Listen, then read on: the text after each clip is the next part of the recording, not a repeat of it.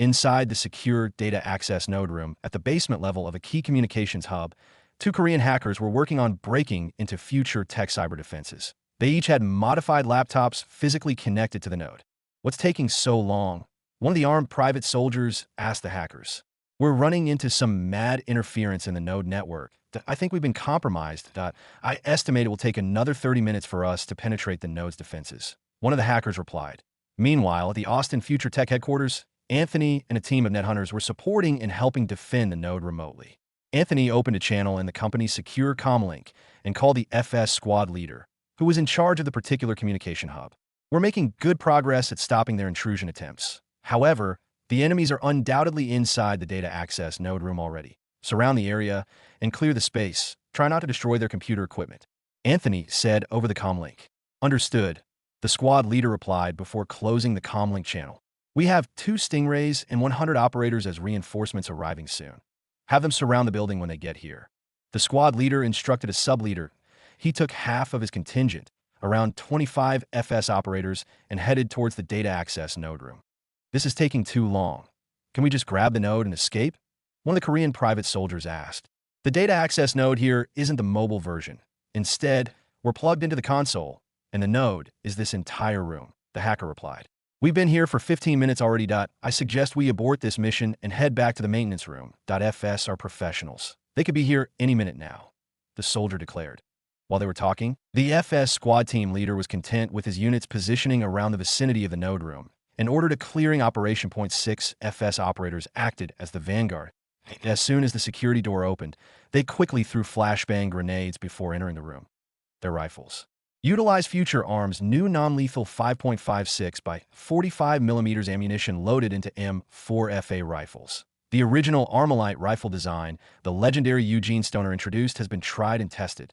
Future Arms decided to refine the rifles using more sophisticated materials, upping reliability, and designing more ammunition types for situations like hostage rescue. Non-lethal rounds. M4FA rifles include variable optics, laser sights, suppressors, and canted red dots as a standard issue across Future security. The 6 Vanguards protected the Dragonflies while taking cover, and the rest of the unit stormed in with confidence. The Dragonflies were controlled by a net hunter assigned to the FS contingent and disabled the 2 hackers' laptops using breach protocol.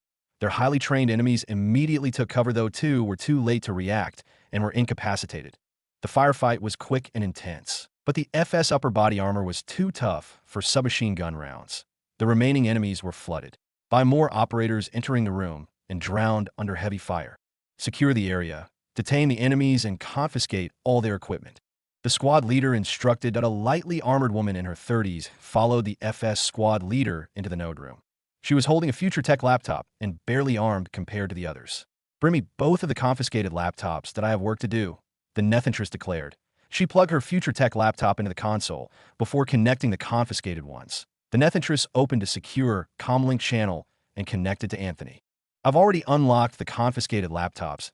Let's start the cyber operation," the Nethintress stated. "Let the games begin," Anthony replied joyously. Data access nodes across East Asia started retracing network channels the confiscated laptops were using while attempting the intrusion. Net hunters assigned at all Future security branches from Austin to Kandahar were expected to contribute to the retaliation operation. After 20 minutes, a major node located in Seoul was forcibly connected to the Hyundai C&E corporate database using the information gained in the confiscated laptops. Unfortunately, the multi-billion-dollar corporation lacked enough cybersecurity defenses to stop the FS net hunters. The net hunters essentially had free access to the entire Hyundai Group database via the construction and engineering connection. Corporate information and secrets from Hyundai Motors, Steel, Capital, Card, Merchant Marine, and other subsidiaries were stolen and routed in different network directions. Net hunters utilized all the nodes and Future Tech satellites in the world to cover their tracks. After Anthony called off the operation, "We've already taken enough, better not be greedy." So Anthony thought while reading the stolen information. Price received a notification regarding the detainment and successful retaliatory mission. "Take the detainees and transfer them to the Kandahar FS branch that will interrogate them here." Price instructed the squad leader over the comlink.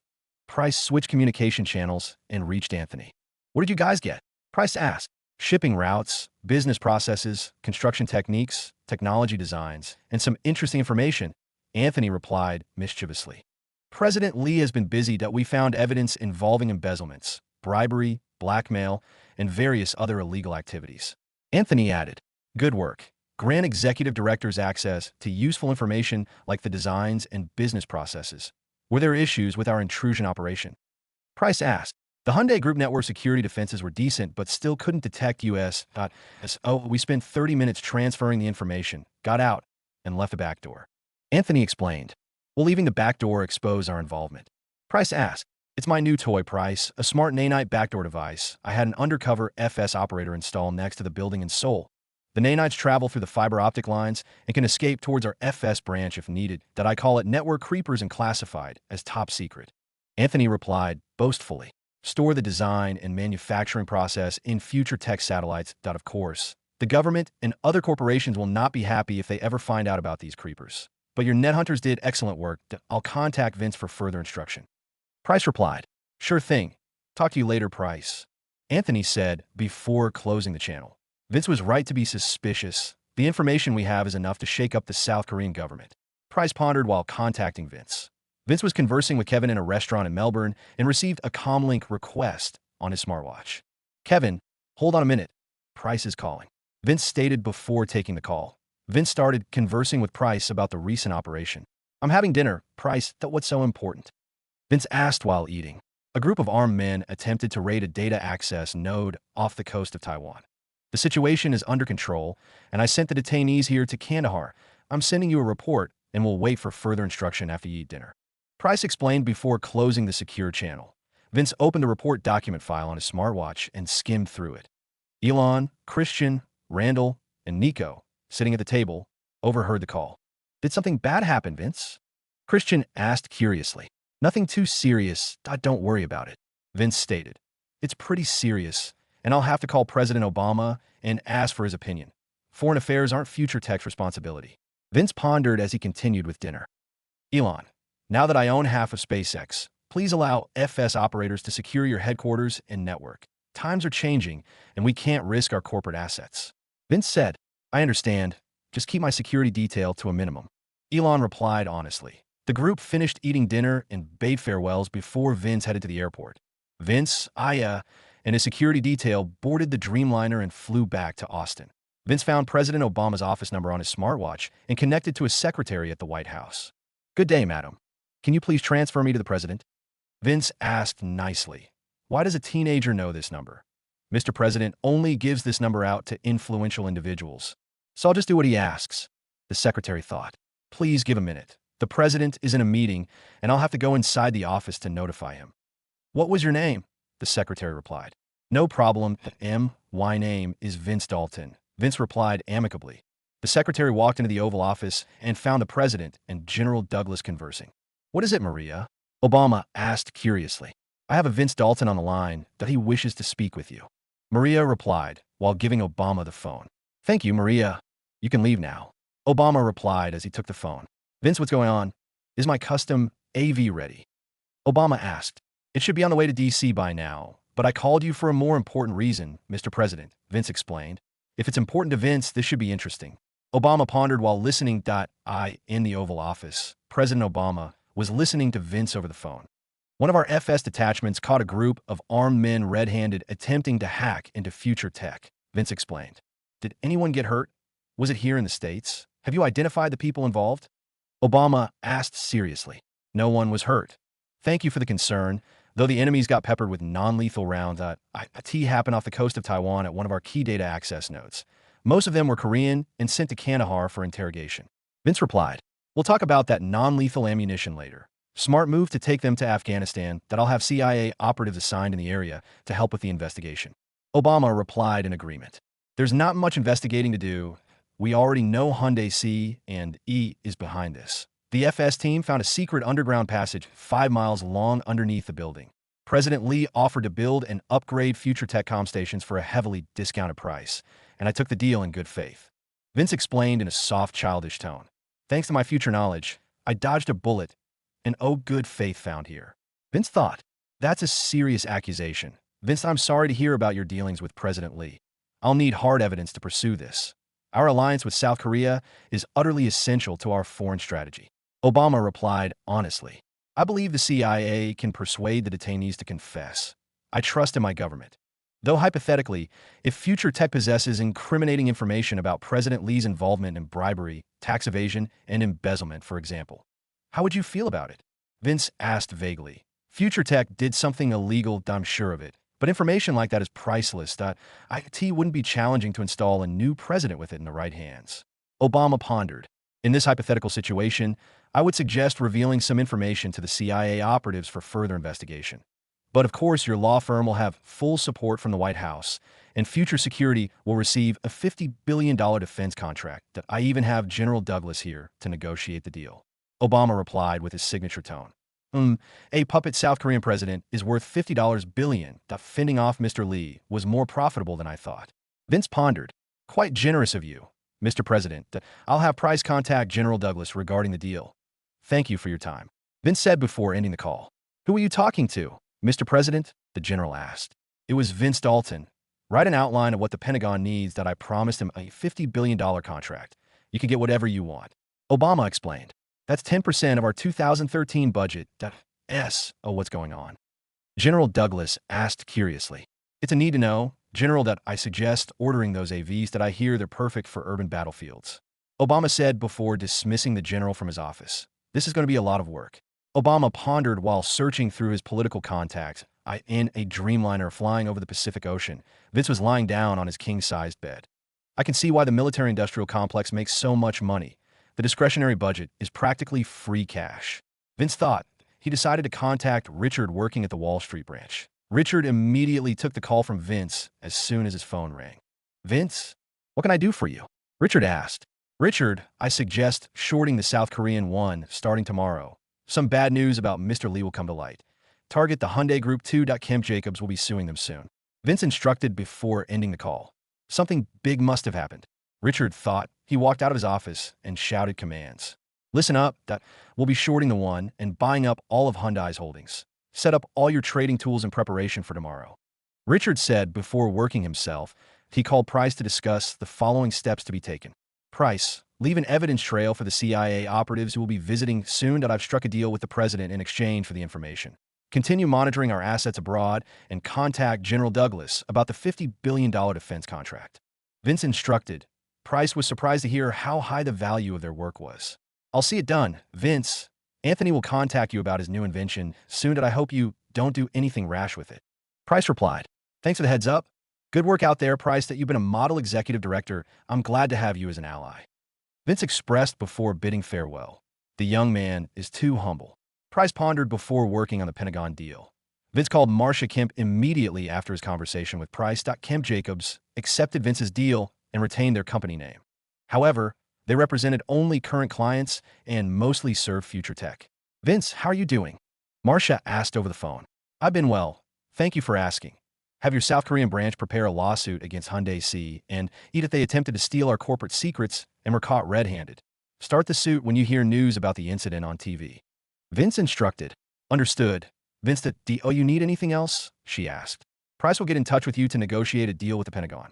Just a heads up. Thanks, and talk to you later. Vince stated. What's your move, Mr. Lee? He thought before sleeping for the night. Petit the Blue House in Seoul. President Lee was drinking tea during a meeting. The team should have gotten back to me already. Mr. Lee pondered while sipping. His secretary entered the office and disturbed the conversation. President Lee, you need to watch this, the secretary said as she turned on the meeting room's flat-screen TV.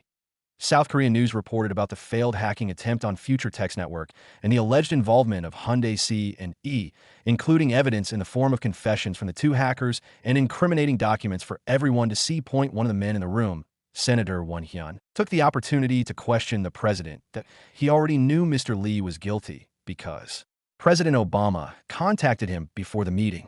What's the meaning of this, President Lee? Are you trying to dishonor your seat as president? Won Hyun asked chidingly. The other members attending the meeting stood up and started leaving. Where are you going? I haven't dismissed the meeting yet. Mr. Lee declared in a harsh tone. You have more things to worry about than our meeting. Goodbye. Won Hyun said as he left the meeting room. What's going on? Mr. Lee pondered while preparing an escape plan. At the Kandahar branch, a CIA operative took over the interrogation and started using his techniques on the detainees. The war veterans in the group were able to hold on, but the two hackers' resolve was too brittle and confessed. The hackers negotiated for a plea deal. They would rat out Mr. Lee and divulge more information if they could stay out of prison. The CIA operative thought about it for a few minutes and consulted with Price. Two of them are willing to confess and plead guilty, but one out of prison.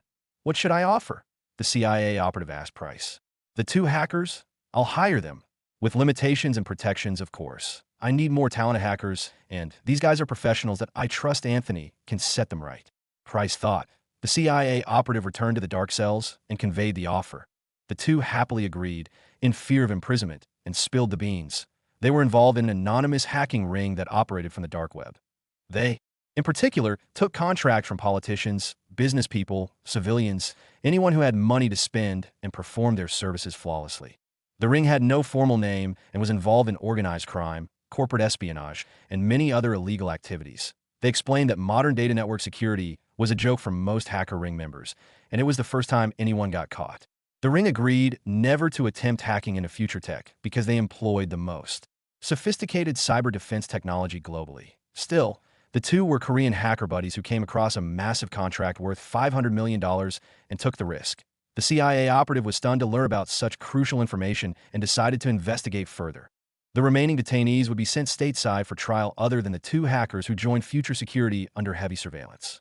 Hyundai C and E was slapped with a lawsuit locally and internationally. President Obama held a press conference and publicly chastised Mr. Lee. He gave a rousing speech about defending Americans' rights abroad and explained adapting newer ideas to confront the United States' modern challenges. The public admonishment made the headline news, and local patriots went on social media to share their feelings. Big yikes, dude. If you're going to do something like this, better not get caught. A Redditor posted. What kind of corporation has enough armed guards to secure such a backwater place like a small island? Another Redditor replied. Plenty of corporations do, you idiot. Private military contractors are super typical, but they just don't make the news often. Try searching for Constellus Group and G4S. It's more common than you think. Another Redditor added. Future Tech was famous worldwide for cutting-edge technology, network communications, and manufacturing. Most people owned a Future Tech device or two and were very familiar with the brand. IT was unusual for many to learn a company. Similar to Apple and AT&T was a formidable force militarily. Of course, everyday folks didn't care much for the war in Afghanistan. But this news involved Future Tech and not Future Security. Corporations like Vodafone, Nippon TNT, and Deutsche Telekom AG immediately took extra precautions in securing their telecommunication stations. Many were concerned about two people confessing to being expert contract hackers working with a secret shadow organization. President Obama's speech calmed most of the populace down from the incident, but some were skeptical. Many were wondering if their data had been compromised by hackers or even the government. A Caucasian man in his early 30s wearing glasses and semi-casual clothes watched the news broadcast on his phone. After quitting the NSA due to his political beliefs, Edward Snowden started working at Booz Allen Hamilton as an infrastructure analyst, otherwise known as a hacker. The masses think they're safe from cybersecurity threats, but are none the wiser. Future Tech is innovative in protecting their data, and it seems that more people are learning how dangerous the internet can be. So Snowden thought, after watching the news segment, he gathered evidence regarding the government's unethical data handling while working at Booz Allen Hamilton, doing the same thing at Dell a few months ago. His worldview was turned upside down after working for the NSA in many foreign countries. While in Japan, he was tasked to investigate mass surveillance in Central Asia and found it all to be true. Shortly after, the United States started doing the same to Americans using the same techniques. The NSA stole. The moment is right that I have enough evidence already. And releasing it right now, while cyber threats are a hot topic, will be perfect for sending my message everywhere. Snowden pondered. He started compiling all the evidence he had accrued over the past few years and bought a ticket to Hong Kong. Snowden planned to meet Glenn Greenwald, a journalist from The Guardian away from U.S. soil. General Douglas called Price regarding the new deal to be ironed out. Good day, Price. The president approved $50 billion from our discretionary fund to award Future Security a new contract that I've done some research and plan to order military spec AVs. Stingrays, 5 ASR-1s, Dragonflies, and the training for maintenance and piloting. A small number of the Colt Defense licensed M4FT rifles for testing in SOCOM and various ammunition types. The president also requests Future Tech to upgrade our current network systems in all foreign U.S. military bases, the general stated. That can all be arranged. The training sessions will take place in our facilities around the United States, that we got plenty of them after I bought Andrews International. Price replied, good to hear you'll be able to accommodate my man. The contract is good for 1 year, and I expect you will hold your end of the bargain," General Douglas stated before bidding farewell. Price then contacted David to update him about the negotiations and called Andreas to place the expedited orders for the military. Price opened a communication channel, and Anthony connected. "Your new mission is to lead a net hunter team to upgrade network security at all foreign U.S. military bases. I'll assign an FS detachment for your protection and hive mindsets for your use," Price instructed.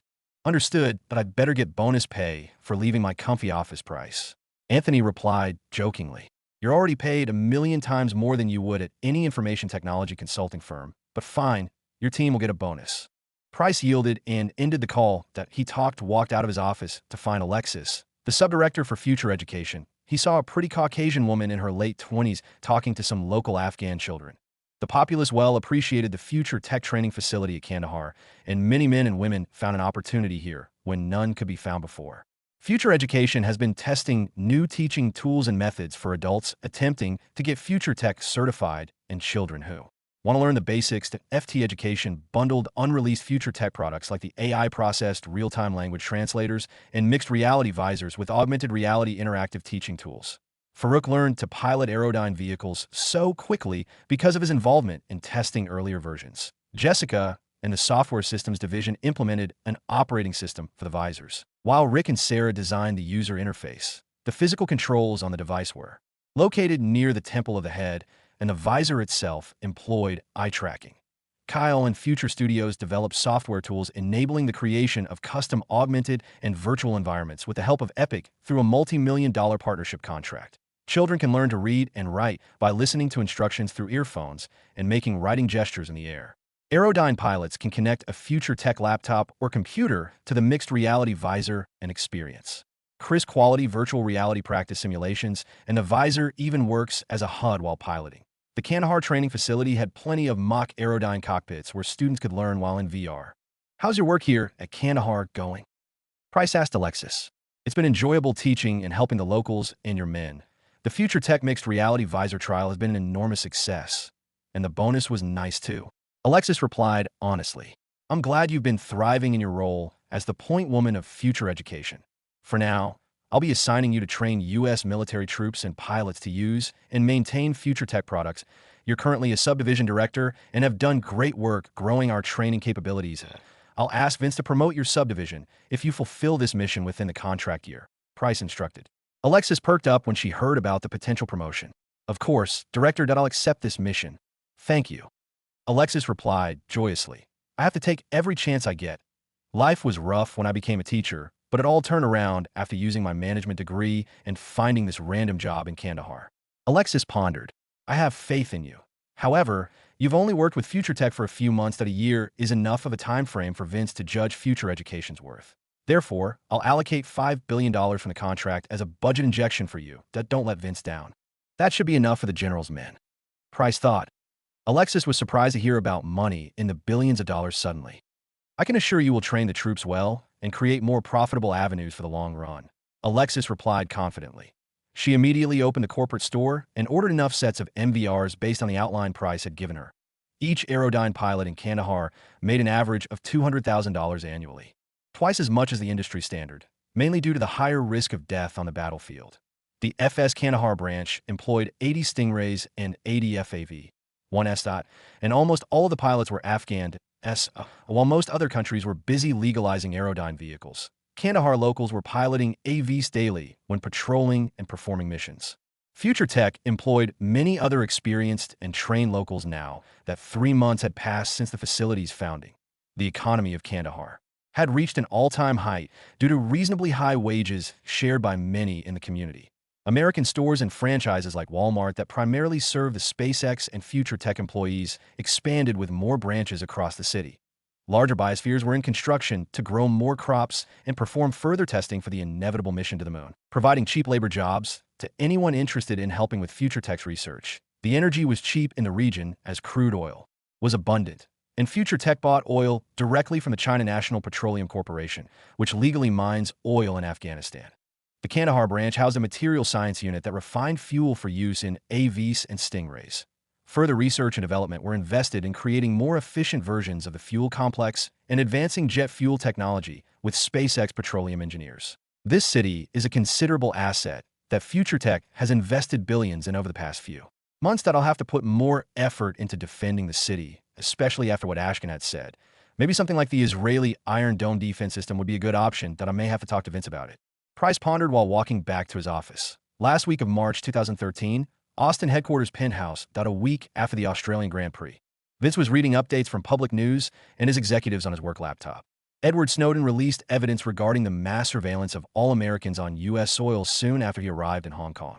The Guardian released a news article citing Snowden's work and described how the NSA utilized large communication companies in tracking metadata of every one of their users. Corporations like Sprint and Verizon were directly involved based on hard evidence Snowden collected throughout the years that U.S. politicians went public, denouncing Edward Snowden and labeling him as a traitor. A portion of the populace was outraged to hear about the current news and lashed out against the government via social media and rallies like T first. They were already scared of the shadow criminal organization involved in hacking around the world, but now, even their own government was doing the same.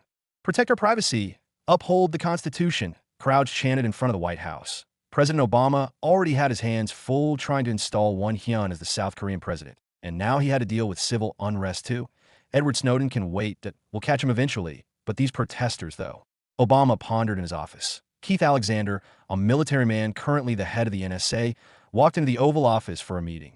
The general specialized in cybersecurity, which landed him the job at the NSA and understood the ramifications of the Snowden leak. How bad is the situation, General Alexander? Obama asked seriously. Network traffic shows growing negative sentiment about the leak. In addition, we've observed clients from foreign nations adding fuel to the fire and scaring more Americans. Alexander explained. I bet the hacker ring is involved in this somehow. They retaliate fast. Obama thought. You're the expert.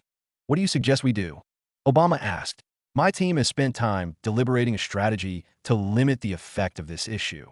All of our conclusions point to Future Tech. They've shown excellent ability in securing the Bitcoin and Bitcash network, especially after the corporate espionage attempt making the rounds in the news.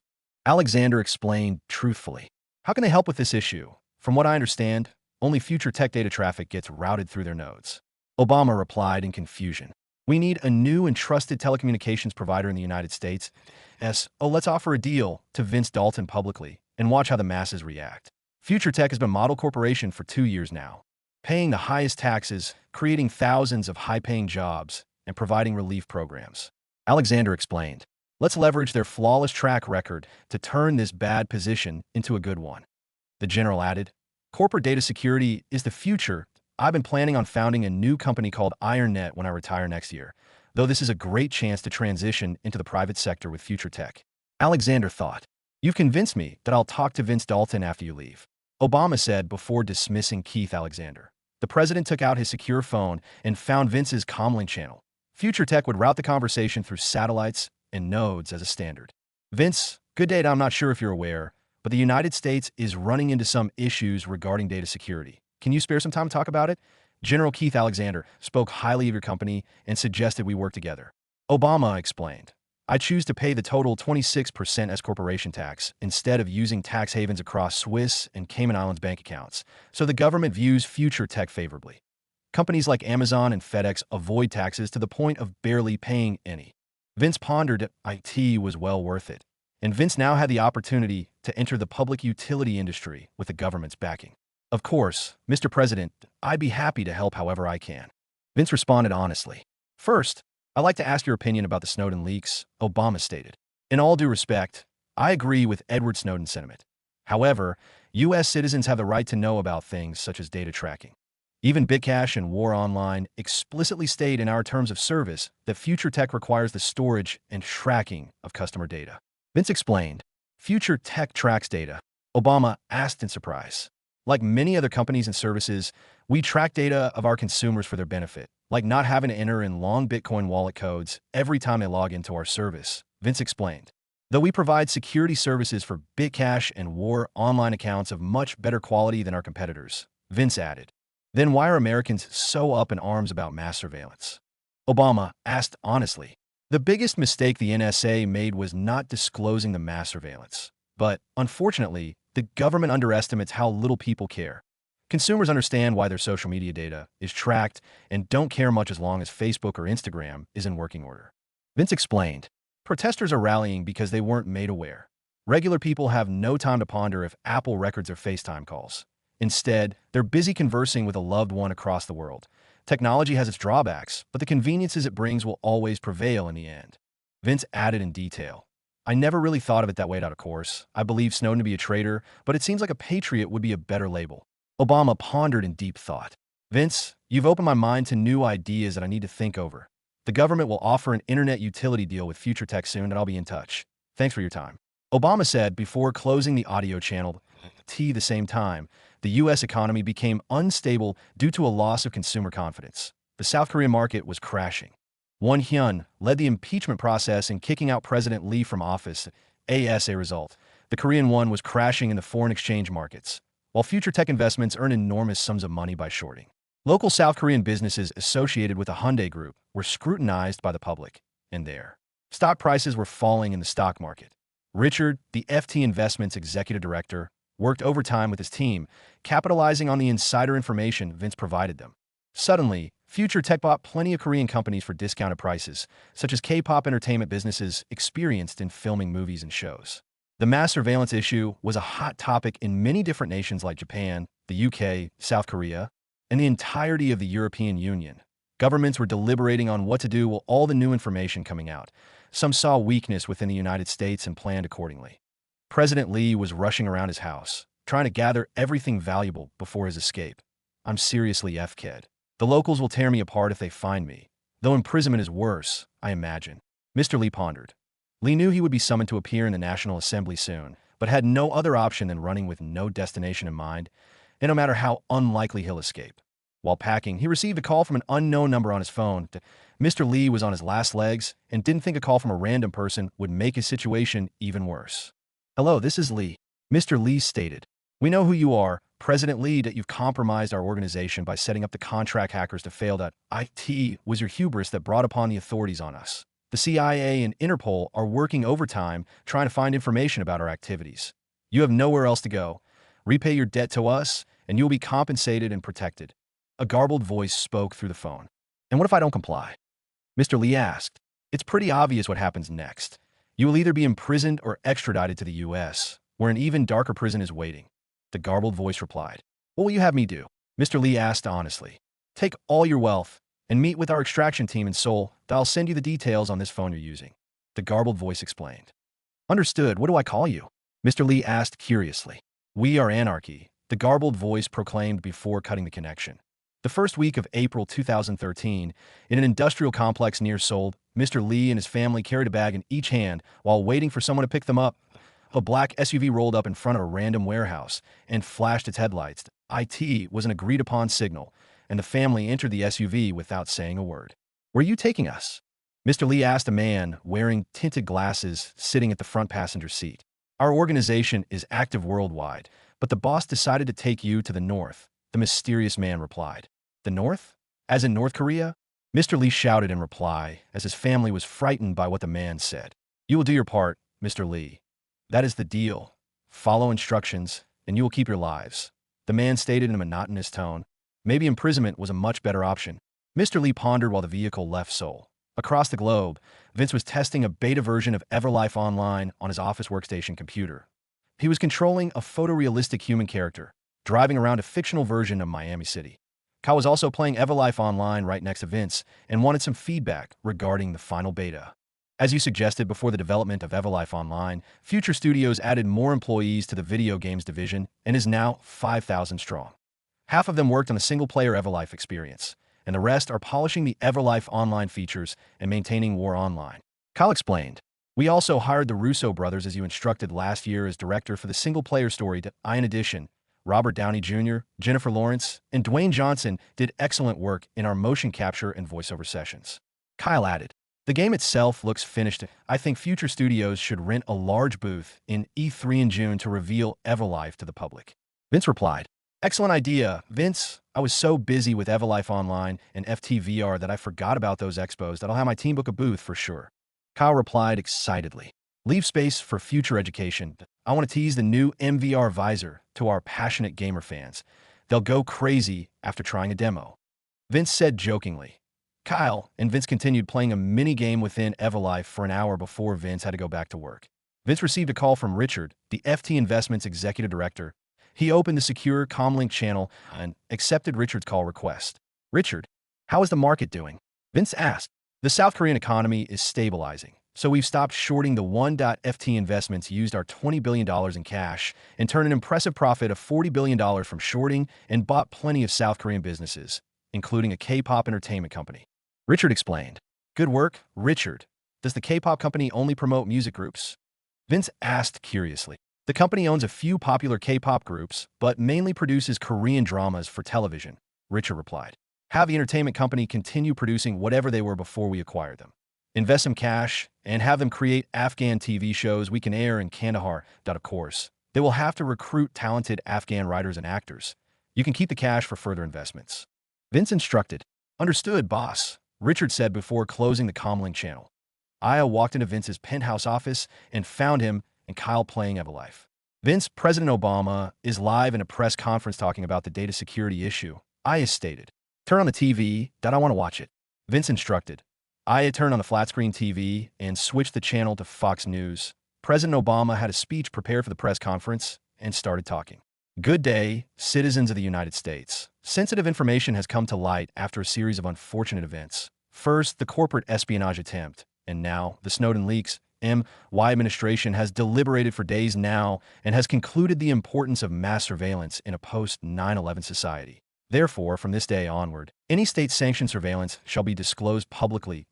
In addition, all NSA facilities within Verizon, AT&T, and other telecommunications companies will retreat to NSA headquarters and operate from there.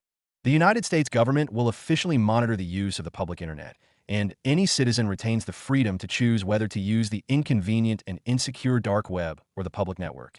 Due to future tech contributions and achievements, the federal government has granted them a telecommunication utilities deal to provide secure public internet services to any citizen interested. The NSA will now require a formal process to gather user data from telecommunications companies instead of directly being involved. I hope you understand the importance of tracking online metadata, and I can assure you that none of your lives will change for the worse. The U.S. government will strive to provide a convenient and fulfilling life to all our citizens. And lastly, we've decided to absolve Edward Snowden of his actions and welcome him back to the United States. Thank you all. President Obama said in his signature tone before leaving the press conference. I'm surprised they absolved Snowden. However, my conversation with the president did change his views. Things turned out completely different compared to my past life. Vince pondered. In China, Edward Snowden was watching the press conference in shock. I succeeded.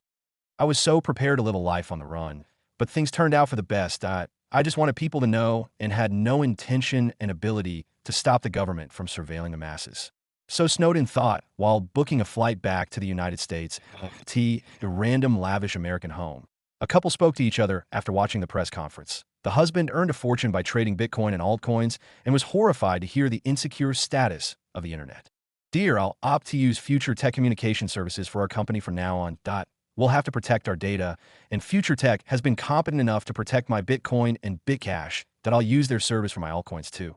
The husband said, I think it's for the best, honey, that you've spent your entire life savings in trading war online digital goods and speculating around altcoins. I would feel much safer if you secure our information with a trusted company.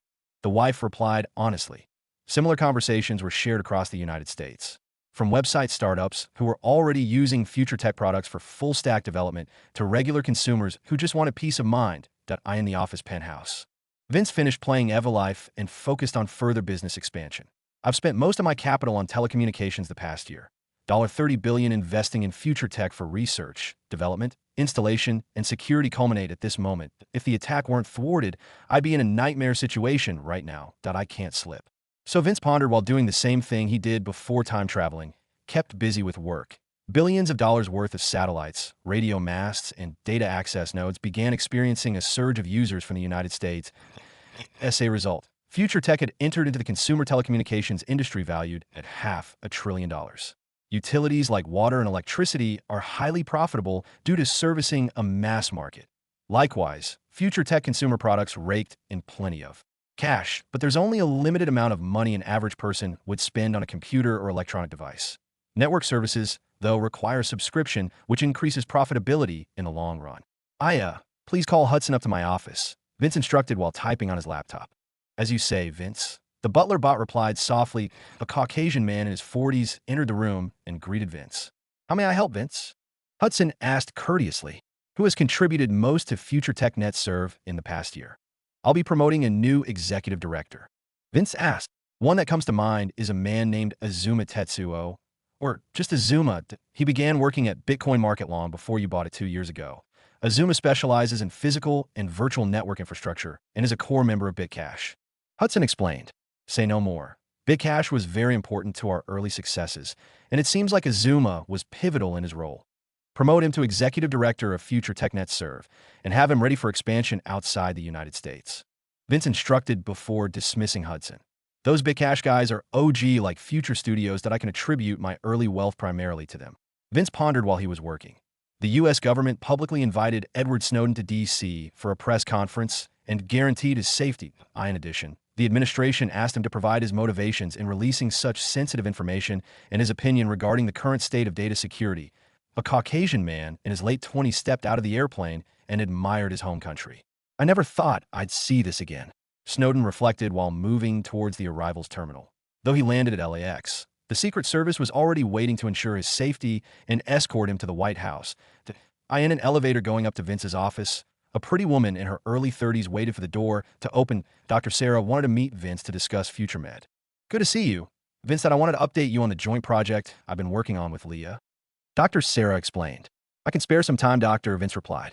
One of the Future Tech NPO programs for assisting the severely wounded U.S. troops stationed in the Middle East has been very successful. Previously, most of the soldiers had no chance, considering how little the government cared for them until our program gave them new life. Dr. Sarah explained.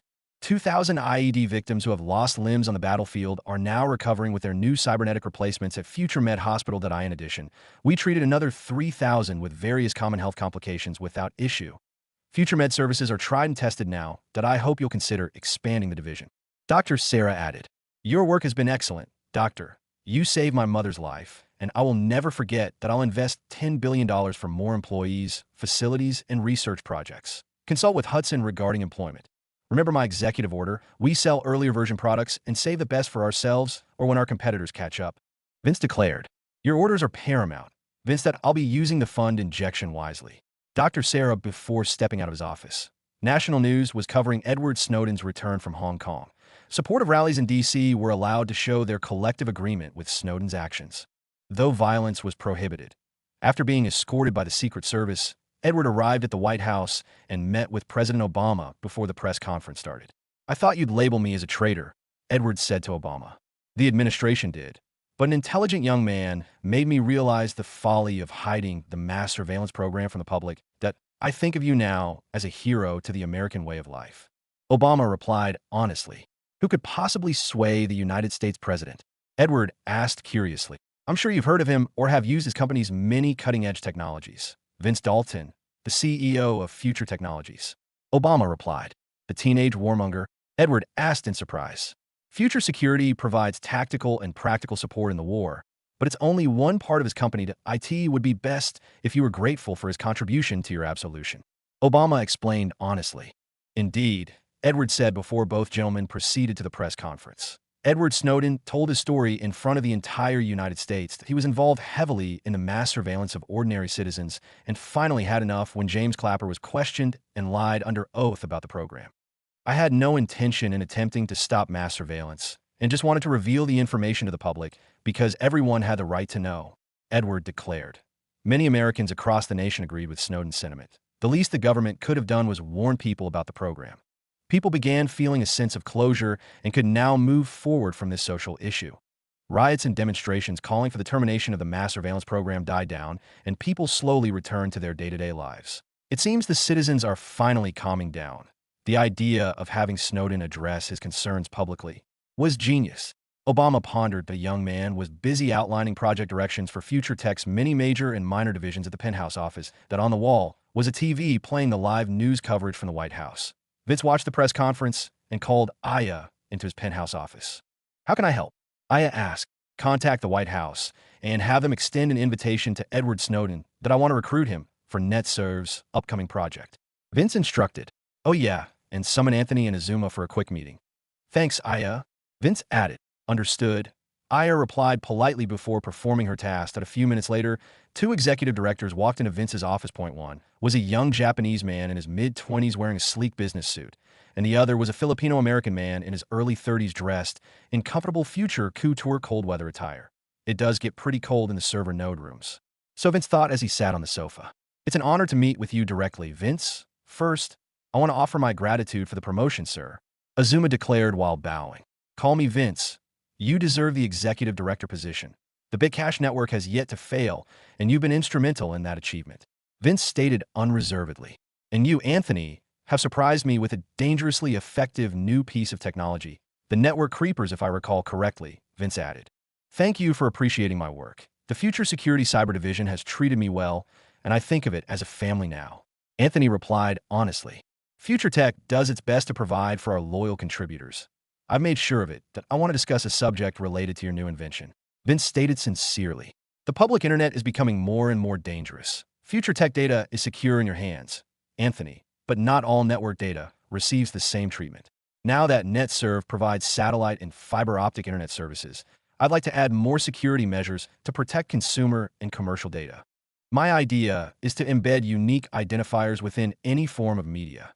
Pictures, videos, documents, or whatever is shared and accessed across our telecommunications channels. The public will be given an option to check which personal unique identifier downloads or distributes a piece of content. For example, some Scandinavian countries allow locals to check how much money their neighbor makes in a year because it's all public information. Still, the target individual receives a notice of anyone who requests their tax income data. The system is a give and take of information that we can protect the unsolicited spread of personal pictures or videos and extend this feature to companies to counteract online piracy. If a person downloads a pirated copy of a movie without a legitimate purchase identifier, the software won't run and the pirate's identifier will be investigated and banned from accessing certain areas of our portion of the internet," Vince explained thoroughly. "Won't people think these unique tags are encroaching on their rights?" Anthony asked curiously. "They have no choice. And besides, NetServe will only store all the tagging data for a month and be available to all users, though government agencies will have to request tagging data of citizens formally. This project is quite radical, but I can see the positives. The unique tags will make the management of sensitive data much more effortless, that we can use the tagging history to pinpoint where an intrusion is originating from, though this will affect the network creeper's performance," Anthony replied. "That is precisely the point. Only we own technology like the network creepers, but it won't be forever. The unique tagging system provides our clients with a sense of peace in mind when threatening cyber technology becomes more prevalent." Vince expounded, "You are wise to think so far ahead." Vince said, "I'll work together with Azuma to complete this new project smoothly." Anthony remarked, "We will not fail you, Vince," Azuma added. "I'll be recruiting a new employee for NetServe, hopefully in a few days. Keep doing good work. You guys will be getting enormous pay raises next year, I'm sure."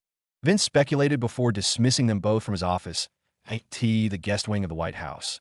Edward Snowden was enjoying his life as a hero instead of what he initially thought would be a life on the run. He heard a knock from his door and opened it to find Obama's secretary holding a phone. "Good day, Mr. Snowden. A representative from Future Tech is on the line wanting to speak with you," Maria explained before handing over the phone. "Hello, Edward.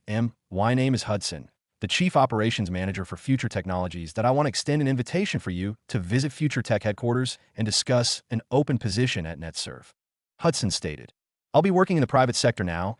Anyway, IT won't hurt hearing Future Tech out before making my decision." Snowden thought. "Thank you, Hudson. Did I gladly accept the invitation," he declared. The second week of April 2013, the still air had dried up all the moisture in one of Austin's busy streets. A loud humming noise disturbed the already bustling city sounds as turbofan engines soared through the urban landscape. The roaring sounds from the engines began to weaken as Vince's private AV landed on a reserved parking space. The many corporate responsibilities drowning Future Tech executives had also weighed heavily upon a young man in his teens. Vince Dalton then entered a large building and smelled sweat from the hard work the Fury fighting gym members dedicated to their craft. "Training here once every day when I'm in town is the best escape from the piles of documents in my inbox," Vince thought. "Wherever I go, strangers treat me like a prince and shower me with praises." though. It's the fame and money most of them desire. Here at Tom's gym, everybody acts chill to each other, no matter who you were. Wealth and power weren't concepts my 23-year-old self thought about much. Instead, I usually faced the work and learning grind, and I feel the same way on the gym's fighting mats. Vince pondered point two FS operators wearing brown belts around their traditional jiu-jitsu attire escorted Vince during his daily training session, while the rest secured the gym's perimeter. Vince could hear a metallic clanging noise as an Italian-American man in his late 20s approached him. "Marco, are you attending the BJJ class this morning?" Vince asked. Of course, that I'll need to get through my physical rehab before rejoining Price's detachment in Kandahar. Marco replied, "You've served FS well. There's no need to put yourself at risk again," Vince stated honestly.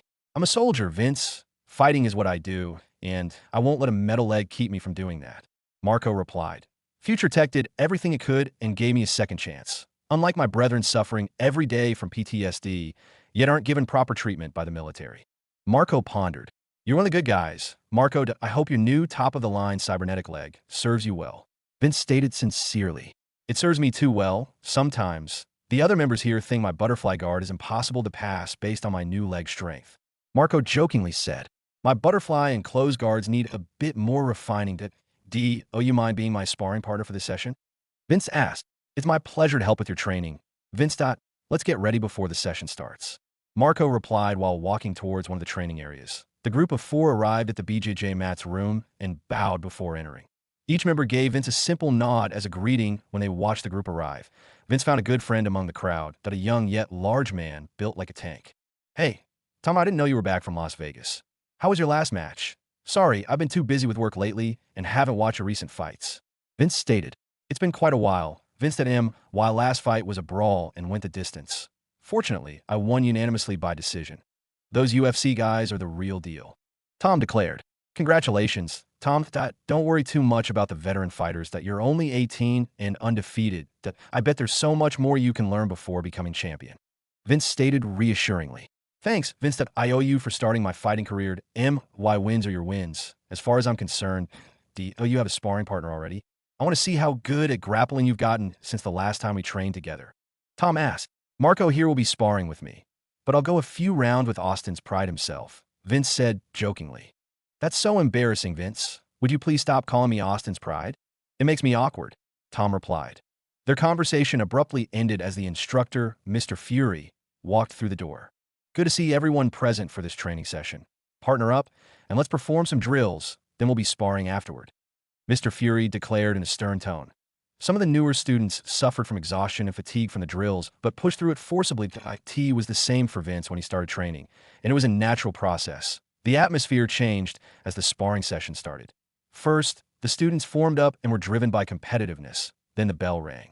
Vince started his sparring session by attempting a double leg takedown, the same move he used while defending himself in the contract killer almost 2 years ago. His actions were much smoother than in the past, but Marco stood his ground and sprawled in defense. Vince gave up the attempt, as the risk of finishing the move wasn't worth compromising his position. He sat down on his butt and started a fighting guard. Marco followed and worked his way through Vince's legs to pass his guard. Ding! The bell rang, signifying the conclusion of a 5-minute spar, giving students some time to rest. "Your guard play is evolving, Vince. Only a few people in the gym can stop my guard pass attempt for 5 minutes," Marco stated. "Marco, stop going easy on me. I want to feel how much your cybernetic leg improved your techniques." Vince replied, "All right then, you can try to pass my guard, and I'll only focus on defense," Marco stated. The next sparring round began as everyone took their positions on the mat. Marco immediately sat down and employed his butterfly guard. Next, Vince tried a bullfighter pass and failed as Marco caught his legs, forcing him to the ground instead. Marco was practically toying with Vince, lifting his entire body with just both his real leg and cybernetic leg. IT looked effortless, and Marco didn't even break a sweat. Before the 5 minutes was up, Vince tapped from a triangle choke. "There's no point trying to grapple when you have such a powerful leg. I see why the others think it's cheating," Vince stated. Tom overheard their conversation while resting and interjected, "It is cheating. Vince, you can give an amateur a cybernetic implant, and they'll surely win against even the best UFC fighters." Tom stated, "I agree. Though it's a fake leg, its league's better than my old one. I've been training hard to use my military-grade cybernetic implants to their full potential, but not on other people, of course," Marco stated. Marco, you're the first ever person allowed to use these cybernetics that I hope you'd assist other veterans going through the same procedure. Based on your experience, I think you're the perfect candidate for a position in FS in leading other cybernetically enhanced operators. Vince said, that sounds like a lot of responsibility, but I accept. Those people deserve our support and I'll gladly provide whatever help they need. Marco replied sincerely. I appreciate it. Marco, you'll receive the promotion once you've passed the rehab phase of your treatment. Vince declared. Vince rolled with Tom and Marco during the next few rounds and was sweating bullets after the training session that Mr. Fury gathered the class in the middle of the mats. Everyone, we've been training with Vince for almost 2 years now. The higher rank members have noticed his effort and determination in this martial path. Though he's helped the gym in many ways, it's not why I'm promoting him that I believe he has the potential to get even better. I congratulate Vince Dalton for his blue belt promotion. Mr. Fury declared. Good job, Vince. Keep up the good work. The other member said while Mr. Fury handed Vince's new belt.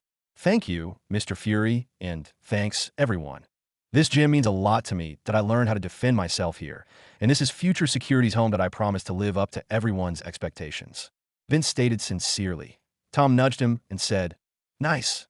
I'll be able to teach you some of the riskier techniques now that you're a blue belt. Billions of dollars can't beat this sense of fulfillment. Vince pondered while he bowed in front of everyone. Mid-April 2013. The low air pressure above the clouds surrounded a helicopter and its accompanying UAV escort.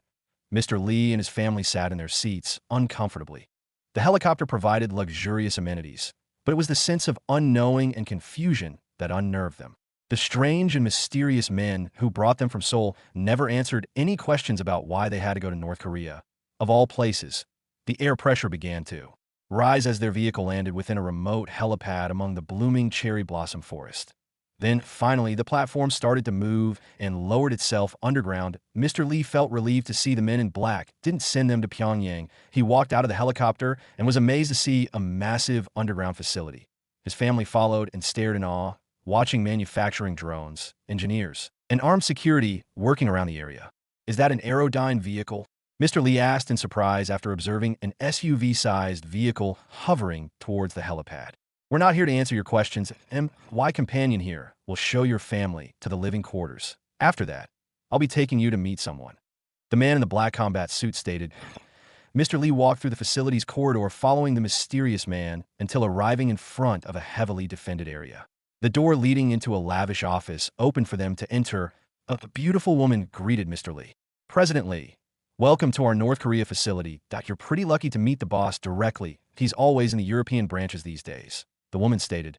She led Mr. Lee deeper into the office and met a Caucasian man in his mid-30s. A sleek future couture-esque business suit accentuated his regal demeanor. Mr. Lee, I'm glad you made it here in one piece. I heard Senator Won Hyun petitioning for your immediate arrest. But before we begin this little interview, hand over all of Hyundai C and E's crucial data. We both know you're only valuable because of the information you have. I will remember your sincerity. The man said in a devilish tone. I can't mess with these guys. Especially now that my family is practically prisoners. So Mr. Lee thought while reaching for a secure hard drive in his pocket. Do you have a computer somewhere? The drive requires a master key to be unlocked. Mr. Lee asked. Of course. You can use a laptop. The man replied as his secretary brought in a modified and unusual-looking computer.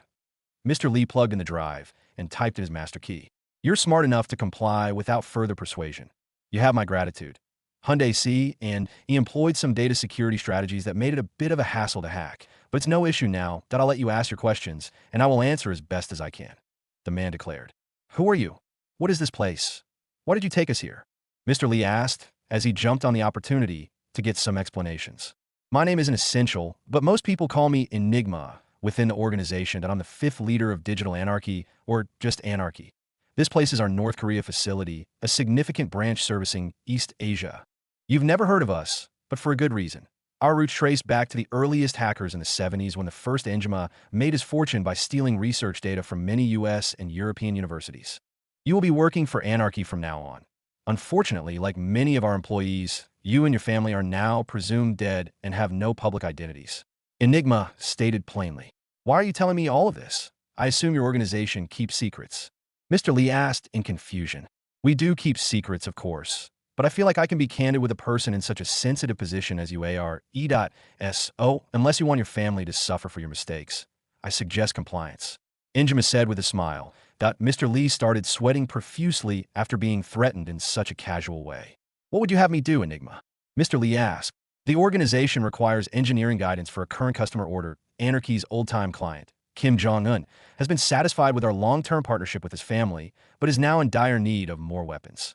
Therefore, you will be joining the engineering team in designing and manufacturing nuclear ballistic missile systems and updating our construction process.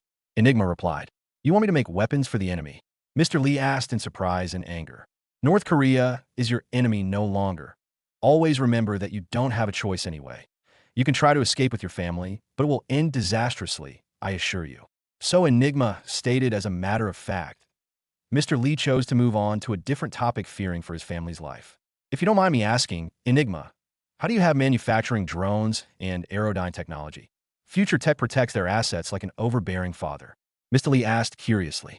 You're correct in this assumption, but unfortunately, there has never been a private company of Anarchy's 40 years of history we couldn't hack, though we do have workarounds. Enigma explained. The Scandinavia branch was able to steal the first-generation HiveMind schematics from a Koenigsegg executive's inbox before most of their security measures were in place 2 years ago. The aerodyne design is the one licensed by Future Tech to Ford for commercial use. The schematic only contained the most basic turbofan engine design, but it's a good start that we had a Ford employee steal the information in an inside job. Enigma explained truthfully. How does Anarchy have so many agents to do your bidding? Mr. Lee asked. Most of our members don't even know they're part of Anarchy. The Ford employee sold his insider information on the black market. Hacker groups like Anonymous think they're hot stuff, but most don't realize Anarchy is just controlling them from the background. They're happy to provide cybercrime services and network servers in exchange for specialized equipment only Anarchy can provide. The 2 talented Korean hackers who were detained and confessed to Anarchy's existence is a stain in our glorious history. They will be dealt with soon enough. Enigma declared.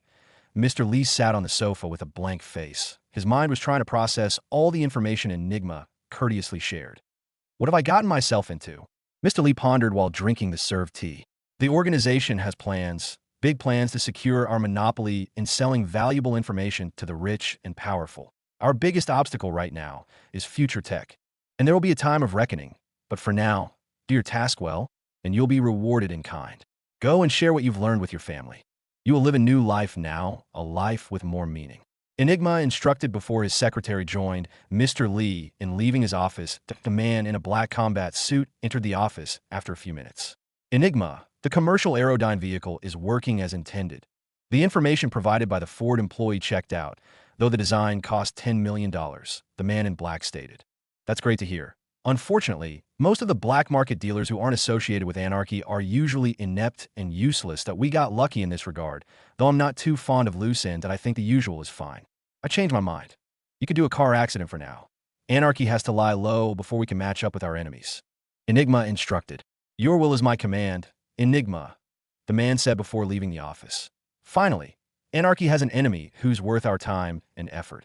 So Enigma pondered while working on upgrading Anarchy's manufacturing drones that a few hours later, a random highway in Michigan, a man was driving to the Ford Motor Company offices. I can't believe it that I'm so rich now. What should I do with $10 million? I don't want to go back to work, but it would be suspicious if I didn't. The Ford employee thought while behind the wheel that he was too enraptured in the thought of being rich and didn't realize the car's ECU was acting weird. Gasoline slowly leaked out of the gas tank while the car's computer emptied the brake fluid. The moment the man turned toward the highway exit, he couldn't slow down enough and crashed into the concrete barrier. He survived the head-on collision, but was engulfed in flames from all the gasoline spread around the car. The fire department arrived 10 minutes later to find a scorched vehicle and a man burnt to crisp. A clear blue sky glowed above the city of Austin a day after Vince's belt promotion. Edward Snowden had just landed at the Austin-Bergstrom International Airport on one of Future Tech's Dreamliners. Hudson extended the best hospitality for Snowden's visit, including an armed FS squad escort, instead of the usual armored black SUVs. One mil-spec Stingray and a civilian AV were waiting and ready to transport Snowden directly to the Future Tech headquarters. A man in his early 40s wearing a Future Couture business suit was waiting to welcome the company's guest. Edward, thank you for accepting our invitation. How was the flight from D.C.? Hudson asked. The Dreamliner made the flight feel like a hotel in the sky and was quite pleasant. Unlike my international flight from Hong Kong to D.C. a week ago, Snowden replied. Good to hear. We'll be taking a company CAV from here. Hop on. Hudson instructed as he entered the hover vehicle. The civilian AV, or CV, is the first commercial version of the turbofan Aerodyne vehicles manufactured by FutureTech. The IT was smaller and less armored than the military-oriented FV-1, but was more agile, quicker, and featured luxurious comforts like better seats and an exquisite exterior/interior design. The FutureTech CAV with all the bells and whistles cost around $4 million each, significantly cheaper than the upcoming Koenigsegg Flieger, an exotic/hyper AV costing around $7 million. Even though I've seen these flying vehicles on TV before, it's still surreal hovering around the busy city streets in one of them. So Snowden pondered while the CAV and Stingray approached FutureTech headquarters. They were hovering higher than most skyscrapers, which gave the passengers a bird's-eye view of the Austin metropolis. Edward stared in awe after seeing the massive technology campus complex located 30 miles away from the city center. He watched autonomous drones patrolling the district, an AI-driven public transportation system, and the large manufacturing and research complexes scattered around. This is the most futuristic thing I've ever seen. Even the supercomputer buildings in Japan aren't as impressive as that city in and of itself. So Edward thought, how many people work at the FutureTech campus? Edward asked curiously. As the head of corporate staff, I'm the best person to ask about this topic, Hudson stated confidently. After 2 years of construction and expansion, the campus currently employs a little over 50,000 people of varying skill and specialty who are primarily working with hive mind manufacturing and some of the less sensitive research projects. The rest of the crucial corporate staff of 25,000 people work at the downtown headquarters and its surrounding buildings. FutureTech employs over 30,000 people across the different branches within the United States and foreign nations like Afghanistan and South Korea. FutureTech has a little over 105,000 employees right now and is still growing. That I didn't count the future security operators because Price is in charge of the military workforce. Hudson explained proudly. Your company was crazy to expand so fast since its inception 2 years. Vince Dalton, truly, such an extraordinary genius. Edward asked. Vince is a smart kid. That indeed is true. But the reason for his success is because of his foresight and willingness to rely on his staff. He understands that even though he's a prodigy in network architecture and systems programming, he's only one person, and teamwork builds success. Vince is always optimistic and glad to help anyone who has potential. He keeps his employees happy by investing all of his cash into projects, programs, and funds. None of our researchers feel like they can achieve the same success working for different companies. Hudson replied. I've heard stories of Vince's first business ventures in mobile games. I would have never thought he'd be a technological pioneer of his generation. Snowden stated. Though his involvement in the Afghanistan war is unfortunate, it seems like Vince gives more life and prosperity to everyone around him. Maybe he isn't as bad as I first thought. Snowden pondered. Speaking of his mobile game business, the first people who started working for Vince were his 4 school friends. All of them are currently high-ranking employees at FutureTech. Vince mentored and directed them on their development path before the release of War Online. On a side note, Vince sponsored and endorsed Tom Fury, one of his school seniors, who'll be surely fighting for the UFC championship next year. He even gave a local Austinian named Randall Stevens a seat in the fastest Formula One car on the 2013 grid. Vince loves supporting his friends, employees, and strangers with as much as he can, so please think carefully about this job opportunity during the meeting, Hudson asked sincerely. Of course, Hudson, especially considering how well FutureTech has treated me since leaving D.C. Snowden replied honestly. The CAV and Stingray escort both landed on the headquarters helipad a few minutes later. Aya was waiting for their arrival and welcomed Edward to FutureTech. I hope you had a pleasant trip. M.R. Snowden. My name is Aya. Please follow me to Vince's penthouse. The butler bot stated. WTF? It's a talking humanoid robot. Snowden thought in surprise. Thank you for having me. May I know what exactly you're supposed to be? Snowden asked. I am Vince's butler bot, the first and only artificial general intelligent android. Further information is classified. Unfortunately, most people don't realize I'm not human, but you have a sharper eye than most. Aya replied politely. Thank you for your honesty, Aya. Please lead the way, Edward stated. Hudson, Edward, and Aya walked through the futuristic corridors within the headquarters and reached the penthouse entrance that a young 15-year-old CEO and a Japanese executive director were waiting in the living room. Mr. Snowden, I hope you've been treated well. Take a seat, Vince said while shaking Edward's hand. This gentleman right here is Azuma, the head of NetServe, Vince stated. They both greeted each other politely and sat back down on the sofas. This is quite an impressive headquarters, Mr. Dalton, Edward stated while Aya served tea and snacks on the table. Please call me Vince. Thank you, I do get that comment a lot these days.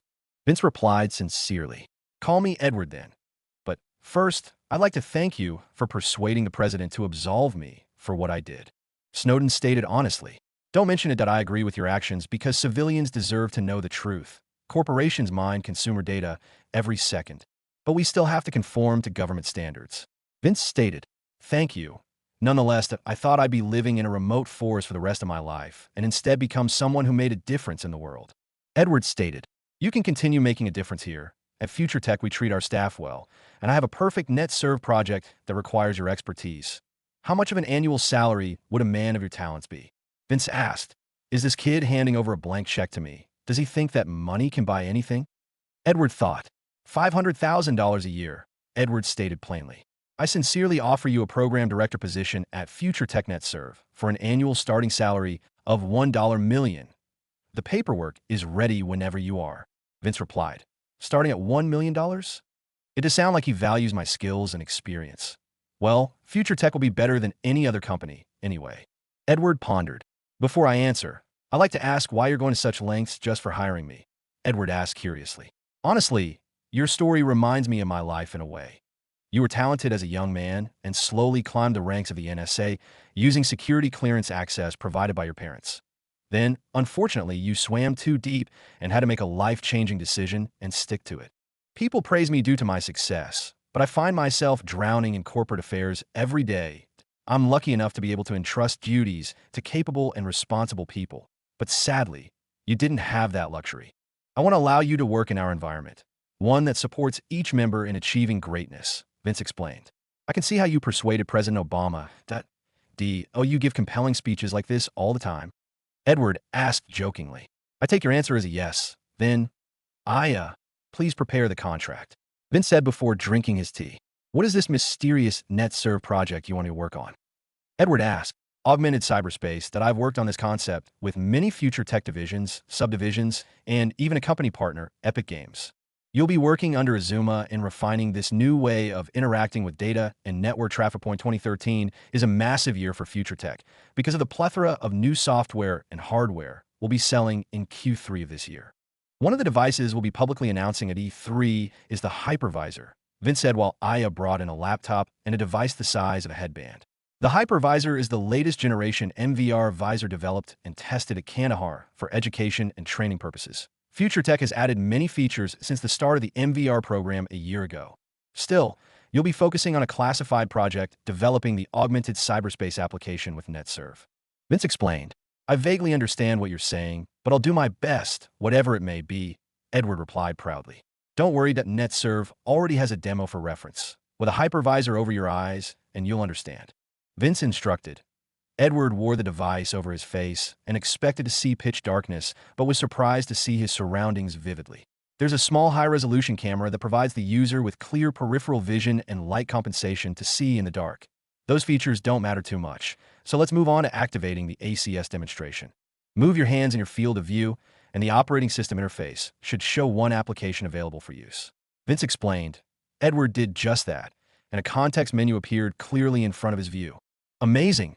I've never heard of an augmented reality device capable of this much detail and graphical fidelity. Edward said out loud. The AR mode of the hypervisor is the least demanding video mode, not requiring any extra hardware, unlike the VR mode, which does Azuma interjected.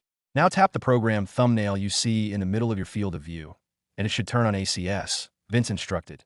The moment Edward enabled ACS mode, his surroundings suddenly changed and showed network traffic around the room visually and in real time via colored dots and lines. What you're seeing is data flow around a radius of 100 meters, which is the current limit. The new project aims to visualize all network and data traffic within NetServe using unique tags to categorize different data types. You will also see any network intrusions and violations at a glance instead of trying to find a needle in a haystack. Vince explained, this technology is already advanced and working. What do you need me for? Edward asked. You'll be working with Azuma in creating the ACS highways connecting traditional telecommunications systems like fiber optic, satellite, and cellular in conjunction with proprietary NetServe network services. Unfortunately, 100 meters is too small for my net hunters and future security.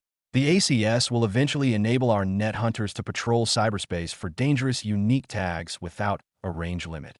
Vince stated, network infrastructure is my forte. I can already imagine the possibilities of the ACS. Vince.s, oh, I'm on board 100%. Edward replied enthusiastically. I'm glad to hear it. You'll be working closely with Azuma and the FS Net Hunter director, Anthony. Feel free to choose any home near the area, and we'll pay for your move. Future Tech recently started providing apartments and houses if you prefer. Vince explained, the Hyundai C and E-Trade secrets work like a charm. Now, construction projects are a joke to Andreas and the Hive Mind division. Vince pondered, I'll take a Future Tech house, then I'm excited to see what kind of features it comes with. Edward replied jokingly, you can continue the day discussing how to use the new Future Tech API and ideas in updating the ACS with Azuma. Welcome to the family. Vince declared before shaking Edward's hand. Azuma and Edward left the penthouse living room and headed to the NetServe building across the street. Vince was busy working with Future Studios for the final touches to release their first AAA game, Evilife, and its online component. He instructed Future Studios to continue debugging for 2 more months to ensure a smooth and bug-free experience. Vince received a comlink request from Tim Sweeney, the CEO of Epic Games, a long-term partner of Future Tech. Tim, what a surprise. I barely see you at our weekly meetings. It's been a while. Vince said over the comlink channel. You know how busy I was in updating the Unreal Engine the past 2 years. And whenever I do work with Future Tech, it's mainly with Kyle, Jessica, Rick, Sarah, and the rest of Future Studios. Oh, where have you been all this time? Tim jokingly asked. All right, you win this time. What did you call me for? Vince stated, have you tested the latest stable version of Unreal Engine? All of the technologies we've developed together, like FT physics simulation and global illumination for the engine, are practically finished, except for that augmented cyberspace thing you wanted so much to include. Tim Sweeney explained, the ACS program is in good hands now. The T shouldn't be long until it's in working condition. Vince replied, nonetheless, this new version of Unreal Engine is a milestone achievement. Without FT AI and FT micro devices, I would have needed to sell half of my company to Tencent this year. Thank you for your continued financial and engineering support. Tim said, I was ready to sell half of Epic to Vince based on how quick our progress was, but I wonder why he never asked to buy us out. Tim pondered, don't mention it, Tim. Even though we've never met in person, you and your company have helped Future Tech since the start of War Online's development. Likewise, my company and friends wouldn't have flourished without Epic Games. Vince stated sincerely, Vince, you've spent $5 billion on our Unreal Engine collaboration just in the past year. That's enough money to buy Epic Games 5 times over. Tim replied, yes, but think about all of our physicists, engineers, software developers, designers, and more who were able to hone their craft during this project. I spend money to nurture technology in ourselves. There's no better way to burn cash than this. Vince replied honestly, that is indeed true. I've heard from Elon that SpaceX and Tesla significantly optimized their designing pipeline using the new Unreal Engine feature set. Even your friends have grown to become talented developers and artists in their own right. Mr. Sweeney stated, when will you publicly unveil Epic's new game engine? Vince asked, during E3 in June. Of course, I can't announce the new engine without Future Tech, and I heard you paid a hefty $20 million for a Future Tech booth that I expect nothing less, considering you'd be unveiling a game console, the hypervisor, and Evilife. Tim said, most of our executive directors have been busy the past year in preparation for our 2013 product lineup. However, those 3 are just the tip of the iceberg. The new Unreal Engine is designed explicitly for Future Tech components, which will sell in Q3 of this year. Vince explained, you got me excited all of a sudden. Vince said I'll wait until your E3 presentation then. But in the meantime, Epic Games will finish developing the future education modules and user documentation, and ask Kyle to update me on Everlife's final production phase. Tim said before bidding farewell. Vince instructed Aya to have Kyle meet him at his office within the hour. Kyle arrived 15 minutes later and sat down on one of the comfortable sofas. Tim is asking when Future Studios will be through the final production phase of Everlife and online mode. I think he's willing to share Epic devs if we need the help. Vince stated, without work crunch, the debugging and optimization will be finished by the end of May. Though we have 10,000 of our 15,000 game devs working on this project, Everlife single player is still an enormous and ambitious video game that I'll welcome any assistance Tim can provide. That if I learned anything from him in the past years, a successful product is a team effort. Kyle replied, I'm glad you learned at least one thing from spending time training with the Epic Games developers. Future Studios will release the game on June 15th, with an early E3 demo in our booth from June 11th to 13th that I trust your timeframe estimation, but please don't overwork the devs even if we have to delay the release. Vince instructed, "Don't worry, Vince, we don't do that as family. Everyone is so proud of their work this time around. War Online was a massive success in the competitive and casual gaming industry, but Everlife is our first AAA game. Even the new GTA 5 or The Last of Us doesn't look half as visually appealing as our game," Kyle said with jittery excitement. Good.as, the technical director of Future Studios. "You'll be presenting Everlife and the new Unreal Engine with Tim Sweeney at our E3 press conference that you've earned it." Vince instructed, "Really? I don't know if I can pull it off without a hitch, but I'll do my best." Kyle replied honestly, "That's the mentality I respect the most." So Vince thought while joking around with his friend at the penthouse office. Vince and Kyle discussed Future Studios' next steps after Everlife. "I'll have to draft an outline for a new game project for Future Studios to work on after Everlife's release. Do you have any suggestions in mind?" Kyle asked before sipping a cold beverage Aya recently served. "Now that we'll be selling the hypervisor commercially, I recommended developing virtual experiences using the newest version of Unreal Engine that we created Everlife to be compatible with current generation devices. But AR and VR would be the obvious next step with our new games." Vince replied, "True, we have more tools in our arsenal now. Traditional video games are fun, but an entirely virtual experience is in a different league. Too bad the FDA hasn't approved Dr. Sarah's deep dive system yet." Kyle stated, "Don't worry. The current version of Unreal Engine is fully compatible with the deep dive system, so you can still start creating an outline for the new game in the meantime." Vince replied, "While you're here, let me call the others for their E3 presentation assignments that we haven't been in the same room in quite a while." Vince added, Please call Jessica, Rick, and Sarah to my office for a meeting. Kyle and I will be playing a bit of Everlife while waiting in a rush." Vince instructed over a private comlink channel. "Understood," Aya replied. The blonde twins arrived at Vince's office after 30 minutes, during which both he and Kyle were testing their new game. "Hey, I see you guys are playing the latest and greatest of Future Studios. Did Everlife meet your expectations?" Rick asked while finding a comfortable sofa to sit on. "The photorealistic aesthetic and graphical fidelity are far better than our previous work in War Online. People will go crazy after playing Everlife. How's work been going?" Vince asked. "We've been focusing on the hypervisor's augmented reality mode and the cyberspace module. It's so trippy trying to visualize data traffic in 3D, kind of like that movie." Tron. Sarah interjected, "When do you guys think the graphical user interface for both the AR and VR functionality in the hypervisor be ready for sale?" Kyle asked curiously. "The Infinity operating system GUI is in the refining phase and should take a month at most until market readiness. OS versions for PCs, mobile devices, and the new smart devices took half of the development time the past year. But most of our efforts were collaborating with Future Education on the hypervisor, but we're still running into scaling issues in VR. But Mr. Sweeney notified us regarding the new Unreal Engine features that should be a quick fix." Rick explained. A young Korean-American girl arrived at the penthouse office mid-conversation, while Aya served drinks and snacks for the group of youngins. "Jessica, good to see you. We're just discussing the current state of the Infinity OS. Do you have any input regarding that?" Vince asked. "Patel, Morgan, and my subdivision have put our blood, sweat, and tears designing and developing the Infinity API and OS. Neither CUDA nor OpenCL is half as effective as our Infinity cores. Our Infinity architecture crushes the competition in single-threaded, multi-threaded, and 3D/ray tracing computational workloads. Though you wouldn't know much about our project since you barely showed your face during production," Vince. Jessica stated. "Come on, Jessica, I know enough about the new Infinity ecosystem. You know I've been busy with Azuma ironing out NetServe's current business and expansion plans." Vince replied, "I'm just joking with you, Vince, that you've been through a lot this year, and the company has flourished because of it." Jessica stated honestly, "We've all accomplished so much these past 2 years, and I'm lucky to have my friends in Future Tech. Kyle will present Everlife during our E3 presentation, and I'll have Jessica join Morgan for the Infinity section. Rick and Sarah are responsible for the hypervisor demonstration. I want the world to know who started Future Tech on such a momentous occasion." Vince explained sincerely.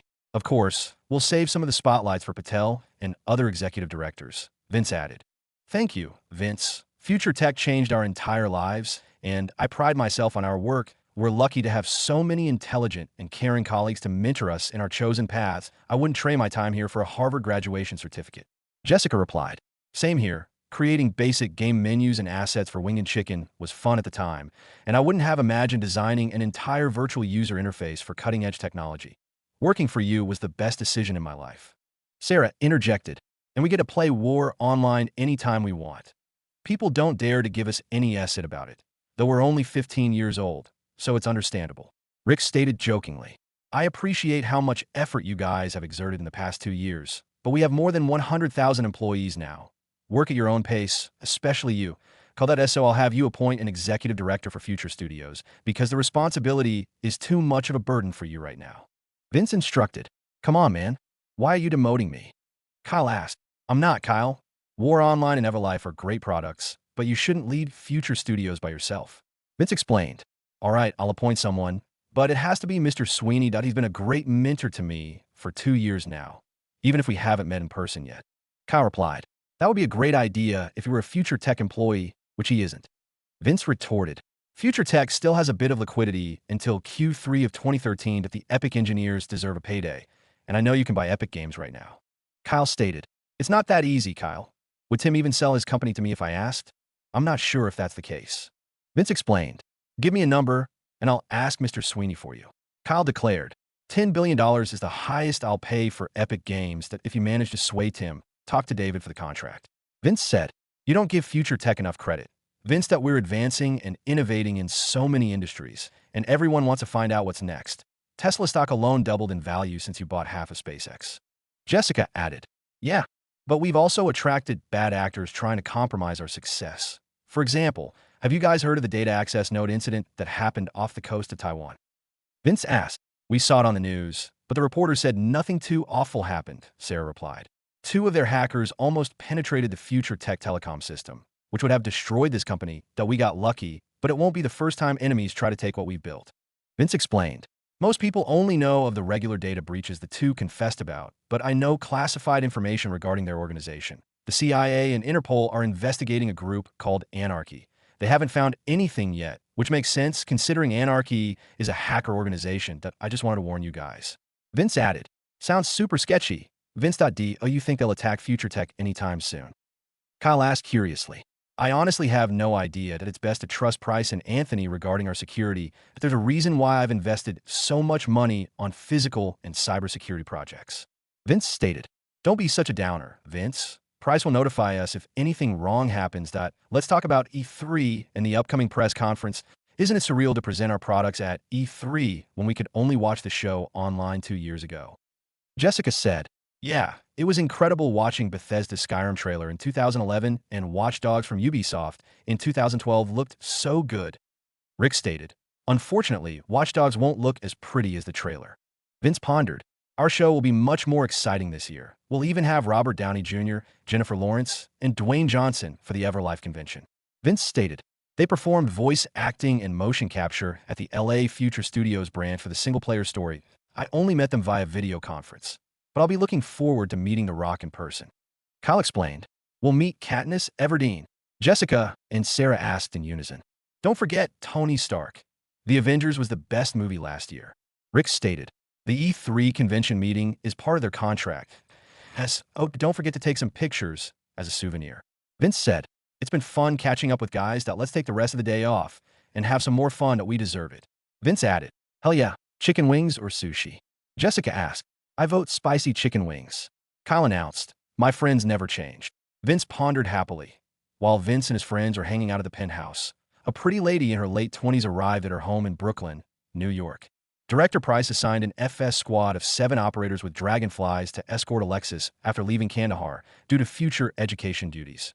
Her entourage took one of the new FT-05 Super Galaxy transport aircraft manufactured at the Austin Tech Campus Gigafactory. The large factory was a collaborative effort between Elon and Andreas, allowing Future Tech to utilize the HiveMind manufacturing process on a physically massive scale. Vince made it standard for every junior or senior director to be provided a personal corporate spec AV when traveling around urban environments where AVs were legal. IT had enough space and comfortable seating for the passengers and security escort equipment.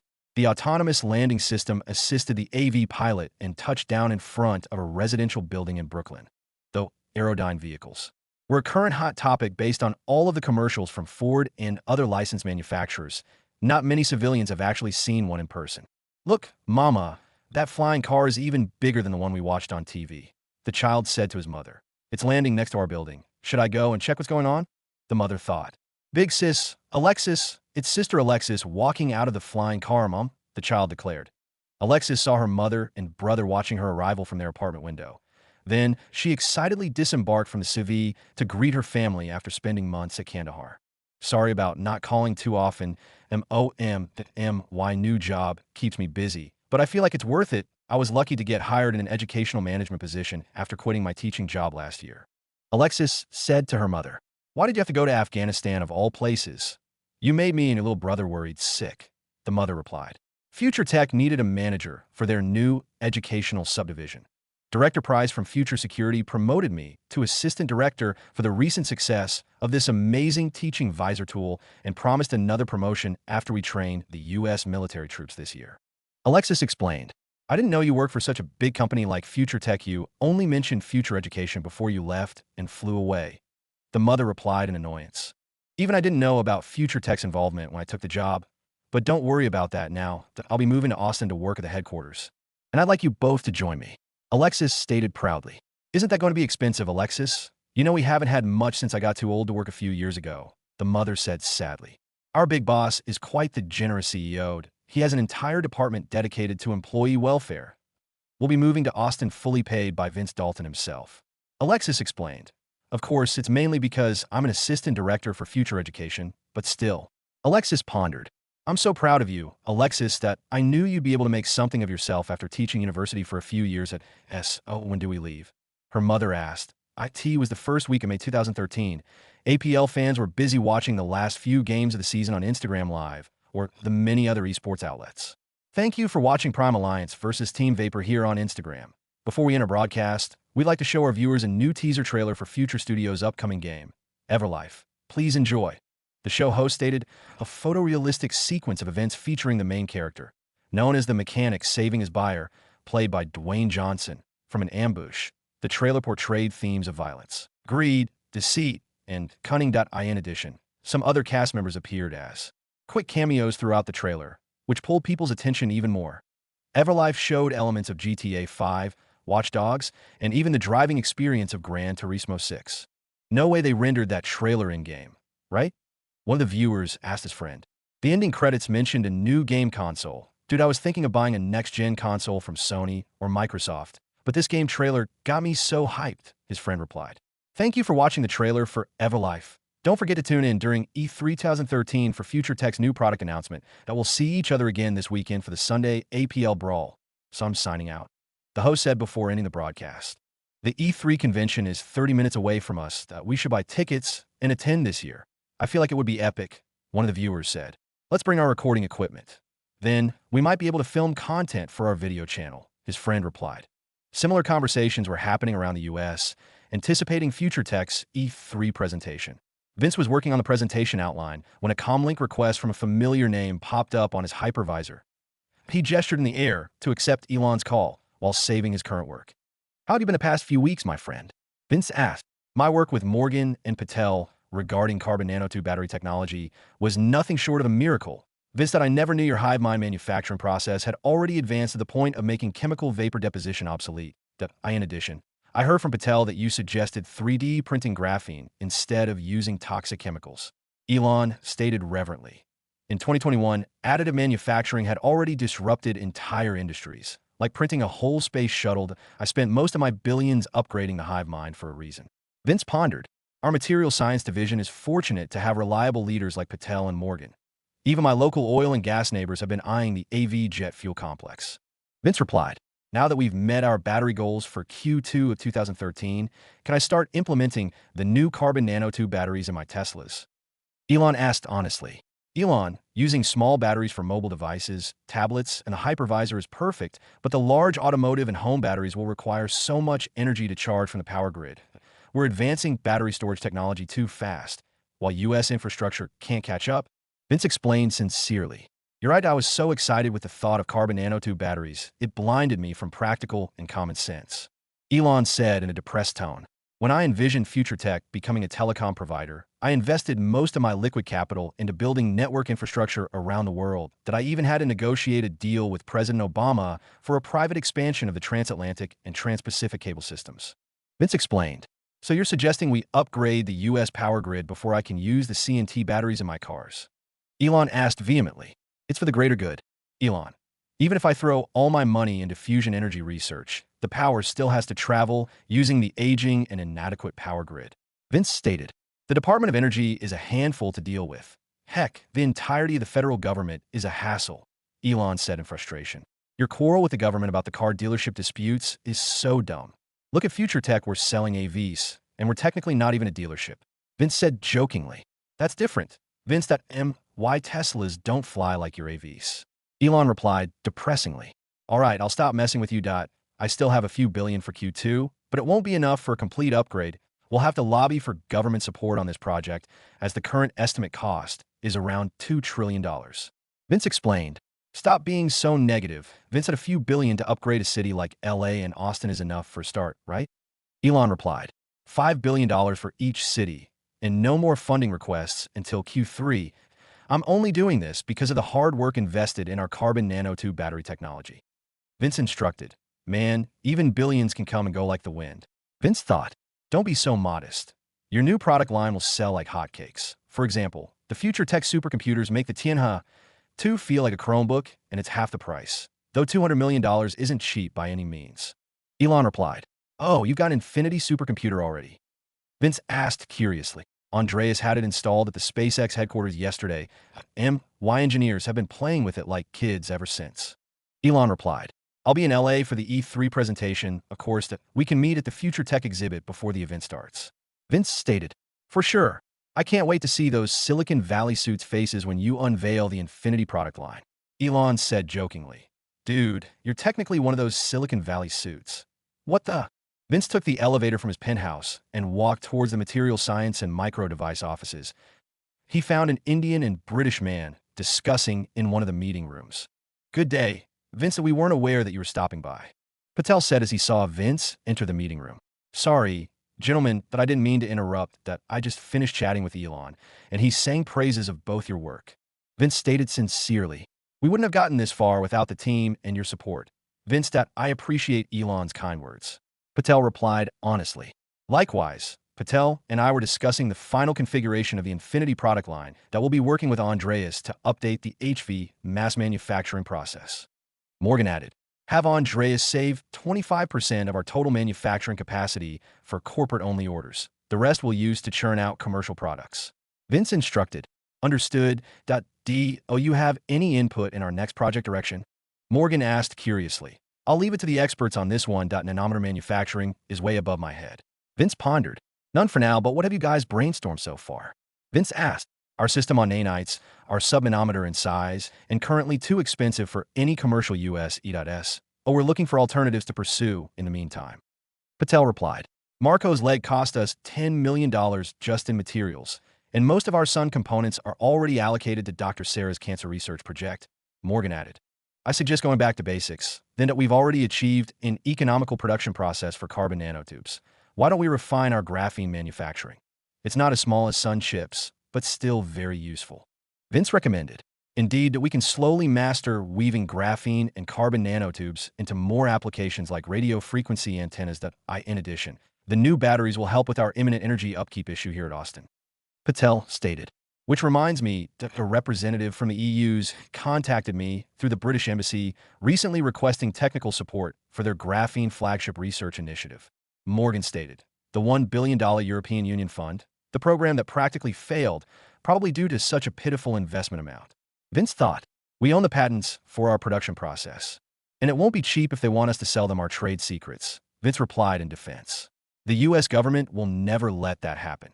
Our technology is a strategic asset to this country that we need approval from the Secretary of State when a situation involves such valuable technology as carbon nanotubes and graphene.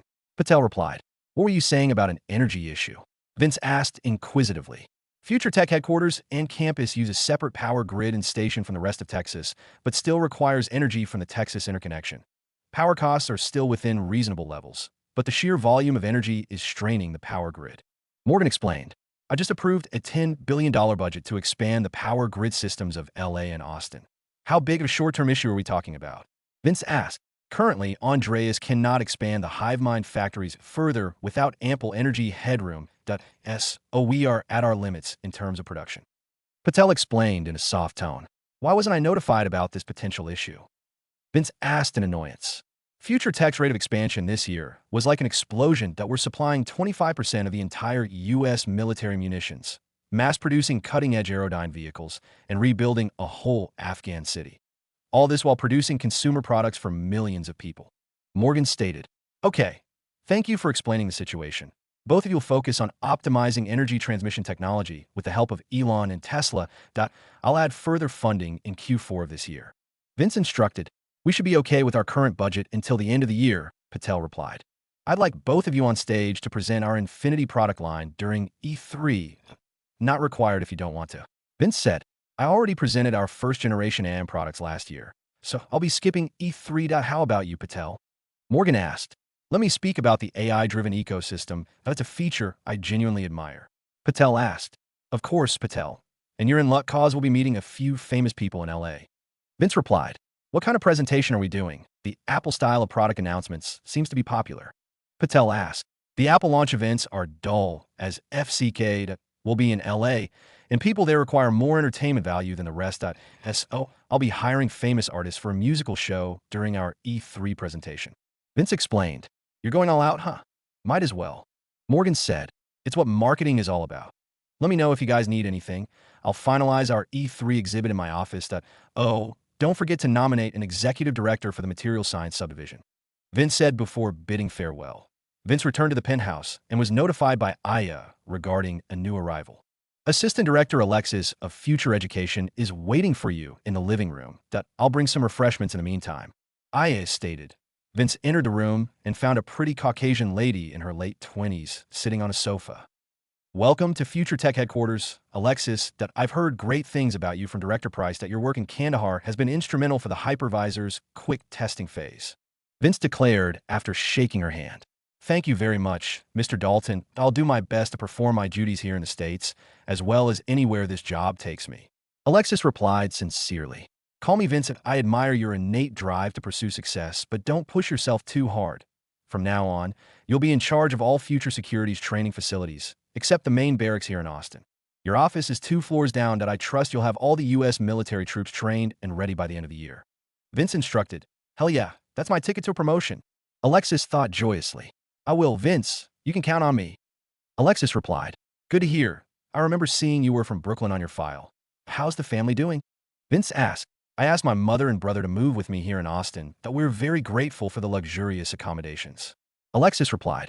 The Tech Campus residential area is a prototype for a neo-modern city. I'm glad your family finds it appealing that you spent plenty of time with a prototype hypervisor. You want to do a live presentation during E3? Vince asked curiously.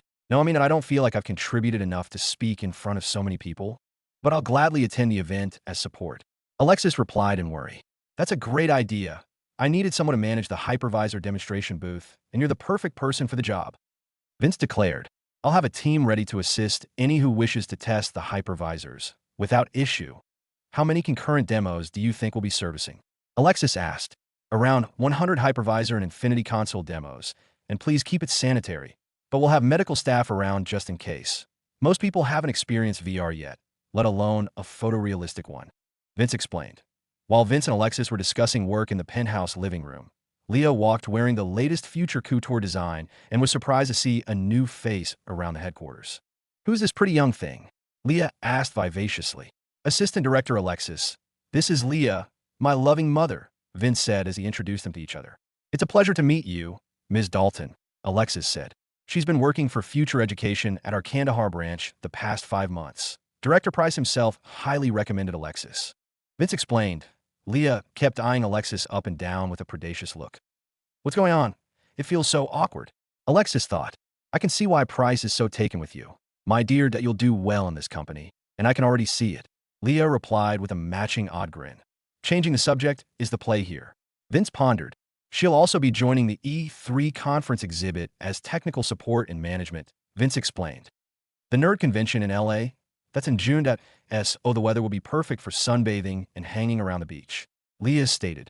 Yeah, but there will be so many tourists around you won't enjoy it all, Vince replied. How about I invite Dr. Sarah, and we'll rent a yacht to avoid the tourist crowds? Don't tell me you can't afford it, Vince. Leah said with a devious smile. As if I can say no to Mom. Vince thought begrudgingly. Whatever you say, Mom, he replied. Under the bright sunlight raining down on a Middle Eastern city, Director Price oversaw the installation of 10 Future Arms all-weather missile defense batteries around Kandahar. $500 million is a big chunk of Future Security's annual budget, but we've invested too much in the city to watch it fall from enemy artillery. Price thought while walking around a battery emplacement. He watched a few FS operators chatting with locals at a halal guy's fast food restaurant. Kids were running around the clean and orderly streets, playing with each other without worry or fear. This is what we're protecting. Fortunately, neighboring hostile nations haven't set their sights on Kandahar, but it will only be a matter of time. Price pondered. The new missile defense system in place was inspired heavily by the Israeli Iron Dome. The batteries will deploy target locking and intercepting missiles to stop any incoming attacks. Each battery costs $50 million to build and requires yearly maintenance. Luckily, Future Arms already produces missiles for the U.S. government, which reduced the R&D time for the new system.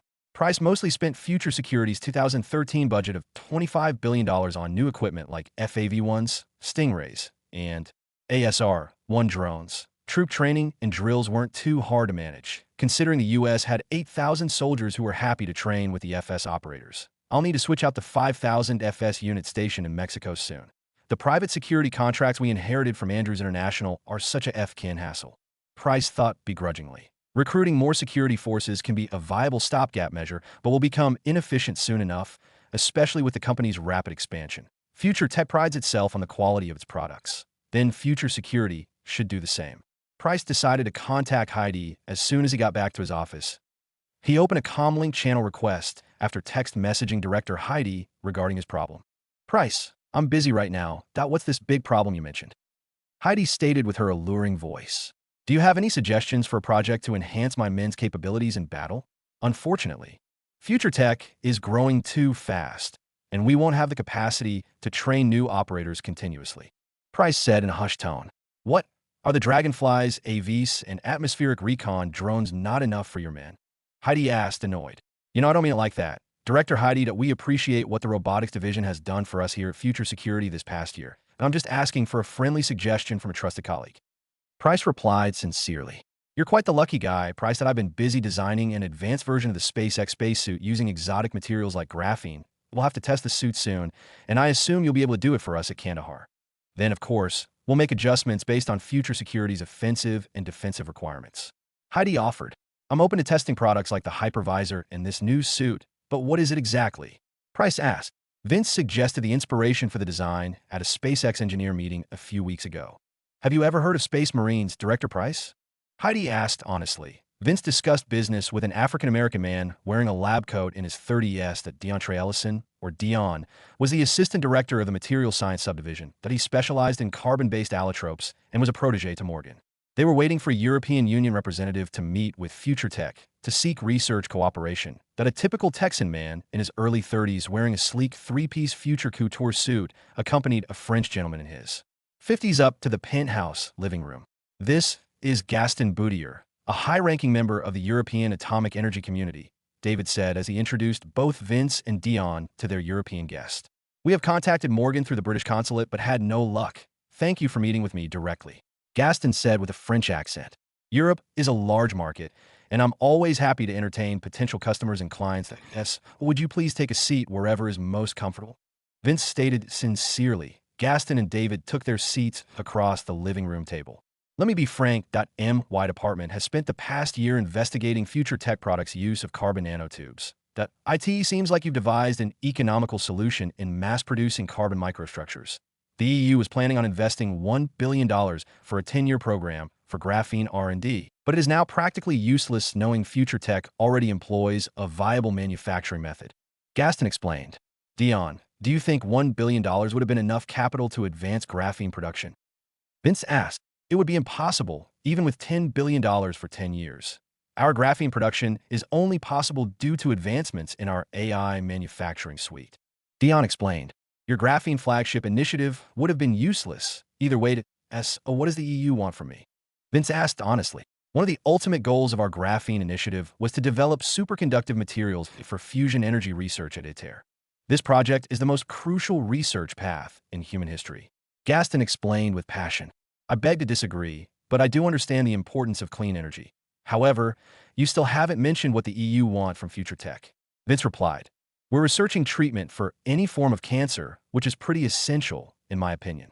Vince pondered, we would like to invite Future Tech to collaborate with ITER as a U.S. representative. Of course, your company will receive a portion of the $60 billion in ITER government funding from the EU. Gaston offered, in your dreams, Future Tech's graphene production process is worth trillions of dollars by itself. So why would I share my technology for such a pitiful amount? Vince asked in an angered tone. Might I remind you of the EU's long-standing relationship with the United States? Gaston replied. You don't have to remind me, like I don't have to tell you how many billions of dollars in taxes the EU would lose if I choose to relocate all my businesses to the States. Vince fired back. Gentlemen, IT seems like this meeting has gotten off track, that you've traveled from quite afar. Gaston, let me show you to your quarters that I can explain the protected status of our graphene technology on the way. David interjected. They left the penthouse living room and headed towards the guest floor. Dion, was I too harsh on the old Frenchie? Vince asked after calming down a little. I agree with you 100%. However, these people have no right to force us to share technology for such a low price that I would understand if it were the U.S. government, but we aren't beholden to a foreign organization like the EU. Dion replied honestly. Thanks for attending the meeting with Gaston. Just in case I needed the technical expertise. Keep up the good work, and you'll find yourself an executive director position soon. Morgan trusts in your work, Vince stated. I appreciate Morgan's nomination, that I'll live up to both of your expectations as best as I can. Dion replied, you're dismissed for now, that I'll have I call you if I require technical assistance. Vince instructed, my outburst might give me a headache later on, that I should contact Marcia to get me in touch with the U.S. Department of Energy, just in case. Vince pondered as Dion left the penthouse. Vince opened a private comlink channel and contacted Marcia Kemp, his lead attorney. How is David doing with the EU representative? Are there any issues? Marcia asked. David is doing fine with Gaston. But, on the other hand, I may have gotten on the wrong foot with our guest. He had the audacity of asking for our graphene production process for just a portion of $60 billion in funding. Vince explained, you were right to deny him. The U.S. government would spend way more if we could guarantee a working fusion reactor within a few years. Marcia replied, should I continue negotiating with the Frenchie? Or should we discuss things with the federal government first? Vince asked, leave Gaston to David and me. I'll talk to Ernest Moniz, the Secretary of Energy, before finalizing anything with the Europeans. Marcia replied, and Kemp Jacobs has recently signed a lease agreement with the Houston Port Authority for our pending oceanic shipping division. How much funding should I provide Andreas for construction? Marcia added, I still have $15 billion in cash left for Q2 of this year. I'll approve $5 billion as the initial funding for facilities, and I'll add more in Q3. Vince replied, my billions leave as fast as I earned it. Well, money was always meant to be spent, I guess. So Vince pondered while counting his liquid savings that a beautiful woman with blonde hair in her late 30s called Ernest Moniz's business phone number, provided by one of her many industry connections. Within an office at the Department of Energy in D.C., a Portuguese-American man in his mid-60s was busy with his current national project. He was distracted by a random call from an unknown number. No one knows this number unless they're huge donors or very important people that I'll pick up just in case. My name is Marcia Kemp. I appreciate you accepting my call. The voice on the other line said, Marcia Kemp? From Kemp Jacobs, Future Tech's law firm. Ernest asked inquisitively. Correct. Great. I won't have to waste time introducing myself. Vince Dalton was approached by an EU representative asking for help with their fusion reactor project in France. He claims our proprietary graphene technology is vital to their project's success and lowballed us for assistance. Marcia explained straight to the point. Thanks for being direct about this issue. Our national ignition facility in California failed in almost every metric in 2012, which pretty much placed the United States on the back foot in the fusion energy industry. How confident is Future Tech in applying graphene in newer designed reactors? Ernest asked curiously. There's a reason why ITER and the EU want us to collaborate on the tokamak reactor. It's the one thing they require to succeed. Marcia replied in her negotiation mode. Fusion energy will unshackle our reliance on foreign crude oil and also benefit the Green Climate Change Initiative. Ernest thought, how long would it take for Future Tech to start research and development for a new fusion reactor then? Ernest asked, we've been investing in quantum, fusion, battery, and many other research projects in plenty of universities across the U.S. However, most of the promising innovations in fusion are currently at MIT. So I'll start there for recruitment, that IT should take no more than a month to assemble an initial research team based in Austin. Marcia explained in detail. The Department of Energy doesn't have much in terms of discretionary funds, but I'll talk to the president to approve your new venture as a military defense contract, in collaboration with my department, of course. Ernest offered. I'll be waiting for Secretary Hagel's response. But, again, I appreciate your time, Marcia stated. Ernest Moniz wore his suit jacket and headed towards the Pentagon to discuss Future Tech's offer in detail. After arriving from a quick car commute, he met with a man around the same age as him, the Secretary of Defense, Chuck Hagel. What a surprise to see you around here. Ernest, I heard from your secretary you wanted to talk about something important, Chuck said while shaking hands. Marcia Kemp, Future Tech's lead counsel, contacted me out of the blue an hour earlier. IT seems the Europeans are interested in our domestic fusion technologies. We'll be conceding political leverage if we allow Future Tech to collaborate with ITER. Ernest explained. We've already granted Future Tech $75 billion worth of defense contracts the past year. So, if they're expecting more funding, tell them to look elsewhere. Chuck replied. Will the U.S. military seriously allow foreign nations access to strategic assets like graphene and clean fusion energy? I call your bluff. Talk to President Obama. You won't regret it. Ernest said confidently. We spent plenty of time and money on fusion energy already, but I'll present Future Tech's case to the president. How much funding are we talking? Chuck asked. ITER offered them a portion of $60 billion. Instead, we should negotiate using government concession agreements and contracts in exchange for a commercial fusion reactor within 5 years. Though Future Tech isn't too flush with capital right now, based on how Vince Dalton likes to spend his money, they'll be swimming in cash after their 2013 sales skyrocket. Let's offer them something they can't buy with money. Ernest suggested. Kemp Jacobs received an initial agreement allowing the sale of specific fusion reactor components to allied nations. The hive mind manufacturing process will perpetually be owned by Future Tech, with the protection of the U.S. government, which includes graphene production. The federal government will fund the fusion reactor program for 5 years with $50 billion and grant Future Tech further contracts if completed. Future Tech would also be exempt from taxes from its businesses in Afghanistan and other theaters of war and allow sponsorship of foreign employees to work in the U.S. Now, this is a compelling offer, unlike the one Gaston proposed. Director Price won't be bugging me about getting Afghan AV pilots cleared to work at stateside company branches anymore. Marcia pondered while reading her private emails. She spent the rest of her day finalizing the agreement with the Department of Energy and Defense. David and the rest of her lawyers worked throughout the day, ironing out all the small details for this potentially massive deal with the government. Vince met with Andreas to ensure enough supply of the consumer-grade Infinity products like the Infinity Console and hypervisors for the planned release in June. I heard about our energy limit issue from Morgan and Patel. What has your division done so far to alleviate the problem? Vince asked. Elon has ordered power station transmission lines and equipment with the funding you provided. We're focusing our production output on the power grid upgrades for Austin and LA. Andreas replied. How will this affect our targeted product release date? Vince asked. It should take around a month to fully update the power systems at the tech campus and headquarters. After that, the rest of the upgrades we can gradually work on throughout the year. Andreas said confidently. Extend our private energy transmission system towards the Port of Houston in preparation for our naval manufacturing division. Let me know if you run into any issues as soon as possible. Vince instructed. Understood. Vince, that I assume the blueprints from Hyundai C and E were helpful in your new maritime venture. Andreas replied. Very. The information Anthony procured was the complete business data set from their decades of heavy industries experience that we were lucky, though we have to keep our guard up all the time to avoid the same thing happening to us. And feel free to join us for the E3 announcement. Vince explained before bidding farewell. He then visited the robotics laboratory at the headquarters offices. Vince walked in to find a gorgeous red-haired Scottish-American lady in her late 20s tinkering with a power armor prototype. Good day. Heidi, how's work going? Vince asked curiously. Hey, Vince. The spacesuit designs are relatively basic and straightforward, but Director Price's suggestions for the military version are another story. Heidi replied. Wow, the suit is enormous. Probably the size of 2 people. Vince commented. We've miniaturized many of the components, but some parts like the exoskeleton base are bulky in nature, Heidi explained. At least it's not multiple stories tall, like the Gundam mobile suits, Vince replied jokingly. Gundam? What? I could scale the armor to 2 stories large, but it would require too much power output from our current batteries. Heidi replied seriously. I'm just kidding, Heidi. This size is big enough for our operators. Talk to Dr. Taylor Miller from Future Tech VR.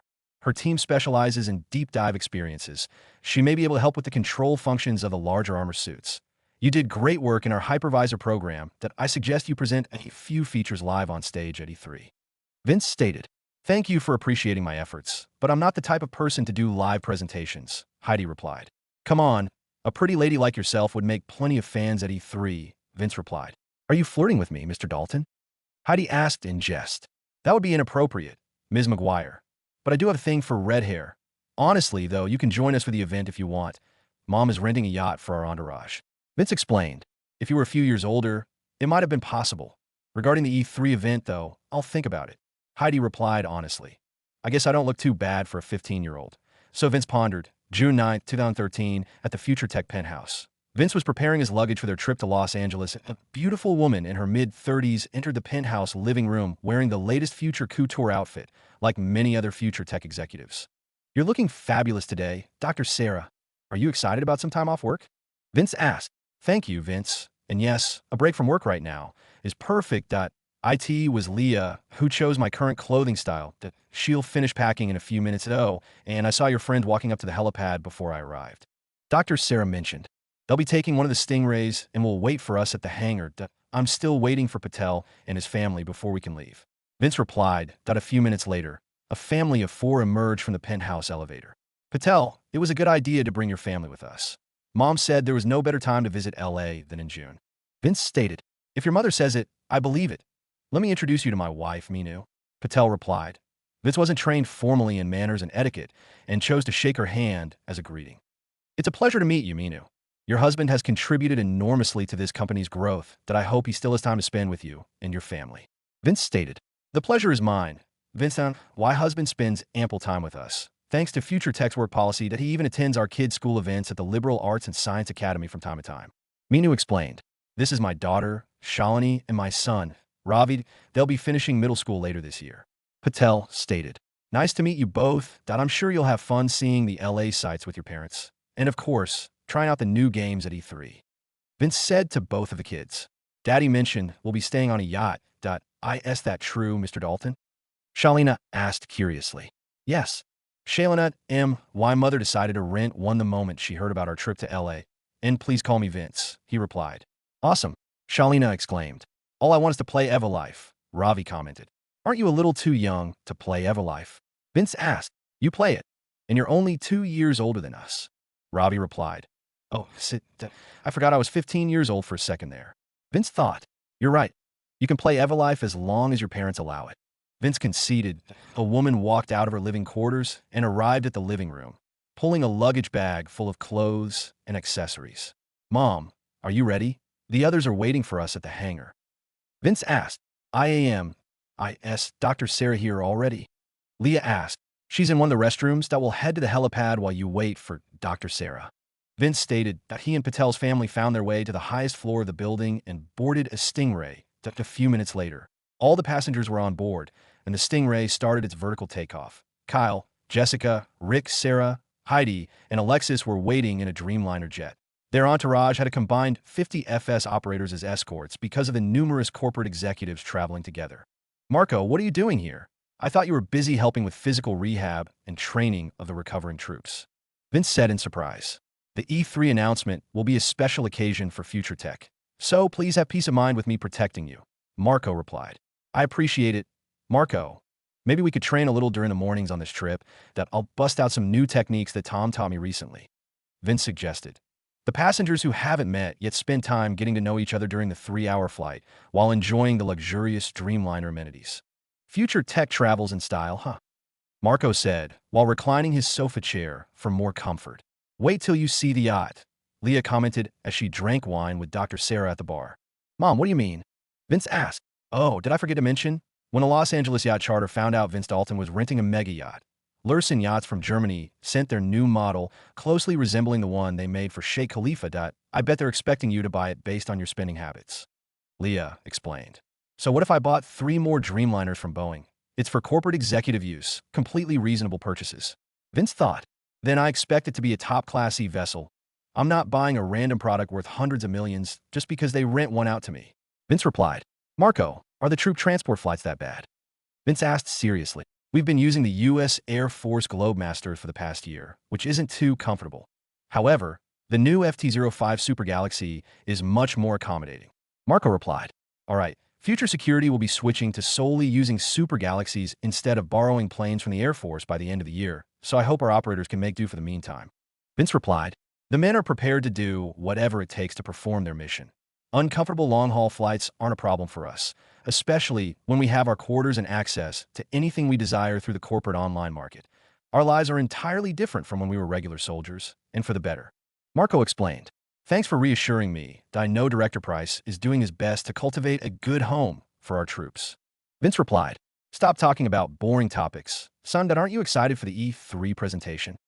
Leah asked, of course, I'm excited. I've been working on this show for months now, and our new products for an entire year. Vince replied, no need to be sassy about it. Here, have something to drink. Dr. Sarah said while handing Vince a glass of wine. Vince accepted the glass and started drinking when suddenly he heard shouting from the entertainment room. Yes, just continue piling on the DPS. The boss won't make it until its enraged timer goes off. Rick yelled, Ravi, stop buffing the group and focus on damaging the boss. We're already boon capped. Kyle commented, the AoE damage took Shalina down. Sarah, use your ULT ability to res her quick. Jessica instructed, they seem like they're having fun. Vince pondered while drinking wine. After a few hours flying, the Dreamliner landed at LAX, where FAV-1 and Stingray were waiting for their arrival. The Future Tech LA branch dispatched the vehicles and crew as Vince's transport accommodations while in the city. They gathered their belongings and boarded the Stingray together with their armed FS escort. IT didn't take long until the aerial vehicles hovered over the coast of Malibu. Vince looked out the window and saw a 600-foot mega yacht, featuring a helipad and swimming pools on its deck. That IT looked closely like the Uzum, the second largest yacht in 2021. The white exterior complemented the modern and sleek aesthetic. The Stingray and its FAV-1 escort landed on the helipad, and the passengers soon disembarked. Welcome aboard Lursen Yacht's newest creation. IT currently has no name yet, until a new owner decides on one. My name is Palos Amsel, the sales director for Lursen Yachts. It's a pleasure to meet you all. Palos stated, this is quite an impressive vessel you have here. Palos, how many people can the yacht accommodate? Vince asked, we can serve a maximum of 36 guests, the most people compared to any yacht in the world. In addition, your rental includes the 60 crew members required for all our guest needs. Palos explained confidently. Please join me while I show you the numerous amenities and luxuries our new product features. Palos added. The interior was massive, thanks to its open design, and unnecessary pillars crowded the living spaces, which added to its size. Dozens of private quarters fully furnished with the finest materials looked like suites from a 5-star hotel. IT even came with a mini submarine for underwater exploration and scuba diving. This German guy is selling this yacht quite effectively. He's roping me in, bit by bit. Vince pondered while walking around the main salon with Palos and the others. The FS operators were busy securing the yacht and sweeping for any hidden electronic device while dragonflies patrolled the low-altitude airspace above the sea. Palos looked concerned while Marco, a fully decked-out FS operator, was walking beside him so casually. Might I say your security detail is quite grand. Not even the Russian oligarchs I've done business with employ such heavily armed personnel. Palos stated, I take that as a compliment. FS guys pride themselves on their work, and a number one priority is the safety of corporate executives. Vince explained. The operators do look pretty imposing, especially when fully geared, and I expect the power suits will make them doubly menacing when the time comes. Vince pondered while learning more about the mega yacht. Vince and his friends enjoyed the morning sun's glow in the yacht's rear deck jacuzzi the following day. Leah and Dr. Sarah were sunbathing while the crew was cooking breakfast for the group. Patel and his family decided to roam around the city before meeting up at the LA Convention Center at the same time. Heidi and Alexis went straight to the convention center to help Future Tech employees set up the exhibits and booths. Hey Vince, Dr. Sarah is pretty hot in her sunbathing suit. Am I right? Kyle asked in jest. Don't let my mom hear you say that. I think they have a thing for each other. Vince replied seriously. It's so obvious. Both Leah and Sarah have been spending all their time together since we arrived. Jessica commented. You're quite cute in that swimsuit yourself. Jessica, Rick stated. You. Think of a better pickup line the next time you try talking to a girl. Sarah interjected. Wow, Rick so smooth. Kyle said jokingly. Don't mind him, Jessica. He's just trying to get a reaction out of you. You make it too easy sometimes. Vince stated honestly. While they were talking amongst themselves, Marco approached the jacuzzi. Vince, a CAV, is flying towards our direction. The dragonflies identified it as Elon Musk's AV. Were you expecting him? Marco asked. No, I didn't, but let him land. That will be eating breakfast soon anyway. Vince instructed that a few minutes later, Elon and his security detail emerged from a CAV that had just landed on the yacht's helipad. I was supposed to attend the convention directly, but my secretary informed me you were staying at a mega yacht off the coast of Malibu, that I didn't receive any invitations in my emails. So Elon said the moment he saw Vince on the upper deck. Don't do me dirty like that. I didn't know you were interested in yachts. I would have invited you if I'd known. Are you ready for E3? Vince replied in his defense. Definitely. My kids got me into playing more video games recently. They love playing War Online and other popular games. And I got hooked. Elon explained. Don't get too distracted, or else we won't be reaching Mars anytime soon, Vince said jokingly. You want to talk that you've been living the high life on a mega yacht the last time I checked. And don't tell me your South Korea trip wasn't for pleasure. Elon continued the friendly banter. The APL finals don't count, and I won't be attending the upcoming one next week cause I'll be too busy, Vince replied. All right. Show me around this exquisite piece of engineering. The yacht looked terrific from the CAV. Elon said. Meanwhile, tens of thousands of video game fans were starting to enter the Los Angeles Convention Center. E3 in 2013 entertained a total of 48,200 paying attendees. Most people were excited to hear more about the new consoles to be announced by Sony and Microsoft. Many others were thrilled to play video game demos from various developers. Fans from different age groups and backgrounds surrounded the convention center's facade. Ordinary people, YouTubers, streamers, filmmakers, artists, and corporate suits were lining up the entrance. E3 feels a bit different this year. A male YouTuber said to his companion, It's pretty obvious, dude. The building is surrounded by future tech dragonflies and 1,000 FS operators that I'm not blind. His female companion replied, We attended the APL finals here at the Staples Center last year, and future tech secured the arena the same way, she added. They both waited for their turn to enter the building until 2 FS operators greeted them at the entrance. Please step forward one at a time and allow the dragonfly to scan you and your belongings. An FS operator clad in military armor and holding an FA-416 rifle instructed. The male YouTuber stepped in front of the hovering drone and watched as orange rays of light projected towards his body. You're cleared. Enjoy your stay at E3. The other FS operator stated. Well, I won't be scared of any potential mass shootings anytime soon. He pondered while waiting for his companion. They pulled out their video cameras and started recording a vlog while heading towards the presentation hall. As they walked. His girlfriend noticed a massive section in the middle of the convention center blocked off by a temporary barrier. This area should be Future Studios' exhibit booth. I wonder why we can't go in yet, the girl said. There's a sign that says they'll open the exhibit after the Future Tech announcement this afternoon at 4 p.m., her boyfriend explained. So unfair, I want to test out the EvaLife demo as soon as I could. The girlfriend replied in frustration. Don't worry about it. The event is scheduled for 3 entire days, so you'll have plenty of time to test the game out. The boyfriend replied reassuringly. The crowd around them dispersed once they realized Future Tech wouldn't open their exhibit until later that afternoon. Alice, why don't you start live streaming? I'm sure your followers will want to see E3 from the inside. Alice's boyfriend suggested. Oh yeah, I forgot about my NetServe subscription's high upload speed. My old data plan from Verizon was useless compared to NetServe. Give me a second. Alice replied. She opened her bag and pulled out the Future Tech mobile phone she bought a year ago. That NetServe's telecommunication package is the only internet service capable of live streaming 4K video on a completely wireless and mobile connection, though only available in the US for now. Alice logged into her NetServe account and chose the nearest data access node as her primary network server. What's up, guys? It's me, Wonder Alice, live from the LA Convention Center. Here with me, as always, is my YouTuber boyfriend, 3D Jaden. Alice said while pointing the camera towards her companion.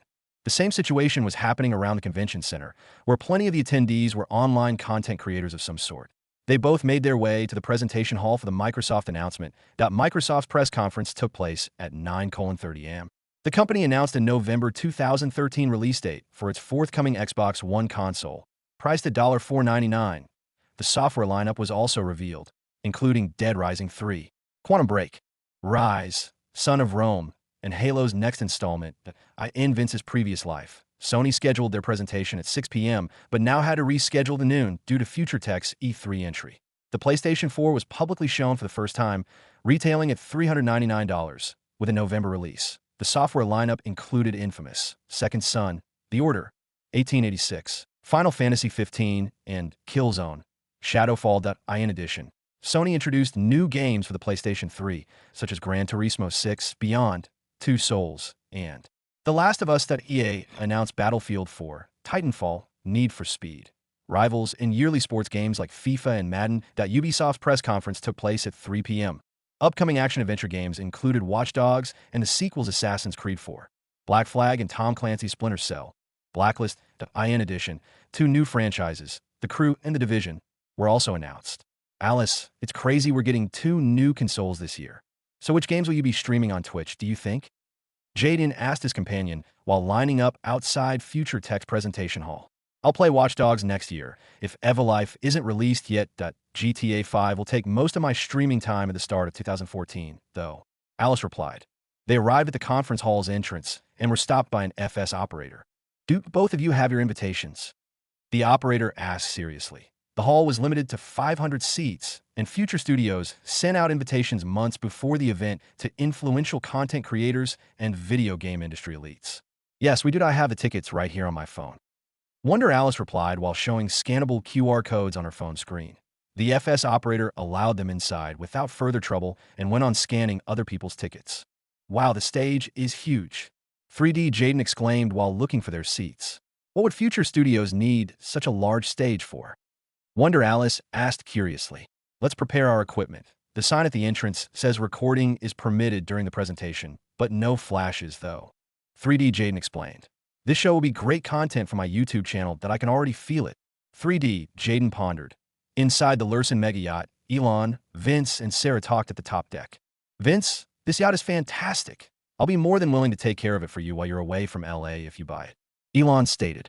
That's right, Vince. Look at all your friends having fun in the jacuzzi. You could even do some scuba diving after we hire master divers for instruction. Leah commented while drinking French red wine. Okay, I'll think about it. How much is this yacht, anyway? Vince asked. Paolo's mentioned it costs $600 million, including 10-year maintenance, Sarah replied. I could buy 2 Boeing Dreamliners with that much money. Vince pondered. Let's finish our drinks and wrap up here. We can't be late for our E3 presentation. Vince said an hour later. The people on the yacht boarded a Stingray, parked on the helipad, and flew toward the Los Angeles Convention Center. They landed on a predetermined area at the event's private parking space, and Vince immediately headed towards their exhibit section. Alexis, Heidi, how's our demonstration booth looking? Vince asked. We have 200 personnel, 1 for each demo booth, and all of the equipment is ready for use. We've already set up the stage for the meet and greet after our presentation. Most of the audience is already waiting at the convention hall, plus the special guests backstage. Alexis replied, Marco, have Patel meet us at the hall. I'll meet our guests before the event starts. Vince instructed.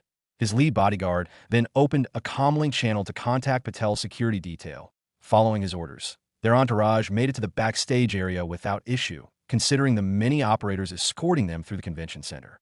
Look over there. It's Vince Dalton for sure. We should head to the hall before we miss the presentation. A random person said to his friend in the crowd. While the performers were busy setting up backstage, Vince and his friends met with the 3 leading stars of the Everlife single-player story, while Robert Downey Jr., Dwayne Johnson, and Jennifer Lawrence talked in the guest room. Vince and his entourage entered through the back door. My name is Vince. Nice to meet you all. I'm glad the 3 of you were available to make an appearance for Everlife. Vince stated, I don't do acting for video games much, but Future Studios' production process was phenomenal, and the final product is even better. Thank you for sending me a demo, by the way. The Rock exclaimed. You'll be able to play the game soon. I assure you, Future Studios and Epic Games have been pioneering VFX and more advanced film techniques recently. I appreciate your feedback. Vince replied that a young woman in her late teens walked into the backstage room, presumably coming from the restroom. I hope you don't mind that I brought a friend with me. Haley practically begged me to come after mentioning my involvement with Future Studios and its new video game. Jennifer Lawrence said courteously, I don't mind at all, and it's a pleasure to meet you. Haley.my friends and I love True Grit, especially Rick. He thinks just because he's from Austin, he could be a Texas Ranger too. Vince joked as he introduced himself. Thank you for having me. My brother and I played War Online so much this past year. Even the cast of Ender's Game has been holding mini tournaments during our movie shoot-off time. Haley stated honestly, I'm delighted to hear your continued enjoyment of War Online. I assure you that Everlife will also be a compelling experience. Vince stated kindly. Vince introduced his mother and friends to the famous actors, leaving them some time to mingle. Kyle and Rick were drooling over Jennifer Lawrence and Haley Steinfeld, while Leah, Sarah, Jessica, and Sarah were conversing with Robert Downey Jr. and Dwayne Johnson. Marco and Vince spent a few minutes discussing Everlife and other random topics with The Rock. I've been watching your friend, Tom Fury, in his recent UFC fights.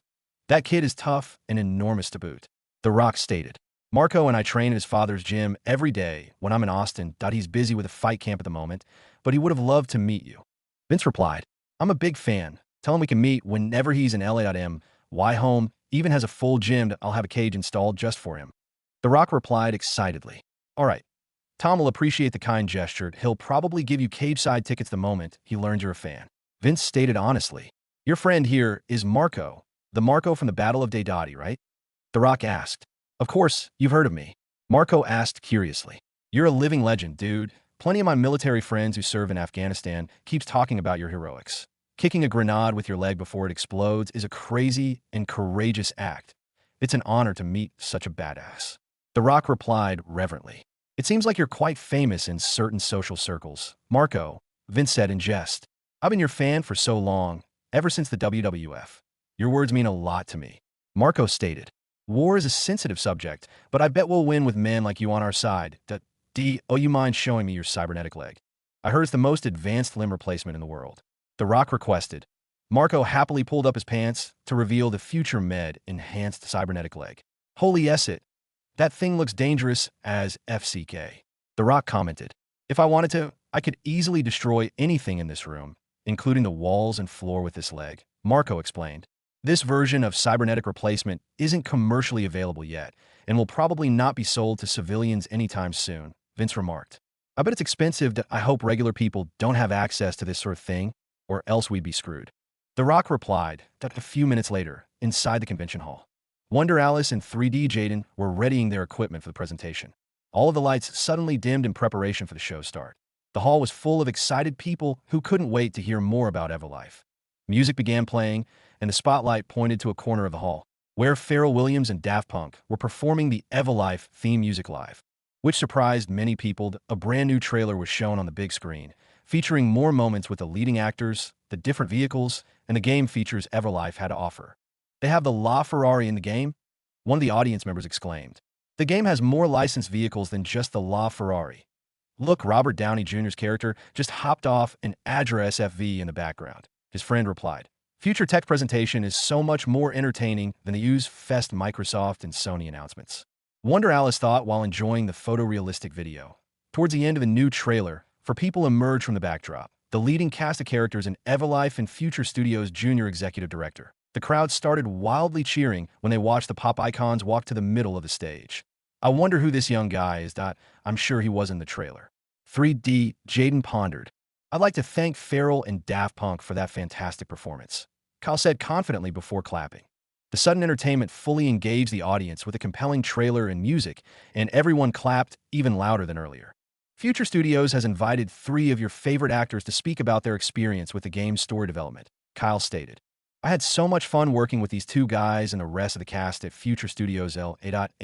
My character is very different from my usual stuff, and I hope you enjoy the intricate side quest you'll be experiencing with her.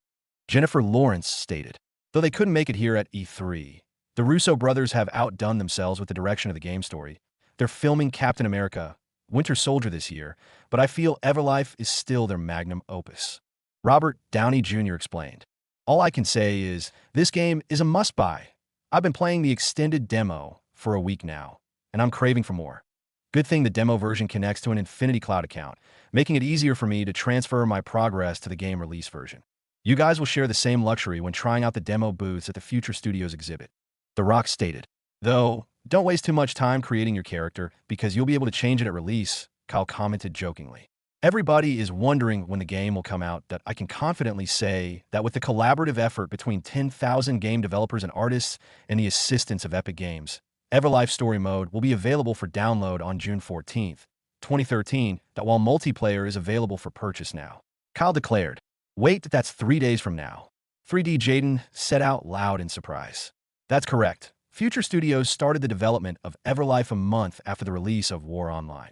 Using Unreal Engine, advancement in the game development pipeline allowed us to complete this next-generation AAA video game. That achievement is a testament to the prowess of future tech software and hardware engineers. Kyle proclaimed proudly. The new Infinity Unreal Engine is a product of hard work and dedication between many divisions of Future Tech and the entirety of Epic Games. Now that Future Tech purchased Epic Games for $10 billion, we'll be releasing the software development kit, including assets used in EvoLife, free of charge.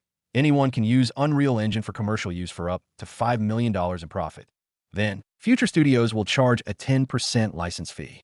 Kyle explained. The game developers in the crowd were whispering to each other, primarily ones who use Unity and proprietary game engines. Did we forget to mention that the entire EvoLife trailer is rendered in-game, meaning what you see is what you'll experience when you play the game. This video game is the first to attempt a photorealistic aesthetic with the power of Infinity Unreal Engine, as OU2 can make video games as beautiful as EvoLife. Kyle added, "You're wondering how on earth your PC or previous generation console can handle EvoLife, but don't worry. Future Studios designed the game to work on any platform, from mobile phones to the newest consoles, in varying graphics quality. But of course, to achieve the level of detail you see in the trailer, you'll need an Infinity-based computer system." The lights suddenly turned off, and the four people left the scene in the cover of darkness. Vince made his way up the stage while a video was playing on the big screen. An animated video showed the Infinity series of products, ranging from a new mobile phone to a supercomputer filling an entire building floor. When the video concluded, Vince took center stage and discussed Future Tech's new product line for 2013. Everybody is releasing new consoles later this year, but everyone will have the opportunity to buy an Infinity console starting tomorrow. Yet before we talk more about consumer devices, I'd like to show you one of the significant features of EvoLife. Vince stated. Another EvoLife trailer played on the big screen, showing large-scale multiplayer and many other game modes already built in from the story mode. In partnership with NetServe, EvoLife will feature online servers with a maximum of 10,000 concurrent players, for now, via the Infinity Cloud subscription, adding on to your existing telecom bill for $10 a month, or paid for separately. Any purchasing player can utilize the Infinity Cloud platform to host private servers and sell custom game modes and assets created on the Infinity Unreal Engine. EvoLife Kit. Future Studios will feature the best mods and custom maps on the Infinity Store and even include them on official servers for a fair price, of course. Vince explained. The crowd couldn't help from cheering in excitement after learning about EvoLife's multiplayer feature. You can technically develop entirely new missions with voice acting and custom animations using the software tools included for free on any Infinity-based product. The Infinity brand name comes from the new 1-nanometer processor architecture developed by Future Tech that drives all our computers. We'll continue security updates for our first-generation products for 5 years, but we'll focus on the Infinity line from now on. Vince stated. The Infinity console will retail for $999 and is a powerful computer in its own right, though I recommend buying an Infinity workstation if you plan on developing 3D projects like games and movies costing $5,000 for businesses requiring on-premises Infinity cloud processing. Infinity servers is the right choice for $25,000 each. Infinity supercomputers boasts 500 petaflops of processing speed. Almost 10 times faster than the Tianhe 2, these supercomputers cost $250 million each, reserved for universities and U.S. government institutions for now. Vince added, AI is a cornerstone technology of Future Tech, and all our users will experience the assistance of general artificial intelligence using Infi, a built-in AI assistant powered by the Infinity Cloud on all our new devices. But before we talk more about Future Tech AI, I'd like to present one of Future Education, Studios, and Robotics' most outstanding innovation yet, the hypervisor. Vince stated before the lights suddenly turned off. Daft Punk started playing more music from the EvoLife soundtrack. Then, the stage lit up, and the audience could see 11 men wearing peculiar and futuristic devices over their eyes. After a few seconds of them dancing, the people instantly recognized the group as the Jabberwockies, but instead of their usual white masks, they were wearing the new hypervisors. This E3 announcement keeps getting better and better every second. 3D Jaden thought. The audience was ecstatic to watch one of the most popular dance groups in the world live on stage at such an unsuspecting event as a video game announcement point. 3 young people walked up to the center when the dance number concluded, and the Jabberwockies left the stage. As you could tell, the devices they were wearing is the new hypervisor. Your peripheral vision is so clear, you can dance while you're wearing them. The hypervisor is the latest way to interact with the digital world. Augmented reality training simulations were the first application we tested using the hypervisor. Future Tech has certified hundreds of Aerodyne pilots using the prototype version. And this new iteration includes more free training simulations like for the Infinity Unreal Engine and other pre-installed Infinity operating system software. Jessica stated, there are 3 modes currently available. Standard mode projects an enhanced image of what you're looking at and can even compensate for darkness and brightness. The second mode is augmented reality, where the visor shows 3D and 2D objects in your field of view, which is very useful in training mechanics and professionals from many industries. The third mode is virtual reality, which requires a compatible computer like the Infinity console or workstation to where UN.IT allows the user to experience immersive content, such as video games and movies like you were there. You can also use a virtual desktop and abandon your multi-display setups for office workloads. Hell, you can even ditch your mobile phone because the hypervisor has a built-in Infinity Cloud connection that works with any NetServe subscription. Jessica added, we've spent months perfecting an intuitive control scheme easy enough for any user to learn. All software is technically compatible with virtual desktop, but future tech applications still work the best in the hypervisor environment. Sarah commented, Future Tech has worked diligently with Epic Games to refine the Infinity Unreal Engine enough to handle augmented reality and virtual reality workloads. Our advancements with in-game rendering and 3D accelerated computations allowed us to integrate a holistic VR experience into Everlife. You heard that right. Everlife in high resolution, fast refresh rate, virtual reality. Rick declared, like the popular anime, Sword Art Online. Wonder Alice thought excitedly, I know you're already thinking about the anime, but this isn't deep dive VR. Not yet, I would say. Jessica commented, Future Tech is already working on deep dive VR. An audience member shouted out while everybody else was dead silent from their shock. For a year now, yes, we've designed the Infinity architecture, operating system, and Unreal Engine to accommodate our eventual shift into deep dive VR experiences. However, it will take years before the FDA approves the project. Jessica explained, we're getting AR and VR now, and even deep dive VR soon. 3D Jaden thought in disbelief. If you're courageous enough, under your seat, Future Studios hit a hypervisor for anyone to try out right now. So go ahead, give it a spin. Rick stated. The audience members reached underneath their seats and immediately wore a hypervisor as soon as they found it.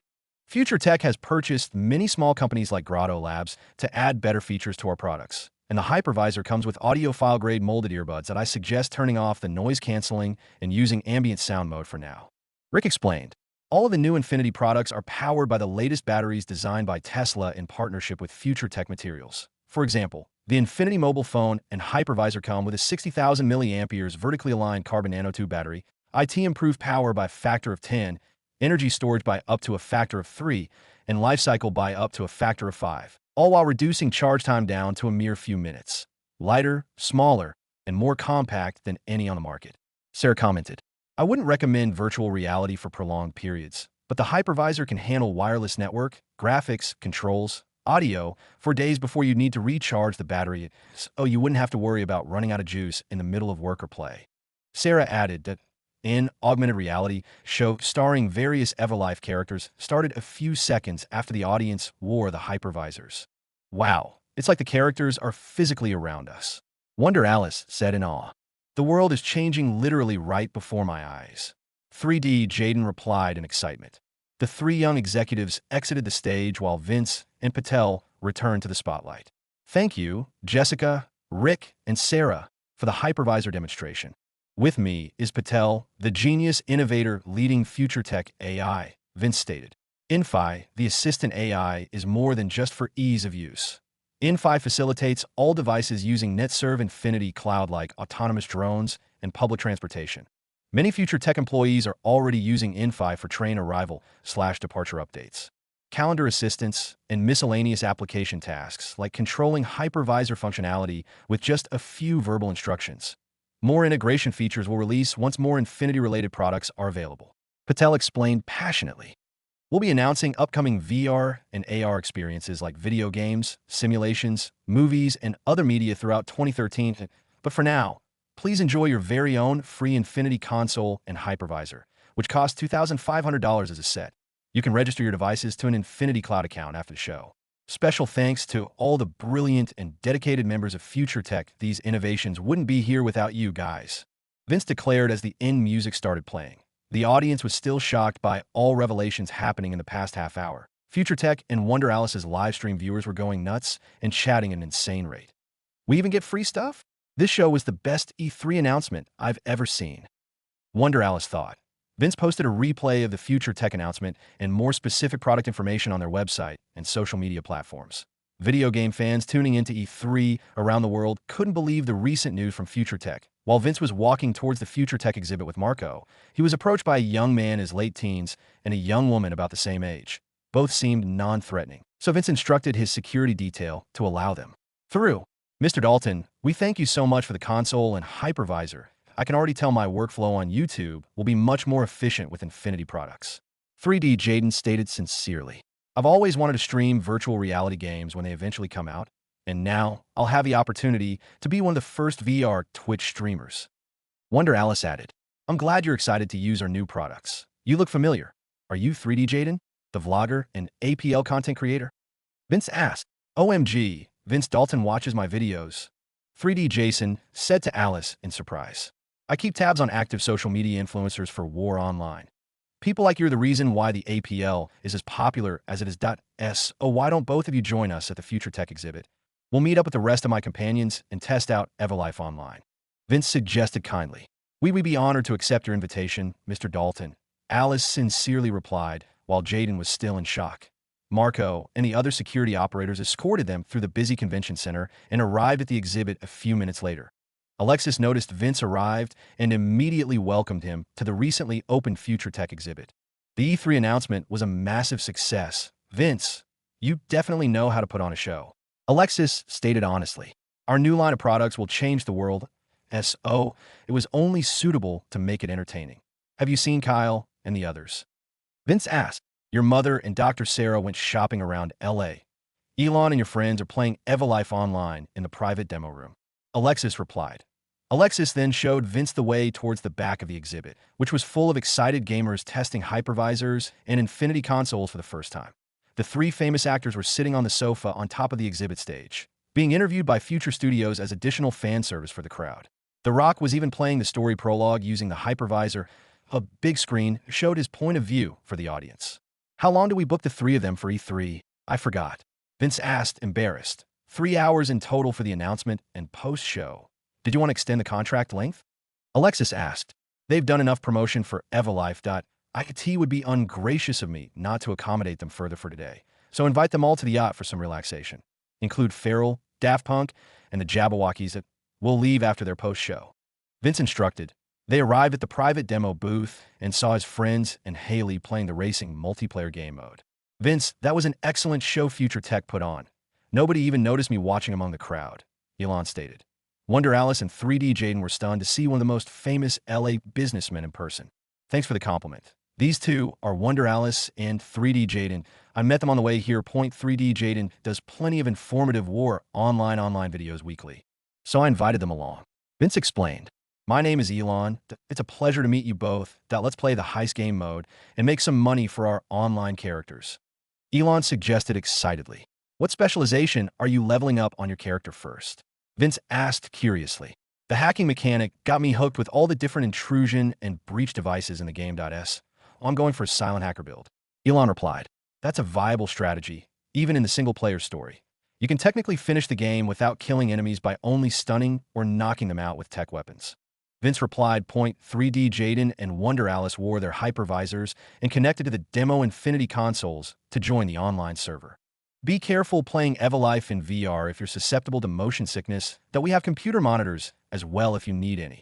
Alexis commented. Thank you for the reminder, ma'am. Alice replied while setting up the game in the hypervisor. Wow, the operating system in AR and VR is so intuitive that I could do 10 actions with each finger instead of just left and right click. 3D, Jaden commented. I appreciate the compliment. The hypervisor distinguishes each finger and arm using Infi AI that we spent months refining the user controls and menus, right guys? Jessica stated. Hell yeah. Democrat, Minnesota, right? Rick and Sarah replied. My name is Jessica, by the way. Vince forgot to introduce us, so let me. That scruffy bearded kid is Kyle. Those two blonde twins are Rick and Sarah, while that young lady is Haley. Jessica explained. I'm Alice, and this is my boyfriend, Jaden. Thank you for having us. Wonder Alice replied sincerely. My goatee isn't scruffy at all, and my beard is better compared to most in our age. Kyle interjected in defense. I'm just messing with you, bro. Now come on and steal the diamonds already. The police AI is halfway here. Jessica replied. Where's Patel and his family gone? Vince asked curiously. They left for San Francisco after the E3 show on one of our Stingrays. Patel mentioned they'll be back at the yacht later tonight. Alexis explained dutifully. Thanks for the info. You can help the other personnel on the exhibit floor that we can get ourselves set up in here. Vince stated, my employees at Future Education can handle the public outside. I made sure of IT would be my pleasure to serve the private demo room in the meantime. Alexis replied sincerely. This is my chance to prove my worth to the boss directly. I won't have many more opportunities in the future. Alexis pondered. All right, what you will. Vince replied. Vince and Marco tested the gun mechanics in the assault mission game mode, while the rest farmed Everlife online cash in various other game modes. An hour later, the post-show ended, and the 3 lead cast members arrived at the private demo booth. Vince disconnected from the online server to thank them for promoting Everlife on stage. Vince, the Everlife Online is so much fun with so many game modes to play scattered around Everlife City. The hypervisor made me a bit sick at first, but I got used to it after 5 minutes. The Rock said excitedly. I saw the crowd waiting in line outside, enjoying the post-show. I appreciate the 3 of you taking the time to attend E3. Vince said sincerely to all 3. Don't worry about it. You already paid us $20 million each for voice acting and motion capture work. Fairly easy money, I would say. Robert Downey Jr. replied, honestly. And I heard from Alexis you're inviting us to your yacht for an after-party. That sounds so much FUN.M.Y companion here. We'll love it. Won't you, Haley? Jennifer Lawrence commented. I agree the idea sounds entertaining. I'm so down to go. The young lady, Haley added. It's not mine yet, but my mother insists I buy the thing. I might ask for both your opinions later tonight. Vince replied, Alexis, I'll leave our E3 exhibit for the weekend in your hands. We'll see you at the yacht when you close up shop later. Vince stated, you can count on me. Vince, please enjoy the rest of your day. Alexis replied, except for Farrell, Daft Punk, and the Jabberwockies, who were doing other gigs later the same day. Everyone gathered and headed toward the private parking garage. I didn't expect an invitation to your yacht. Mr. Dalton, that I've never been on one before. 3D, Jaden mentioned. It was my first time on a yacht yesterday, so it's a fairly new experience for us too. Vince replied. They approached the Stingray parked at the back of the convention center, which could fit all of them easily. Sweet ride, that I've seen the CAV flying around LA from time to time, but this one is much bigger and has a sleek aesthetic to it. Kind of like the B-2 Spirit stealth bomber. Robert commented in awe. Only Future Tech and the U.S. military own Stingrays at the moment. Most of them are in Afghanistan or foreign future security branches. Vince explained. 3D Jaden, Wonder Alice, and the other guests excitedly boarded the transport AV. They enjoyed the rare sight of flying over LA on their way to the yacht. The city is so beautiful from this point of view. Wonder Alice pondered while looking out the window. The Stingray hovered over Santa Monica Bay, where a mega yacht was waiting. Looking out the window, Jennifer was shocked to see such a large yacht parked a mile off the coast of Malibu. I wasn't aware Future Tech built luxury yachts as big as this one, Robert commented after looking out the window. Of course, we can only build cargo ships at the Houston port currently. The yacht is Lurson's latest design. A man named Paulos is attempting to woo me into buying it. Vince explained. His mother loves this yacht, and as far as I'm concerned, Vince already owns it. Elon stated as banter. Come on, Elon, I know you only want to enjoy the yacht while I'm away. Vince replied with his banter. 3D Jaden and Wonder Alice were dead silent due to their sheer excitement to experience life on a mega yacht. They landed a few minutes later and got themselves situated in the lounge room while the crew served refreshments, snacks, and drinks. Jennifer had gotten to know Kyle and Rick before the E3 announcement started, as she decided to sit next to Vince, Jessica, and Sarah to strike up a conversation. Men from the Have Hollywood scene have invited me to yachts plenty of times before, but I've never seen one as big as this, Jennifer said to break the ice. Makes sense. Paolo's told me this yacht is the biggest in any sea or ocean that I'll name it the Longhorn after I talk to him tomorrow. Vince replied, great name choice, Vince. People back home will love it.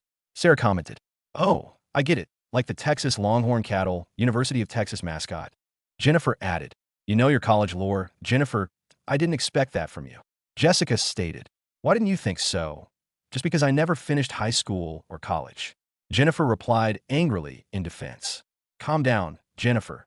She didn't mean it that way. I'm aware you consider yourself a self-educated professional, but look at us, Kyle, Jessica, Rick, Sarah, and I barely take our homeschool seriously because we work more than 60 hours a week that we're more alike than you think. Vince said reassuringly. Vince is right that you're busy acting in blockbuster movies to have enough time for studies on the side, Sarah added. The Rock, Elon, and Robert overheard their conversation and interjected by ordering drinks for everyone from the crew. Relax, Jennifer, we're here to have fun at Vince Dalton's request. Let's not be so on edge. Robert commented, I'll have one of my men pick up swimming and leisure attire for all of you, in case you want to swim in the pool, drink at the jacuzzi, and stay the night. We have enough rooms for 36 people on board. Vince stated, who's down to ride jet skis on the Pacific with me? Rick asked curiously. FCK, yeah. I'm down, Kyle, and The Rock replied in unison. You kids, be careful out there, Robert said jokingly. The three men gulped down their vodka cocktails and immediately went straight to the stern of the ship. Do you mind if I jet ski with them, Mr. Dalton? 3D Jaden asked in a hushed tone. We have more than enough jet skis. Go ahead. And call me Vince, please. Vince replied. How about you, Alice? Interested in some water sports? He asked. I'll stay and drink with you guys here for now. Do you mind if I take some videos for my vlog? Alice asked. You can, but be mindful of where you point the camera. You're a Twitch streamer, right? Vince asked. Yes. Instagram Live is doing well right now, but as a video game streamer, the best platform is Twitch. Alice replied honestly. Instagram Live will do better in the gaming industry if I integrate Twitch somehow. Vince pondered. Thank you for your opinion. I'll keep it in mind. Future tech might buy Twitch soon based on what you've said. Streamers are the lifeblood of modern video games, after all, and I want War Online and Evolife to stay relevant for years to come. Vince explained. I've never heard anyone refer to streamers in that way. So, is streaming supposed to be popular now? Alice thought. What's this streamer mumbo-jumbo you guys are talking about? Robert asked curiously. It's self-publishing live entertainment like playing video games, a music show, or any form of media you'd see on TV, but broadcasted on internet platforms like Instagram or Twitch, Jessica explained. It's understandable why you're not aware of streaming, because it has only gotten popular recently due to War Online and the APL. Streamers are branching out to other types of content like vlogging and game shows nowadays. Alice added, I'm not that old already, am I? You youngins are making me jealous of your youth, Robert said in banter. While they were talking, Vince smelled something funky in the air and looked outside the lounge to see Elon smoking a joint by the yacht's railing. Elon, what's going on out there? Vince asked in jest. You said we should relax, and smoking Cali Kush is the best way to do that around here in California. Elon replied with a grin on his face. Elon, come here inside and let me have a few hits. Then I'll sponsor the next ounce. Vince instructed. Vince didn't tokay like a BTCH and hit the J as an experienced smoker. I still got it, but damn it, it's been years since I traveled back in time and last smoked the ganja. So Vince thought while enjoying a puff. I didn't know you smoked. Vince, IT never occurred to me. Such a serious businessman like yourself would be into things like this. Elon stated in banter. You want to talk? Are you planning on getting high before heading to Mars? Vince replied, adding to the banter. May I? It smells too good to pass up. Robert asked. Whoa. Tony Stark likes getting lit too. Vince replied. Don't call me Tony Stark. It's incredibly embarrassing coming from you that you're more of a Tony Stark than I am. Robert stated. Tony Stark is a genius, and I'm just a lucky kid who spends his money wisely, Vince replied honestly. Don't mind Vince when he's like this. Always so modest about his success that we're literally enjoying the finest alcohol on the world's largest yacht right now. Elon commented, how much does Future Tech make? Unfortunately, it's not a public company, so no one truly knows except you and your accounting department. I'm just curious. Jennifer asked inquisitively. Talking about money isn't my style, but everyone is getting drunk and high, so there shouldn't be too much harm to share a bit. Vince pondered while smoking. We pay and fund our staff well, so most of our profits get instantly halved. However, net profit last year was about $75 billion and projected to increase massively in Q4 2013. Not as high as the large oil and gas corporations, but we'll get there. Vince explained. Wow, not even Apple makes that much profit in a year. Robert commented. But Apple isn't winning a war in Afghanistan and providing life-altering medical services. Marco interjected from the sideline. Marco, stop acting so serious and grab a drink. Have fun and let the other FS operators do their job. Vince instructed that a few crew members appeared holding future couture bags for each guest containing complete sets of vacation clothing from the summer collection. This swimsuit looks and feels incredible, Alice mentioned while checking out her new clothes. It's my treat. The crew will guide y'all to your private staterooms. Get dressed and jump in the jacuzzi whenever, and I'll have our drinks brought to us. Vince stated an hour of conversation later. The Rock, Kyle, Rick, and Jaden returned from their jet ski escapade. Jennifer felt more at ease after a little outburst earlier and continued drinking and talking to Vince and others. So someone tried to kill you at your old home. That's so scary, Jennifer stated. But he beat the contract killer with a sweet double-leg takedown. From what Director Price told me, Vince has a heart of a lion. Marco commented in his drunkenness. Stop, Marco, that you're embarrassing me in front of our guests. Vince instructed. Being courageous isn't embarrassing at all. Vince, on the contrary, I think it's quite charming. Jennifer stated seductively. Is it just me? Or is it getting hot in here? Vince pondered while gulping his Vesper martini. The following morning, Vince woke up in the yacht's primary bedroom with a massive headache from his hangover. What a pleasurable dream I had, Vince thought. He reached for his phone on the side of the bed where he typically charges it, but noticed a young woman lying right beside him. WTF? Vince thought in surprise. Vince, you were so sweet and attentive last night that I guess we both fell asleep on your bed while watching TV after spending hours drinking with your friends. Haley stated as she slowly woke up from her slumber. What happened last night exactly? Vince asked inquisitively. You don't remember? You're the one who kissed me at the top deck while we were both alone last night. Haley replied. Elon and his Callie, Kush, got me into trouble. I'll get him back for this one day. Vince thought. Thanks for jogging my memory that I'm slowly remembering what happened. You could take the first shower before we head to the dining hall for breakfast. Vince stated. All right, but you'll have to join me. We don't want to keep the other guests waiting. Haley replied with a seductive smile. More money, more problems, but I think I can handle an issue like this. Vince pondered as he followed Haley into the bathroom. 30 minutes later, they both took the elevator and arrived at the lavish dining hall in the middle of the Longhorn where other guests were already eating breakfast. Kyle was about to say something, but Vince immediately stopped him from talking by holding his hand out. I already know what you're about to say. Kyle, keep it to yourself. Vince stated sternly. Come on, Vince, if I was going to say good morning. Kyle said with a wide grin on his face. Find a seat, you two, I'll have the chef bring out more food. His mother Leah instructed. Vince and Haley sat beside each other and started choosing dishes from the menu. Before the food arrived, Vince began talking to the other guests who decided to stay the night around the table. Alice and Jaden, are you satisfied with your current accommodations? Vince asked. Of course, experiencing the high life isn't a common occurrence for us, and we were able to film some of the Longhorns features for our vlog. Our fans have been bombarding our social media accounts asking about this mini vacation you graciously invited us to. Alice replied sincerely. I trust you won't spread too much information about our get-together, or else it may get awkward. Vince stated plainly. Don't go scaring the guests, son. They know their limits. Leah said in a scolding manner. I would never do that to you, Vince, especially after Ford has told me about your inspirational pep talk after they lost the APL Season 2 finals. You seem like a good person. 3D Jaden said honestly. You're friends with Fortis, Prime Alliance's team captain? Vince asked curiously. He's my cousin that we both got in a war online, but he preferred playing the game too seriously, whereas I like creating content for viewers online. 3D Jaden replied. Small world.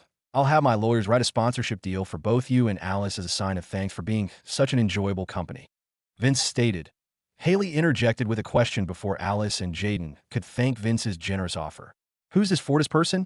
I noticed Vince got worked up when you mentioned his name. Haley asked curiously.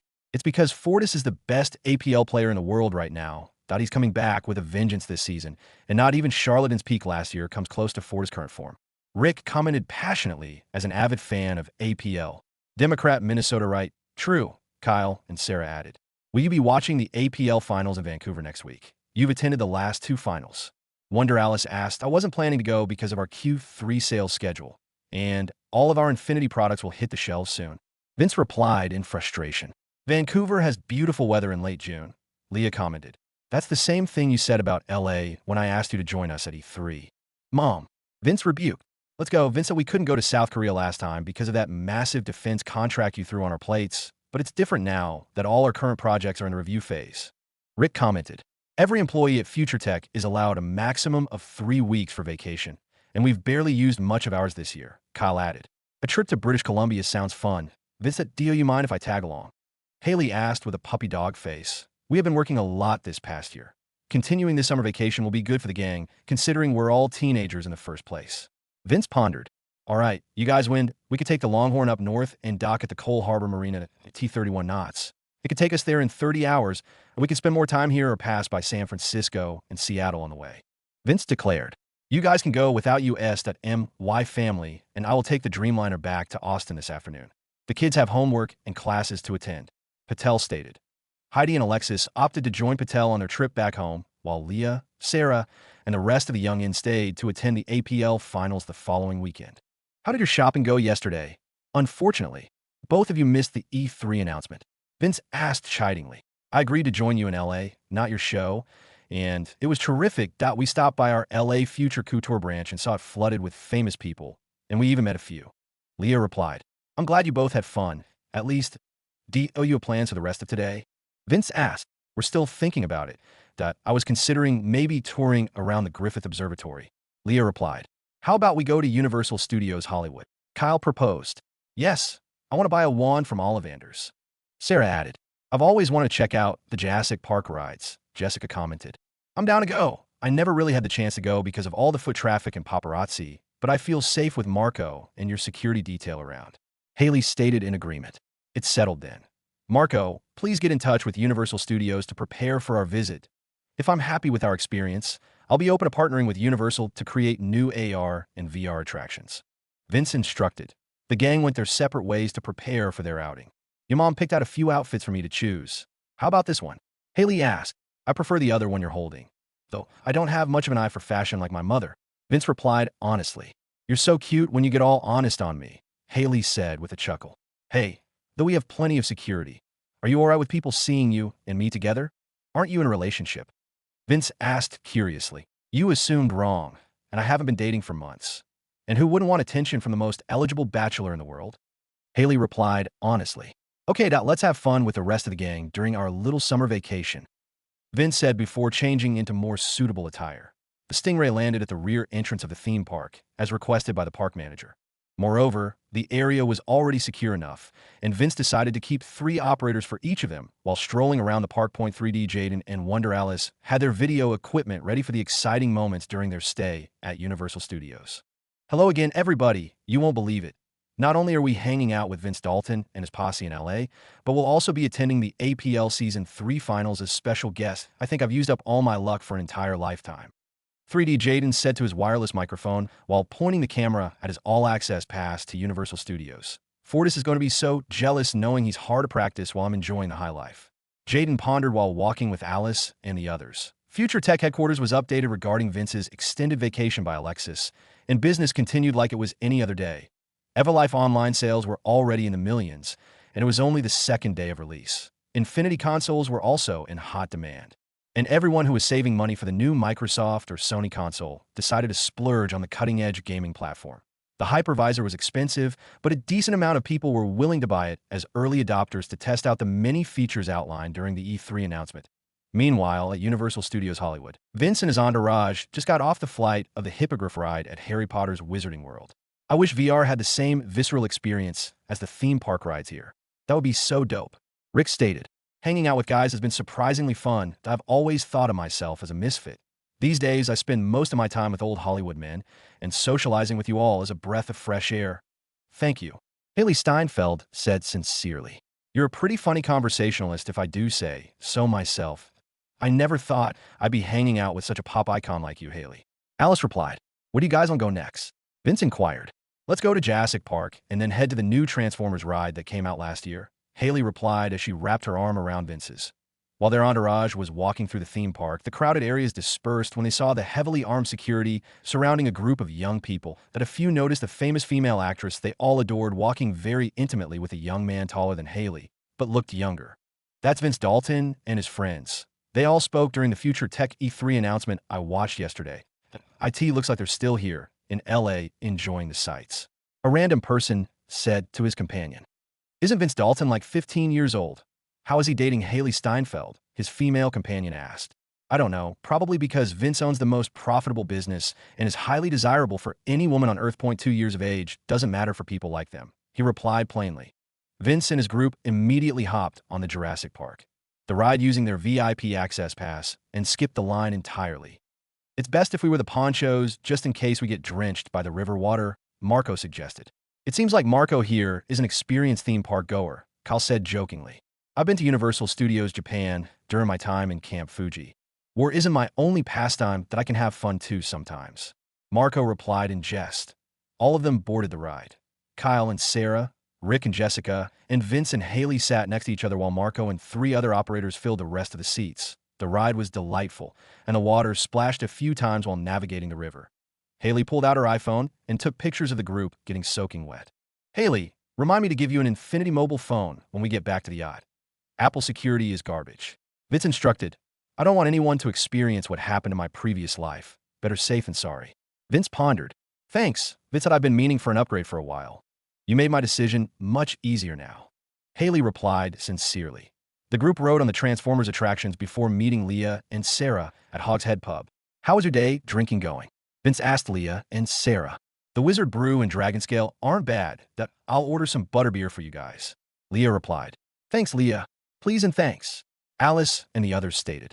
It's so crazy we were able to ride most of the attractions in only a few hours. The VIP access pass came in clutch with the ones with huge lines. Rick mentioned, next time we go back, they'll have an augmented reality attraction made in partnership with Future Studios. Maybe a war online-themed experience. The manager was thrilled to hear my offer. Vince replied. While Vince explained the AR attraction concept to Kyle and the others, he received a comlink request from Elon. Vince, are you still in LA? Elon asked. Yes, we're at Universal Studios right now. What's up? Vince inquired. I don't want to intrude on your summer vacation, but do you mind stopping by SpaceX today? I want to show you the Falcon Heavy and a new toy that may help expedite the power grid upgrade. Elon replied. Sure thing, we have a bit of free time until the APL final next week. Give us an hour or so. Vince stated before closing the comlink channel on his smartwatch. Sarah and Leah decided to visit the Griffith Observatory while Vince and the others headed to SpaceX headquarters. The Hawthorne HQ looked very different from the last time Vince visited. Dragonflies and FS operators were patrolling the area similar to the Austin HQ. Brothers and sisters from Future Tech, welcome to your LA branch. Vince is technically the majority owner of SpaceX now, so it's only proper. Elon stated after meeting the group at the entrance. Thanks for having us. Please lead the way. Vince replied. They took a company vehicle and headed towards the large manufacturing building. Vince's entourage was mesmerized by the many spacecraft components strewn around the area. That's the newly updated Falcon Heavy.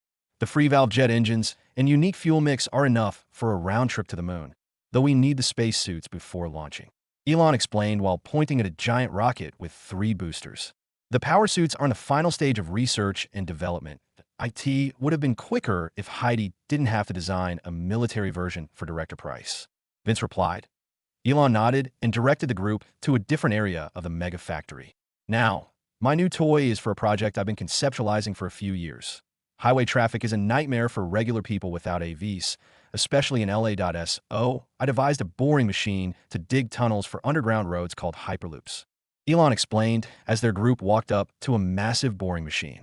I understand now. You want to use the same machine to lay underground power lines. IT seems viable, but how much would boring a mile cost? Vince asked curiously. Our earlier design was unreliable and expensive to maintain, but we built the new version with the same advanced materials as some Falcon components, powered by free-valve Koenigsegg engines, reducing the cost from $10 million per mile to only $3 million per mile, Elon explained. That's a massive difference, but still quite expensive. That will also require an outer tunnel as easy access for maintenance personnel, and cooling the power lines will be a whole other issue. Vince replied honestly. I hear you, Vince. These are all valid concerns, but I assure you that building the Hyperloop in conjunction with laying down new power lines will be cheaper in the long run. We can also lease out space to power and network providers to recoup our losses. Elon stated. All right, you've persuaded me. How much funding do you need? Vince asked.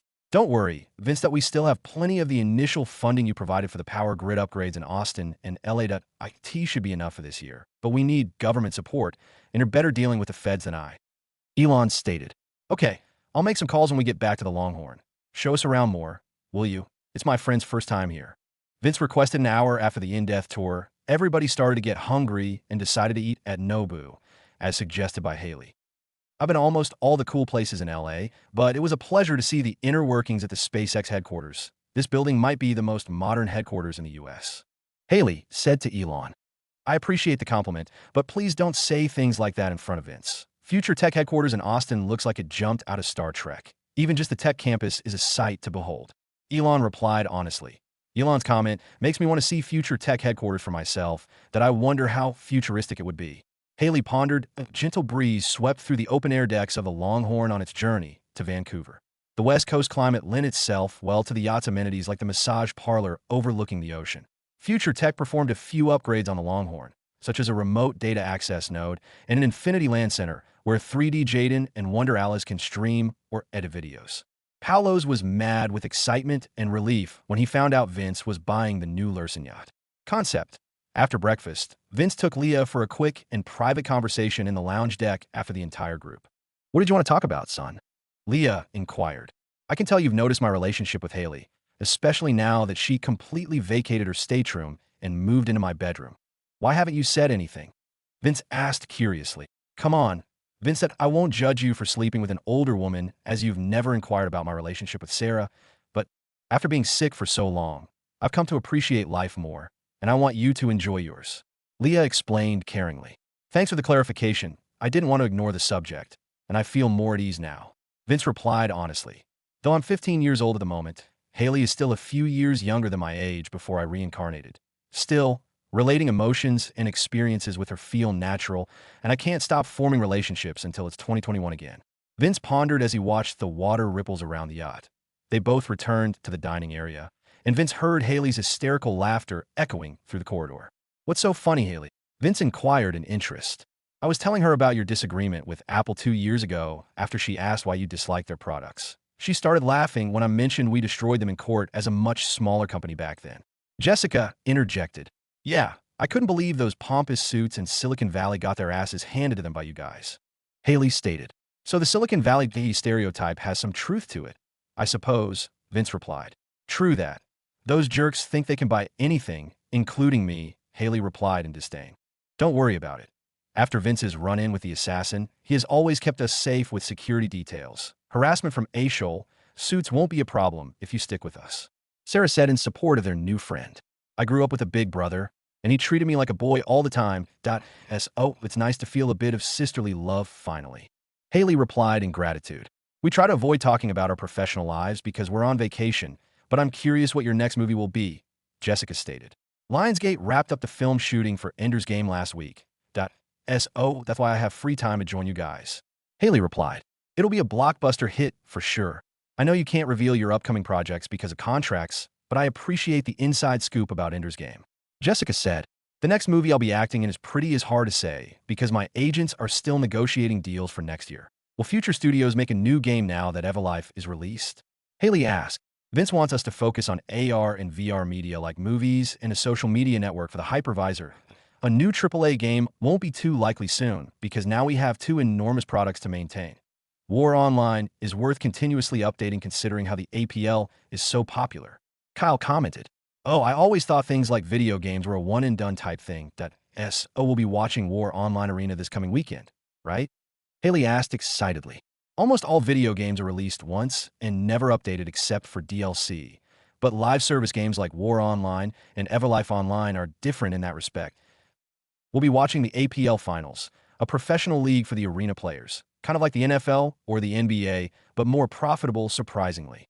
Kyle explained, "I always had faith in our esports subdivision. Vince was meticulous in preparing a suitable platform for the league by funding live streams and various other media as a promotion." Rick interjected, "Streamers weren't as respected as it is now.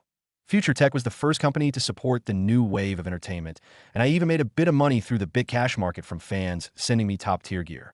Alice commented, "Hold on to your Bitcoin and never spend it. That is all I will say." Vince stated seriously, "Last time I checked, BitCash boomed the crypto market, and BTC is now worth $25,000 each, already half of what it was in 2021. And even more, people are engaged in the market now." Vince pondered, "Thanks for the advice. I heard Future Tech owns most of the supply. So if you're not selling, there has to be a good reason." Alice replied sincerely, "Fiat currency is FKED. I spend most of my billions as fast as Future Tech earns because materials, commodities, and labor will always be king in our society." Vince explained his point of view. "That's funny because we made so much cash from bartering Bitcoin and digital goods the old-fashioned way, 0.5 goats for a cow." Jessica commented, "It would be a nightmare for accounting if the government taxed crypto like the dollar. But President Obama assured me this wouldn't happen during his administration." Vince replied, "Wow, do you speak to the president often?" Haley asked curiously. "Only during emergencies, and mostly about government policy and the campaign in Afghanistan." All of us here has met him in person at least once. Vince explained. Interesting that I only knew of Future Tech because of the first AIM mobile phone release last year that some of my friends use, and Future Studios because of War Online. So you can tell I don't pay much attention to the news. Haley replied, a bit embarrassed. Really? So you honestly never knew much about Vince before meeting him at E3? Most people instantly change their attitude when they hear Vince Dalton's name whenever we're traveling. Leah commented, Yep, that's why I was surprised to meet Elon and visit the SpaceX headquarters, though I was too embarrassed to mention it. Haley replied, We sell more than crypto, video games, and consumer electronics, or else I wouldn't be able to afford a yacht like this. You should visit Austin to see for yourself what Future Tech is all about. Vince suggested, though you can't expect much attention from him when he's in his office. Always busy with work and all. But Sarah and I can keep you company. Leah bantered, Mom, I'm learning and managing most of our projects. And of course, I'll be busy when I'm in work mode. Vince bantered in his defense. I'm just kidding, Haley. For sure, Vince will love to keep you company. His penthouse bed is quite large. Leah continued the banter. Everybody started laughing as Haley's face began to blush after understanding what Leah meant. The rest of the trip to Cole Harbor Marina was a blast for all the passengers. Massages, a dip in the jacuzzi and swimming pool, watching movies in the cinema, and admiring the upper deck lounge view of the Pacific Ocean. Jaden, Alice, and the rest of the youngins invited Haley to play some War Online and explain the arena mode more in depth to prepare her for watching the APL finals. Haley even created a Twitch account and co-streamed with Wonder Alice while playing after getting to know each other more, amassing millions of concurrent viewers. Vince decided to purchase Twitch before Amazon made an offer and called David to set up the deal for a maximum of $1 billion, $100 million more than the deal from his past life. Vince joined the fun and streamed arena games with Jaden, carrying him in their matches. Democrat, Minnesota. Arena players are no joke that it's like everybody is playing to win the APL finals and pugs. Vince pondered in frustration. Jaden, I think your rank is too high to party with me. I keep getting destroyed at mid. Vince stated. While he was complaining, Marco entered the LAN center and notified him of their arrival in Vancouver. Another day, another new place to visit. British Columbia, better get ready. So Vince thought, as the Longhorn's massive structure slowly found a free space to dock. The humongous yacht barely fit the passage to Cole Harbor Marina due to its size. Yacht owners enjoying the pleasant climate and weather were astounded watching the Longhorn make its way to an available spot. Holy moly, that's the biggest yacht I've ever seen. It's unbelievable, a Cole Harbor regular said to his wife. Whoa, is that Haley Steinfeld I see on the upper deck? We love her in the True Grit movie, the wife asked. I knew she made plenty of money off her movies, but her yacht is on another level. Maybe I should have gone into acting instead of finance. The husband commented. While the couple and other bystanders discussed the new arrival at the harbor, Vince talked to Marco regarding transportation around the city. Are AVs allowed here in Canada? It would be very inconvenient if it weren't. Vince asked. I asked the marina officials earlier, and they confirmed that AVs are legal in British Columbia, but not entirely legal in Canada, yet until 2014, Marco explained. Perfect, that's my first time in Vancouver, and the Stingray will help significantly travel to each landmark and tourist destination. But, guys, we have 2 days before the APL finals on Sunday, so let's make the most of it. Vince stated, let's go to Stanley Park. Jessica said, Science World is a must-see, Sarah added. Granville Island is famous for its restaurants and shops that I suggest we go tomorrow morning. Dr. Sarah suggested. Shopping, I like Leah commented. Their group spent most of their time appreciating the sights around Vancouver before attending the finals on Sunday afternoon at the B.C. Place Stadium. The 55,000 audience members were treated to the same level of fanfare as the finals in LA and South Korea. The only thing different is Vince opting to travel separately from the finalists' limousine convoy. They instead flew on the Stingray and arrived at the stadium right before the show started. The group and its security escort arrived at the VIP box and settled down on the lazy boy seats. It's surprising to see many of the audience wearing hypervisors. They aren't exactly cheap at $1,500 each. For the most basic version, Vince pondered, Haley, what's your opinion on the hypervisor after getting a full tour from the Infi AI? Vince inquired. I was skeptical at first, but slowly got used to the controls about an hour into practice. The demo AR and VR experiences were amazing, honestly, especially the futuristic roller coaster VR thing. Haley replied, I'm glad you like it. That we should talk about a new project Future Studios can work with you on later tonight, that a new movie maybe. Vince stated, I can see the potential in this new type of entertainment, so I'd love to be involved. Haley replied with excitement. The lights dimmed in the middle of the arena. Then electronic music started playing as deadmau5 was revealed on stage, as usual. The APL finals featured famous local artists to hype up the crowd during the pre-show. After half an hour of music and dance performances, the APL theme song played as the finalists walked towards their booths. The crowd of more than 50,000. Passionate fans cheered for Prime Alliance and their rival Clear Sky. Even after multiple roster shuffles, these two APL behemoths were still the best in the world, mainly due to their star players in Fortis and Charlatan. This crazy rivalry has lasted since the first ever season of the APL. It's interesting to see if the new grand prize of $50 million, half the season's entire prize pot, will affect their performance on the big stage. The APL live commentary caster said to his microphone. The players were setting up their gaming equipment, and most of them still used widescreen monitors, except for Fortis, who chose a hypervisor instead. Why do you think Fortis will be playing on the hypervisor? The co-commentator asked. There isn't a competitive advantage using the newly released future tech product as a display, but the added gesture controls can make a difference if utilized correctly. The other commentator replied that as suggested by Vince in South Korea. Fortis focused on mastering all available character archetypes in preparation for the Season 3 final. He adapted the same mindset in learning the hypervisor gestures to add more utility to his playstyle. During one of the team fights in the second game, Clear Sky caught Prime Alliance in a smoke cloud ambush led by Charlatan and picked apart the support players in the backline, but a Clear Sky initiator sought out Fortis in the fog of war and took responsibility for holding him back from helping the rest of Prime Alliance. Fortis instinctively released his right hand from the mouse and kept controlling the character with his index finger, similar to how Mobile War Online players navigate the game map. What is Fortis doing? The commentator screamed at his microphone. PC players frown upon mobile arena players because the mouse and keyboard were vastly superior. Even the audience was stupefied watching Fortis' precision in dodging the enemy initiator's incoming, sweeping lightning skill with the use of a gesture. Fortis required quick, successive actions to dodge and help his supports, and realized the only viable way was to gesture with his right-hand fingers to do so. Fortis looked like he was casting an elaborate magic spell through the game booth window. While waving his arm and twitching his fingers, he turned the fight around on the big screen by ignoring the initiator and utilized Blink Teleport, a skill not usually used by tank players like Fortis. Charlatan was caught by surprise as he expected Fortis to at least take a few more seconds before joining the team fight. How is he so quick? Charlatan pondered as Fortis' DPS build shredded him to pieces after receiving a few regular attacks. Clear Sky lost the chance to close out the game and was now down 0-2. What do we tell you? Haley, Fortis is the best player in the world, hands down. Rick stated passionately. That swift turnaround was mesmerizing to watch. I can see why people love watching Professional War Online instead of only playing it. So Haley pondered. What a fantastic play from Fortis to start their comeback in Game 2.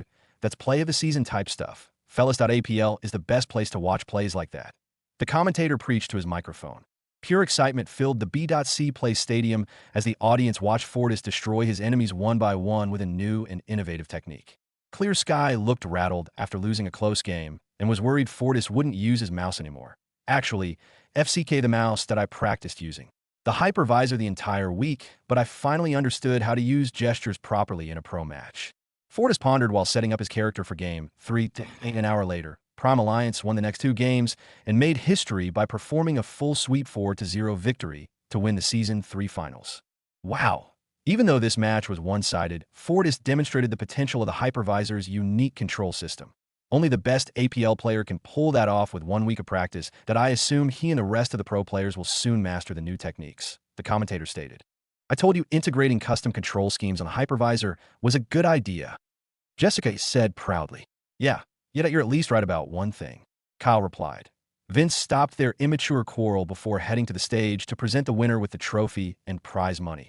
Before Vince began the ceremony, he briefly spoke to the Prime Alliance members. See, what did I tell you? Your greatest asset I observed was adaptability, and Fortis here showed his prowess in learning new things that I too strive to get better and learn more, so I have mad respect for y'all. Vince stated before giving them the trophy and the giant check for $50 million. The crowd chanted Prime Alliance loudly, and two members of the North American team from Canada basked in their hometown glory. Vince walked up to Charlatan and his teammates and thanked them for their efforts in the APL using the Infi AI translation app on his smartwatch. He invited Prime Alliance to join their group for dinner at the Gotham Steakhouse downtown as a celebratory treat. The Stingray had plenty of seats to fit the 5 players and the 2 managers. The new guests were awed by the evening city skyline. like usual AV first-timers before arriving at the destination. They ate dinner and spent time getting to know more about Fortis with Jaden side commentary as his cousin. Then Vince noticed APL audience members entering the restaurant wearing hypervisors looking to eat a steak dinner and practice gestures as they waited for a table. It seems Fortis was the best marketing tool for the hypervisors. Control system that I was worried people would stick to traditional input devices instead of adapting. Vince pondered. Stats last time checked. Future tech current valuation, $300 billion, 15 million BTC. Currently trades at $25,000. $8 billion cash in future tech 105,000 plus employees. FTAI, Future Studios, Highmine Manufacturing, FT Micro Devices, Bitcash, FTVR, Future Tech F1, FT Investments, Future Arms, Future Med, Future Tech Robotics, Future Education, SpaceX, 20,000 plus operators under Future Security personal vehicles. Class and Phantom, Adra R, Adra SFV, Boeing Luxury 787 Dreamliner. The Longhorn 5 company collaborators, Epic, Koenig Isaac, SpaceX, Tesla, Hyundai C, and dozens of investments under Future Tech Holdings. Instagram, Twitch. In a hidden base among the Swiss Alps, a man was tinkering with new toys like he usually did when something anarchy couldn't steal became available in the open market. The organization leader had his men set up a full-spectrum signal jammer they developed after snatching U.S. Navy digital documents in the early 2000s. Tricky. Future Tech almost got our location with an automatic GPS pinging system, he said out loud as he turned on the Infinity workstation. Enigma utilized various tools and software to crack the computer's functionality, but couldn't devise a method without triggering Future Tech's particular security features in their new products. We'll have to take our time re-engineering the Infinity product line that DM in those stupid traders for exposing us. Network and hardware security is getting better and better, but I know we'll power through like anarchy has been doing for half a century now. Enigma pondered deeply. Oblivious to the nefarious actions committed to his company's work, Vince enjoyed the APL Finals afterparty being thrown at the Longhorn. I was so busy practicing for the playoffs and finals this week that I didn't notice you were with Vince on a sailing vacation, Fortis said to his cousin, 3D Jaden. You wouldn't believe how much of a gracious host Vince and his friends have been to Alice and me, that we even streamed War Online together with Vince and Haley on Twitch. Our fans were going nuts in the chat. Jaden replied, Sick. Do I get a revenue share as your cousin then? Fortis asked in banter. If that's the case, then I get a share of your grand prize too. Jaden bantered back. Anyway, how were you able to set up the flowing control scheme you employed to smack clear sky? Rick asked. I spent a good few hours talking with the Infi AI in refining my control options that suited my playstyle. The AI made it easy for me. Fortis replied honestly. We can work with that quote, that I'll have the Future Tech website feature your thoughts and opinion about the hypervisor control system, if you don't mind. Jessica interjected. No, not at all that I'd be happy to help more people understand the hypervisor. However, I can never go back to traditional displays after starting to use the hypervisor because of the premium video quality and controls. Fortis explained. The festive atmosphere continued through the night with alcohol and various substances consumed with great enthusiasm. Vince and Haley changed into swimming attire and hung out at the jacuzzi while the female guests joined them. Where's your boyfriend and his cousin? Haley asked Alice. The other guys are drunk and attempting to solo speedrun a dungeon in War Online, betting on who gets the fastest time. Alice replied while shaking her head. Boys will be boys. Why Dad always told me when my big brother was being an idiot. By the way, I assume you guys will be heading home to Austin soon, and it's been so fun hanging around new and young people, and I don't want this vacation to end.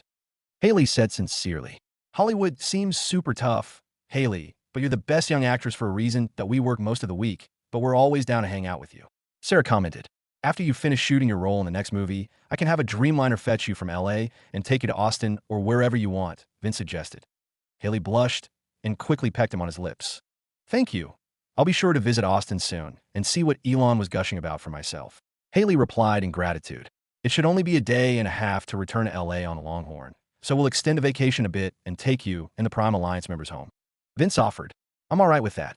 Future Med won't need me badly until the FDA trials next week. Dr. Sarah commented.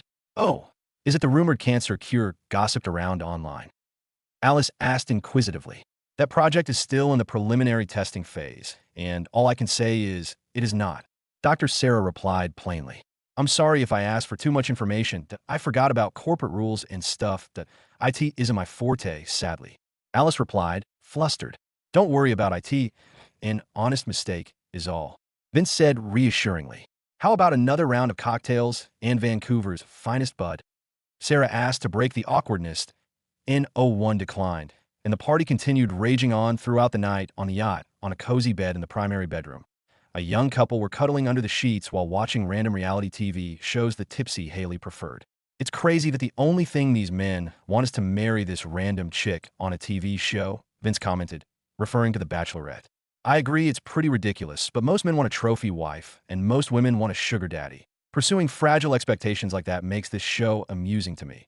How about you, Vince? What are you seeking in life? Haley asked inquisitively. I always worked hard and overtime for survival. Ensuring my mother's health was my #1 priority. Unfortunately, it took years before we had the resources and found Dr. Sarah and her team willing to take on a rare case like hers, and she only recently recovered an essay result. I'm content with what I've achieved, and everything in my life now is a bonus. Vince explained with gripping emotion. So that's why she's so close to Sarah. I understand now that I have a bit more context. You never mentioned your mom was sick. Haley replied. Now that it's passed, we don't need to bring it up often, but I just wanted to be honest. Vince stated. Well, not completely honest. Haley would think I'm insane if I mentioned my incredible time travel reincarnation experience. Vince pondered. Do you ever feel anxious or scared about running a continuously expanding company like Future Tech? Haley inquired. Not so much last year, but after our run-in with an organized hacker group and my involvement in the Afghanistan war, it weighs on my mind heavily at times that I work on company projects or attend Brazilian jiu-jitsu classes to keep my mind busy. But unfortunately, good and honorable men have died under my employment, and even Marco was a few inches from death back in February. Vince openly shared. Marco always seemed healthy and in high spirits. I wouldn't have thought he almost died recently. Haley replied in surprise. His entire right leg is a cybernetic replacement. However, it'd be hard to notice that he saved many lives that day. It's a good thing the insurgent leader decided to attack the forward operating base instead of Kandahar, or else innocent people under our protection would have suffered as collateral damage. Vince added, Vince, don't feel so disheartened. You have so many people around you ready to support you. You always seem to be optimistic, energetic, and lighthearted with me, especially when you were around Elon. Haley said with a bit of a chuckle.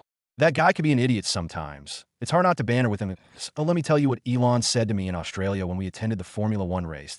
He was trying to pitch an idea to me involving space travel, and instead of aiming for the moon first, he suggested going straight to Mars. He's hilarious and crazy sometimes. Vince replied as he cheered up slightly. Haley started laughing out loud, making Vince chuckle for a few seconds. Let's talk about you next. You mentioned growing up in LA. How was it? Vince asked. We did the standard stuff you would typically do in and around the city, that I'm busy in different Hollywood sets most of the time, and I would like to leave the hustle and bustle once in a while like what we're doing out at sea right now. Haley explained. Then you'll love it in Austin that we got all sorts of sites like lazy rivers, hills, mountains, and more activities to do outside the city. Vince declared confidently. You're pretty sure of yourself asking me to move in with you, Ardita. We've only been together for a little over a week. Haley replied in banter. So what if I am? Vince returned the banter. Haley smiled before imagining a scene in her mind similar to her experience shooting True Grit in the Wild West a day and a half later. The Longhorn docked at the port of Los Angeles. Vince gathered contact information from his new acquaintances from E3 and Prime Alliance. I can't promise to watch the next finals in person, but let's all keep in touch that I'll have Marco dispatch a CAV for you guys. Unfortunately, the Stingray can't land in residential areas. Vince suggested. Haley walked up to Vince for a quick conversation after hugging him. When is a good time to see you all again? Haley inquired. You can swing by whenever you're not busy with work. Your future security detail can arrange the flight travel. Are you sure you're okay with me assigning you a security detail? I know it seems a bit much, but I prefer to be thorough. Vince asked sincerely. I said it's fine. And those dragonflies can disable cameras. I'll have them terrorize my daily paparazzi stalkers. They're so annoying all the time. Haley replied genuinely. I'm glad you'll at least gain some amusement from my FS operators. The LA branch will cycle them weekly as they prefer cleaning up the Afghan countryside more than guarding people. Vince stated, Civi slowly landed on the Piers Access Road and was ready to bring the guests back to their respective homes within the city. The others bade their farewells to Jaden, Alice, Fortis, and the rest of Prime Alliance. Haley kissed Vince on the cheek before saying goodbye and entering the waiting AV. Well, it's time to get back to work. So Vince pondered while watching the CAV fly into the city. The Future Tech executives landed in Austin later the same day, with the usual Stingray pickup ready and waiting. Most of the group returned home after arriving at the headquarters on their CVs, while Vince decided to work the rest of the day. "Welcome home. Vince, may I get you something to drink or eat?" Aya said to Vince as he entered the penthouse. "A cup of coffee would be delightful. And please have Ralph meet with me if he's in the headquarters. Thank you." Vince replied. "Understood." Aya replied with a slight bow. A finely dressed Caucasian man in his early 30s wearing a three-piece future couture suit arrived at Vince's office after 10 minutes. "Vince, good to have you back. How was your mini vacation on the West Coast?" Ralph asked. The E3 announcement seemed like a success thanks to Alexis and Heidi supporting the event from the background. "The trip from LA to Vancouver on the Longhorn was quite fun. I suggest you and your family take it for a spin." Vince replied. "I expected. It was a pleasure navigating the Pacific Ocean in the Longhorn, especially considering it cost $600 million. Thanks for the offer. You want to discuss the initial sales numbers for the Infinity product line, I presume?" Ralph stated openly. "That's why you're my chief financial officer. You always know what I need," Vince replied with a chuckle. The new consumer product line is only available in the US momentarily because all require an Infinity Cloud account with a NetServe subscription to operate. The ASA result. Our sales subdivision estimated a significant decrease in orders, but the flagship products like the Infinity smartphone, Infinity console, and the hypervisor are selling strongly. Ralph explained. The first week of sales included 5 million consoles for $999 each, 25 million smartphones for $499 each, 1 million hypervisors for $1,999 each, 500,000 workstations for $4,999 each, and a massive order from Amazon for Infinity servers. In addition, the EU is negotiating a deal to purchase an Infinity supercomputer for ITER and their fusion research program. Ralph stated from the top of his head. The flagship product alone equate to a bit below $22 billion before taxes. That seems like decent sales numbers for the first week.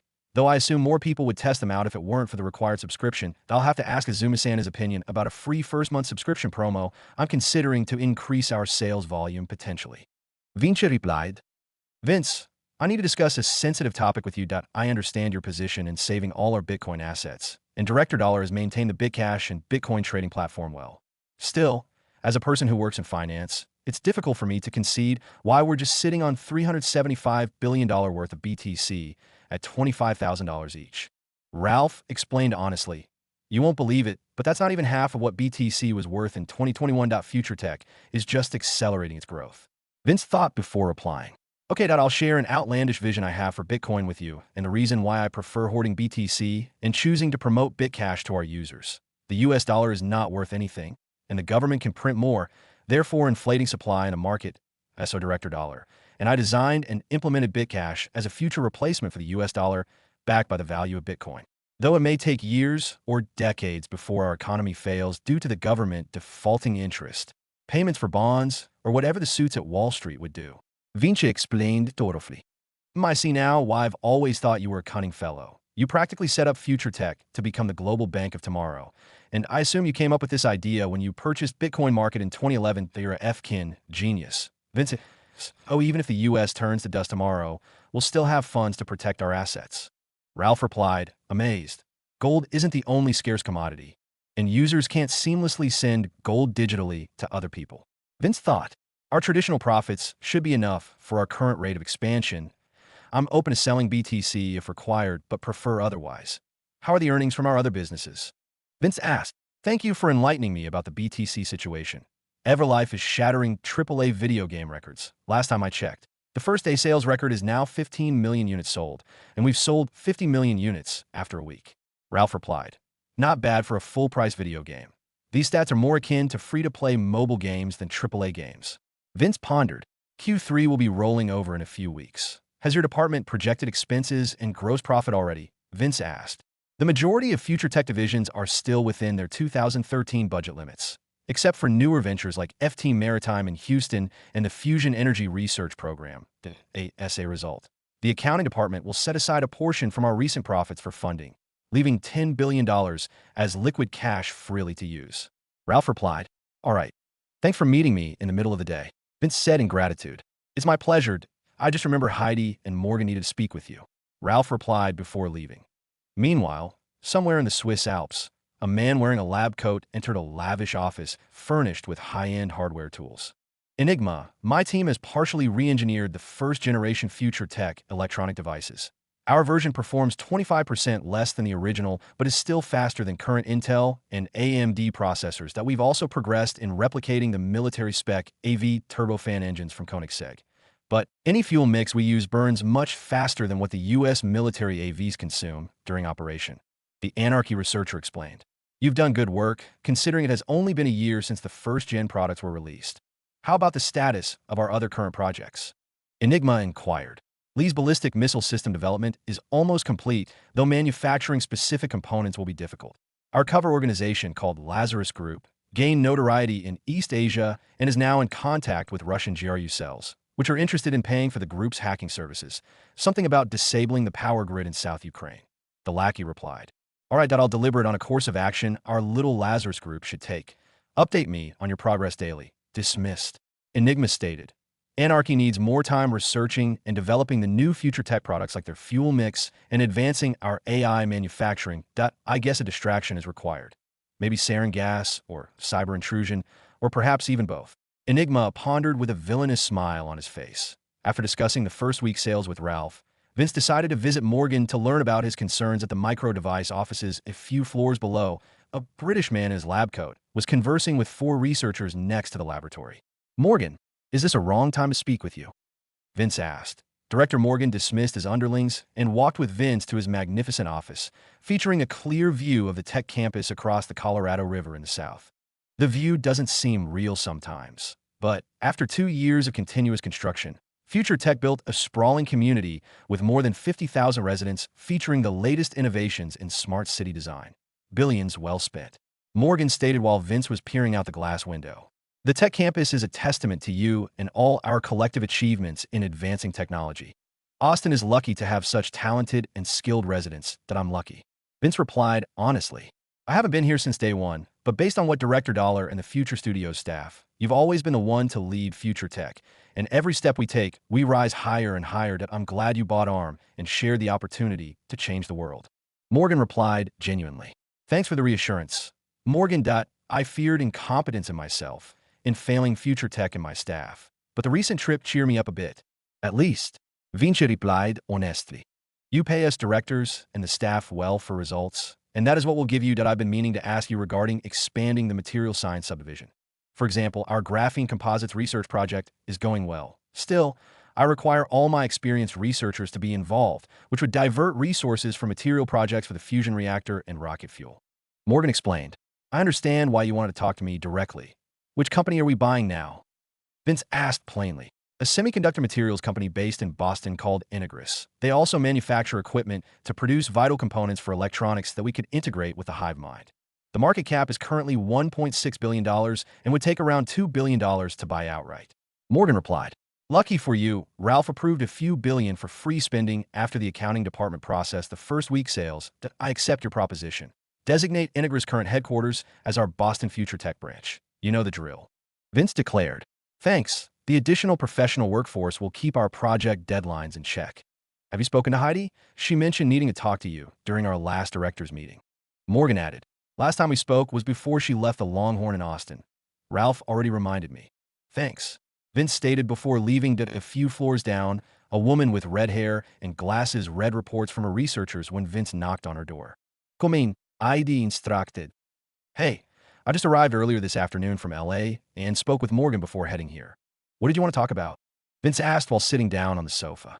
Welcome back. That I assume Morgan spoke to you about our progress with manufacturing graphene composites that will soon integrate the new fabrication process into the tech campus's hive mind production lines that were currently limited to fabricating microscopic portions of graphene for our processors and system on nanite test products. But after the upgrade, we'll be able to produce larger volumes of metal matrix composites using alloys and layers of graphene. Heidi explained, that's good news. Elon has been bugging me about his new spacesuits. Vince replied with a bit of banter. He got wasted after the E3 announcement and talked my ears off about his desperate need for the spacesuits. I had to make him smoke and drink more to shut him up. Heidi bantered back. When can I expect our astronauts able to be trained in their new drip? Vinci inquired. That's what I wanted to show you. Follow me. Heidi instructed before leading Vince to a testing facility on the same floor. Though we can't mass-produce metal matrix composites economically yet, Future Tech Robotics and Material Science Division were able to produce enough for these 3 suits. Heidi explained as they were entering the storage room. The first suit was small and similar to the size of a soldier and mainly was skin-tight. The second was larger and entirely enclosed in foreign-looking metals and fabric, while the third was 10 feet tall and humongous, featuring more armor than the second. The least armor type is giving me Crisis vibes, while the medium-armored one looks like the Mjolnir from Halo. The heavy armor type is an F-kin mini Gundam. Vince thought in astonishment. How could a regular-sized human control the medium and heavy armor variants without the need for increasing the frame's power usage? Vince asked curiously. Dr. Taylor Miller from FTVR has adapted the prototype Deep Dive VR control system for use with the armor. The pilot hibernates inside the armor using life support systems for food, oxygen, etc., while his consciousness controls the armor similar to his own body. Heidi explained. See, I told you my teacher could help with the R, and she's quite brilliant, Vince stated as a matter of fact. I agree. Alexis and I go out downtown or at 6th Street with her, sometimes after working together for months on this project, but she's a busy woman raising a young boy. Heidi stated honestly. That's good to hear. How expensive will these prototypes be when we complete the Hive Mind update? Vince asked inquisitively. The infantry variant will cost $1 million. The medium armor variant for $10 million, and the heavy armor variant will cost $25 million, primarily due to more surface area where the graphene needs to be applied at Ion Edition. The batteries we developed with Tesla specifically for the power suits are enough for their current features, but would have to be replaced often, especially for the heavy armor variant. Heidi explained. The heavy armor variant is too large to fit in our current Dragon modules, so I assume the medium armor variant is the one we'll provide to SpaceX, Vince stated in confidence. Bingo. Only the medium and heavy variants can operate in a vacuum, while the infantry variant is for terrestrial use. Some components are modular, and we can install more weapons and batteries by sacrificing maneuverability. Heidi stated, focus on producing enough suits for our astronauts as the priority. Then, we can manufacture more of the other variants when we fulfilled our current SpaceX orders. Future Tech Robotics has been doing magical work this past year. Vince said as a compliment. I'd be ashamed not to deliver results with the billions of funding Future Tech provided us this year. We'll continue refining the design before mass production starts. I require a test pilot as a benchmark for the performance trials, Heidi stated. Marco is a good choice, but he was already a guinea pig for the cybernetic replacement program. Unfortunately, Director Price is too busy with running operations at Kandahar. I know the perfect candidate. Vince thought. I'll call Felix and assign him to test the prototypes. I suggest a more intense type of performance trial that he'll appreciate it, I assure you. Vince said with a chuckle. All right, I'll be in touch if my division requires anything else, Heidi stated before bidding farewell. While walking towards the elevator, Vince opened a private channel on his smartwatch Comlink app. A few seconds later, Felix accepted the Comlink request from his boss. Good morning from Daydati. Vince, what's up? Felix asked, will your battalion be fine if I assign you to perform some tests here in Austin for a month or so? Vinci replied, I've been training one of my company officers to lead a battalion eventually. I'm sure he can handle the FOB for a month without me. Director Price is always on call in case any emergencies happen, anyways. Felix replied confidently. Excellent. The trials will be challenging and rigorous, so be ready for anything. Vinci explained. I'm up for anything. You know this, Vince. Will you tell me what I'll be testing? Felix asked. It's a surprise, Felix, but I can give you a slight hint. Think him one Abrams tank, but in the form of a human. Vince said mysteriously. I can already imagine that my blood is already pumping. I heard about a few bits and pieces from Director Price when we drink during my off days. He mentioned how he laughed the idea off at first after hearing about it from Heidi. Felix replied excitedly. I know you'd be thrilled for the test, so I asked Heidi to make them more difficult. IT would be best if you hope she isn't a sadist. Good luck. Vince said jokingly. No, you've done me a great favor. Vincent, I'm pumped up even more now. When can I leave for Austin? Felix asked. You can start gathering your things after our call. Price will handle your expedited reassignment stateside. Vinci instructed. All right, I'll be there as fast as I can, Felix said before closing the Comlink channel. Heidi isn't a sadist, but Felix is indeed a masochist. I believe he should be fine, I think. Vince pondered in hesitation. Felix sat comfortably on a passenger seat while flying on a Stingray during a hot and blindingly sunny day in the Kandahar province as the city was approaching. He could see additional biospheres owned and operated by locals and newly installed massive concentrator photovoltaic solar arrays designed by Tesla in partnership with the Materials Science Subdivision. Though Afghanistan is rich in crude oil, the area was blessed with constant direct sunlight and was perfect for solar panels. The Stingray landed on the designated AV area at the Kandahar airfield. The airfield was primarily for military use, but now serviced more civilian passenger flights due to the recent increase in the local economy. Affluent Afghans from Kabul, Herat, and Jalalabad would regularly visit Kandahar to enjoy fine dining, featuring locally grown ingredients from the biospheres, and go shopping in American and international stores found in various newly built outlet malls. It looks like Director Price is pleased to see me that he even dispatched a welcoming party. So Felix thought as he saw a unit of U.S. soldiers, FS operators, and local soldiers were standing at attention by the hangar. He disembarked from the Stingray after it landed on the AV pad and walked up to Director Price, a Caucasian-American man, wearing an ornate soldier uniform, and an African-American in his future security combat suit were waiting patiently next to the troops. Wow. He even brought Brigadier General John Dalton to greet me. So cool. Felix thought with a sprinkle of narcissism. Director Price, General Dalton, it's good to see you both. I appreciate the warm welcome. Felix stated confidently. Felix, we've known each other for more than a decade now, but you're still such an idiot sometimes. This welcoming party isn't for you. Dimwit. It's for the arrival of Hamid Karzai, the Republic of Afghanistan's president. Price stated chidingly. An honest mistake. Feel free to join us, Lieutenant Colonel Felix. The president will be here any minute now. General Dolan stated professionally that a few minutes later, a U.S. Air Force plane landed on the airfield carrying the most important man in the region. Hamid Karzai emerged from the plane wearing his signature lambskin hat and Popalzai tribal robe. It's good to be home. Karzai pondered in nostalgia while making his way towards the military officers. Welcome, Mr. President. Kandahar is at your service. General Dolan stated courteously. It's been a while, Dolan. How have you been since we met in Virginia back in 2006? Karzai asked. My studies at the National War College panned out, as you can tell.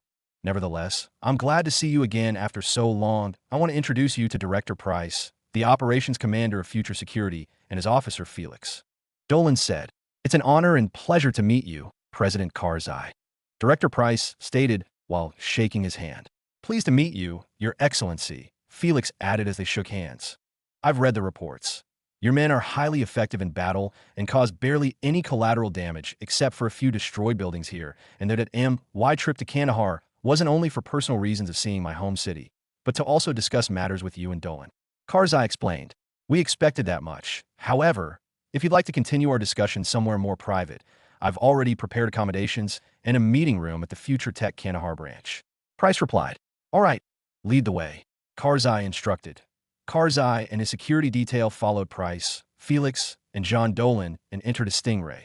They landed on the AV pad located at the top of the Future Tech Kandahar building, the largest structure in the city. Many Afghan FS operators lined up neatly in the main hall to show their appreciation for the president's visit. Leading them was a well-respected local named Farrick, an experienced AV pilot recently promoted to colonel of the FS Aviation Brigade. Karzai noticed the well-armed and equipped Afghans and approached them to recognize their efforts. Price and the others gave their conversation privacy by not following too closely. Farrick and the operators saluted in unison when Karzai arrived in front of them. As a Kandahar native, I know every influential person in the city. However, I can't recognize this officer. Karzai pondered. What's your name, soldier? Karzai inquired. Greetings, my name is Farrick. It's an honor to meet you, Rice. Farrick conservatively replied in Pashto. Are you a native to Kandahar? Karzai asked. Indeed, Rice, Farrick replied plainly. He even has a U.S. Silver Star. Very interesting. Karzai pondered before asking Farrick how he earned it. During Operation Quicksand, my FAV squadron came across a U.S. Marine team pinned down by heavy fire from a fortified position. Unfortunately, command headquarters were unaware because of damage sustained by their unit's communication equipment. I took it upon myself to delay my mission and instructed the FAV gunners to cover the Marines during the impromptu exfil. General Dolan awarded me a Silver Star. Unofficially, a day after. Farrick explained with modesty. As the Khan of the Popalzai, I'm acquainted with my community's skilled and notable people. Oh, how come I've never heard of such a capable man like yourself? Karzai asked curiously. I was a simple farmer 7 months ago before working at Future Security as a janitor. The job included the privilege of free access to educational tools like the MVR visor, computers, and product documentation available during our off hours. It's been less than a year since I've raised my social station. Notable I was not. Farrick explained honestly, but apparently a quick learner. You've done excellent work, and please continue representing our community with honor and pride. Karzai stated sincerely before saying farewell. I never expected receiving a compliment from my president. Incredible. Farragut pondered in glee. In the building's main meeting hall, Karzai, Price, Felix, and John Dolan chose a seat and were served refreshments and snacks by the staff. That Farragut fellow is quite intriguing, Karzai stated. He's the best AV pilot we've trained so far. And I expect Alexis to reassign him as an instructor stateside soon for the practical training phase of the U.S. military. Director Price replied, the city has changed drastically since I last visited. The Taliban bombings in 2011 devastated a significant portion of the area, but now it's like it never happened. Karzai stated, future tech prioritizes the safety and comfort of the residents, and not just defending them from insurgents. Price replied honestly, which reminds me of the reason why I'm here in Kandahar, that I understand the various positives future tech and security have brought to this region. But why? Is it because of lucrative defense contracts? Karzai asked inquisitively. Felix and General Dolan were fascinated by Karzai's question and listened attentively. The money is good, that's true. But do you remember the time when you led the Eastern Alliance in 2001 to take Kandahar back from the Taliban? Felix and I were there while part of the 3rd Ranger Battalion and 101st Airborne as 18-year-old recruits. Price replied, indeed, I remember attempting to save my hometown from the madness it was producing. Karzai recollected. We dropped so many bombs on the city that it made all the Taliban members flee to Pakistan. But unfortunately, it left Kandahar battered and ruined, never to recover due to constant attacks from remnant insurgents until this year. I left the military after 3 tours of duty feeling regret in knowing our strategy of destruction wouldn't change people's thoughts, views, and way of life. Price stated with genuine emotion. That was until I met Vince Dalton, a young man whose sole purpose in life was creating, building, and producing all kinds of technological innovations that he made me realize that I still have the chance to improve conditions here in Kandahar, where my career started. As soon as the opportunity presented itself, I proposed a military contract deal with President Obama. Price added, I always thought it was your young CEO's idea to join the war in Afghanistan actively. Future Security has done well in chasing out the remaining insurgents from the region. Now that I have more context, I'd like to propose a deal. Karzai stated, though there are plenty of international corporations who are very willing to exploit Afghanistan's natural resources, none have improved daily life here like you. Future Tech has demonstrated its professionalism and capabilities, which gives me enough confidence to offer you a joint partnership in prospecting and mining valuable minerals in the country. Karzai proposed. Morgan and Andreas would love more raw materials, that's for sure. Price pondered that a discussion was ongoing in a meeting hall at the Kandahar Future Tech Branch building. I'll pass on the proposal to Vince and our legal team that I appreciate your sincerity, President Karzai. Price stated, please do that. I want prosperity for the Afghan people and trust in your character in helping me achieve this goal. Hopefully, I can meet with Vince Dalton before my presidential term ends. Karzai replied, he loves meeting new people, but sadly, he's often busy managing the core divisions of Future Tech. You're welcome to visit our Austin headquarters if you find yourself in the States. Price suggested, thank you. Now that we've concluded the serious part of my visit, would you please show me the new facilities around the city? Karzai asked. Of course, Mr. President. Price replied. General Dolan returned to the Air Force Base while Felix left and prepared for his flight back to the U.S. Felix arrived in Austin via an F-5 Super Galaxy after 17 hours, which landed on the private airfield next to the FS Austin barracks and took the company CAV, already waiting for him, to the downtown headquarters. Vince was in his office and outlined corporate directives for the core Future Tech divisions when Ian notified him of Felix's return. Good to see you, Vince. Did Price tell you about President Karzai's offer already? Felix inquired. Yes, he told me during the directors' meeting earlier. I've thought about how to prospect the vast deserts of Afghanistan, but I have to finish my previous work first. You can meet with Heidi as soon as you're ready to start testing the prototype suits. Don't hurt yourself. Vince instructed. Got it. I'm ready as I'll ever be. See you later then. Felix replied. I might swing by the testing area later today if I have free time. Good luck. Vince said before dismissing Felix. A fiery-haired woman in her late 20s was in the middle of trial preparation at the remote testing site 25 miles away from Austin. The vicinity looked like a battlefield with plenty of obstacles and weapons around the area. Her secretary entered the control room with a robust Caucasian man in his early 30s. Heidi, our test pilot is here that I'll have the team prepare the infantry variant suit while you speak to Felix. The secretary stated before leaving the room. It's been a while. Heidi, how are things in the robotics division? Felix started with a bit of small talk. Things would be much better if Vince sent Price or Marco to test these new suits, Heidi replied in banter. Come on, stop hurting my feelings. Anyway, those two are unavailable, so you're stuck working with me. Felix bantered back. Okay, follow me. I'll explain our testing parameters before we make you suit up. Heidi instructed as she walked toward the table with two hypervisors. Wear this that it'll help with the explanation with visual and audio aid. Heidi said as she handed Felix the new future tech commercial product. I know how a hypervisor works. Heidi, that I'm not stupid, Felix stated playfully. That's what you say. Now focus and turn on augmented reality mode. You should see an encrypted file if you pull up the context menu. The password is cataphract. Heidi instructed. I'm not dumb that we tested the prototype MVR visors in Kandahar extensively. I think she's just trying to get a reaction out of me. So Felix thought as he followed Heidi's words. The AR presentation began with 3 distinct armor variants lined up in the middle of Felix's field of view. Let's begin with the infantry variant, Heidi declared while the 3D images disappeared and were replaced by a magnified view of the first variant, featuring floating text describing each vital design component. The helmet was designed based on the hypervisor and is pretty much the same thing, but enclosed in a recently developed hybrid composite plating and 2 separate layers of diamine graphene, one on the inside surface and the other on the outside surface, that a layer of diamine graphene is almost as tough as diamonds. But be mindful that continuous damage on the same specific area will eventually defeat the layer. Heidi explained the basics of the first helmet design. Okay, SO if I'm targeted by either high-powered lasers or an M134 minigun. Find cover, great. Felix commented. The suit's frame is made from carbon fabric weave, designed to be light and maneuverable without an energy source. 2 diamine graphene layers are applied both inside and outside also. Heidi stated, all right, that it's like a skin-tight, full-body Type 4 armor that looks futuristic, but what I desire is the good S-it. The ones Director Price has been telling me about. Felix declared passionately. Hold your horses. Partner, do we need to test the presumed standard-issue infantry version first to expedite mass production? However, the other 2 variants utilize a feature that may be jarring at first, so we better start at the basics. Heidi explained truthfully. Okay, you're the expert. Show me the changing room, and I'll get the data you need quickly and easily. Felix replied confidently. An automated fitting room is outside and around the corner. The AI drone will help you with the suit because it may be difficult initially. Heidi replied before Felix hurriedly left for the changing room. He wants to test the power armor so severely, it's a bit cute, Heidi pondered. While Felix was changing, a pretty Caucasian woman in her late 20s walked into the control room at the remote testing facility. Hey, it's good to see you, sister. So you finished work at Future Education for today already?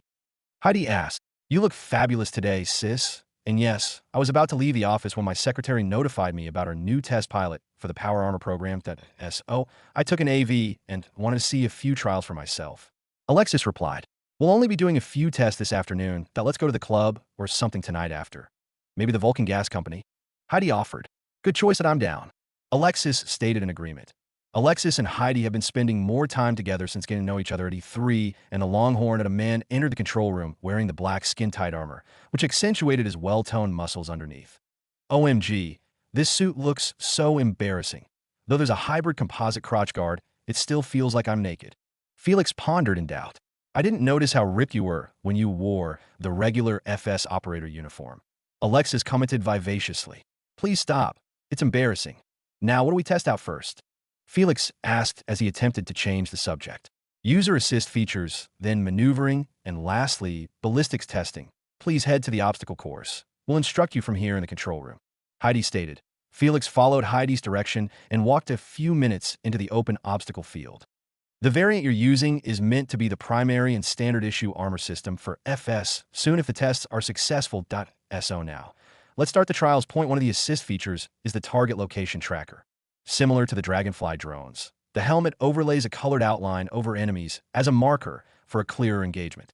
Heidi explained a random FS operator posing as an enemy appeared from the surrounding area. The helmet HUD immediately marked the enemy and outlined him in red. The enemy ran away behind cover, but the outline was still visible due to estimation and visual indications that the user's field of view captured. Wait, so can I see through walls with this helmet hypervisor thing? Felix asked in confusion. The augmented combat helmet cannot see through walls, unfortunately for a pervert like you. However, the many sensors constantly scanning an area of 100 meters observed slight sounds like breathing or a rifle reloading or shadows and how light reacts.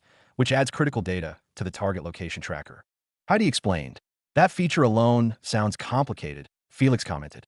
It took plenty of math and algorithms to develop the echolocation component alone that we're lucky to have Dr. Miller's team assist us with the development. The next feature is the suit temperature control powered by batteries integrated within the augmented combat helmet. The suit's fibers will absorb body heat and recharge the batteries if you feel too warm. IT could also restore power using solar energy. If you feel too cold, then heat is applied throughout the suit.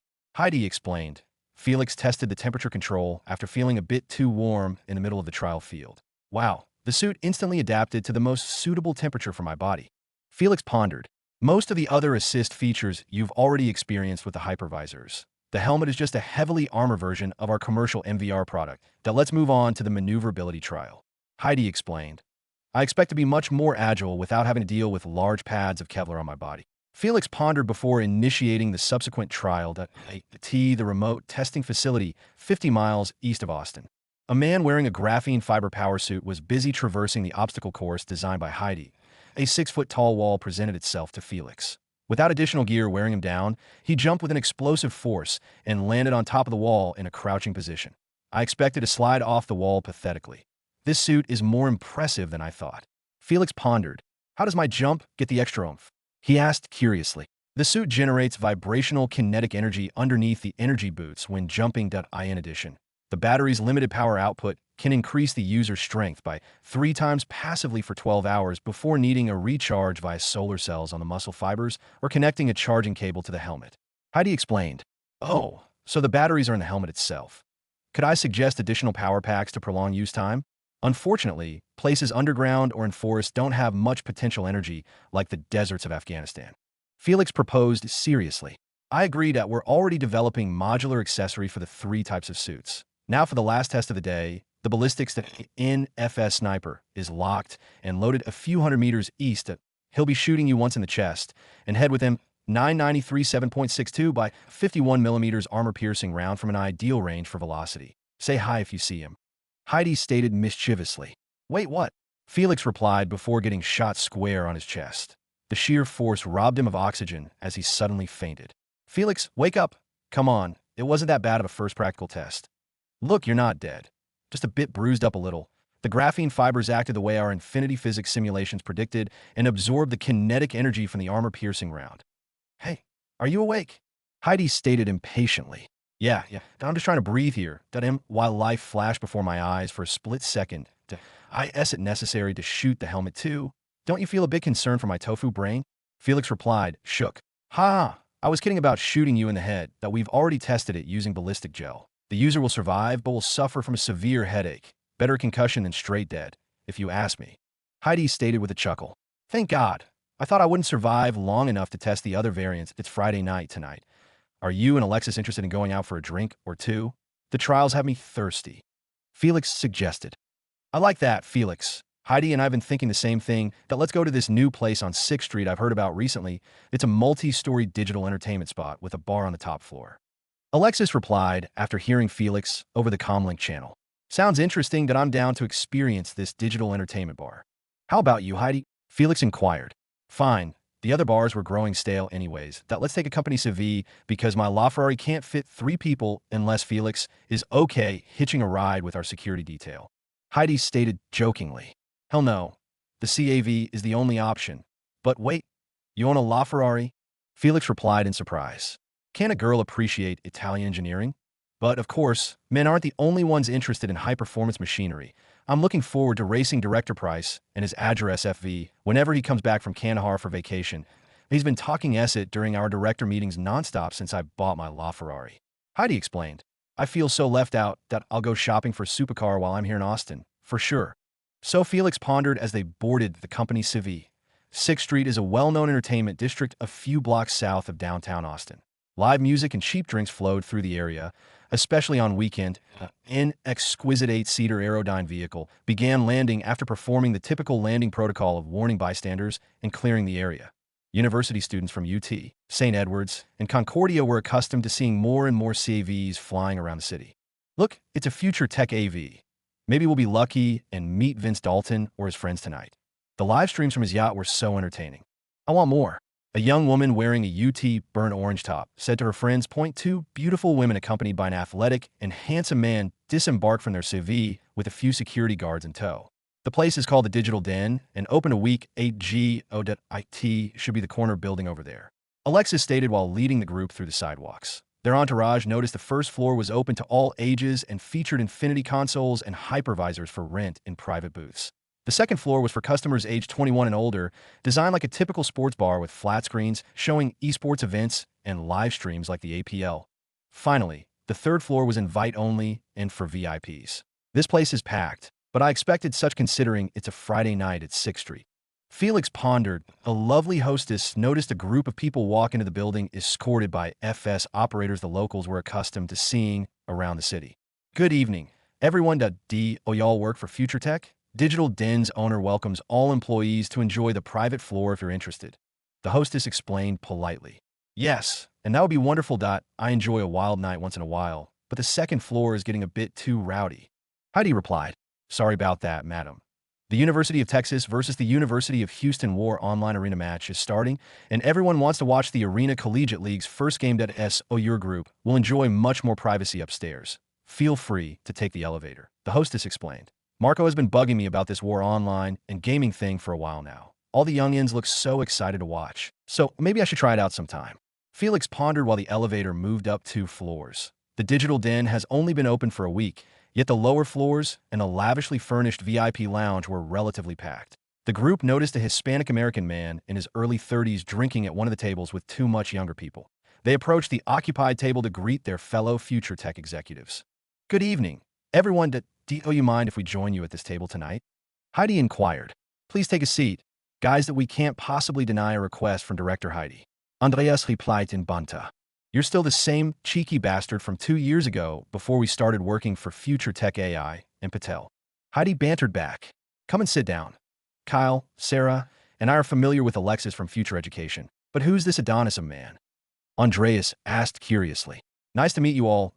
My name is Felix, a future security lieutenant colonel. Vince has mentioned his friends in our conversations plenty of times as, it's great to put faces on names finally.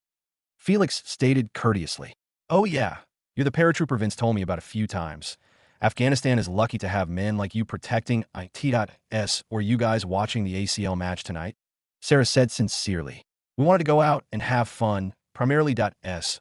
I suggested trying out this new place after hearing good reviews. Alexis explained.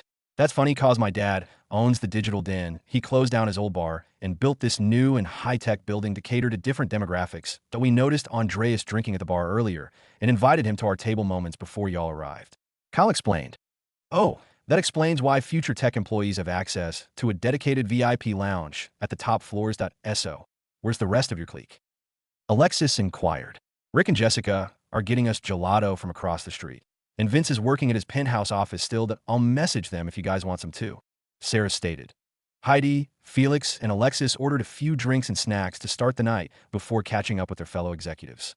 How was the rest of your trip to Vancouver on the Longhorn the past week? Heidi asked. It was great fun spending some vacation time with old and new friends. Haley, Alice, Jaden, Fortis, and the rest of Prime Alliance were amusing to be around. Sarah replied honestly. I'm glad you guys enjoyed the trip.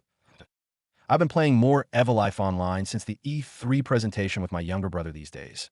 Video games weren't my thing before, but now it's one of my favorite hobbies. Alexis stated, Oh really? I've been contemplating new Future Studios media we can add to demonstrate the power of the hypervisors. You have any ideas, Alexis?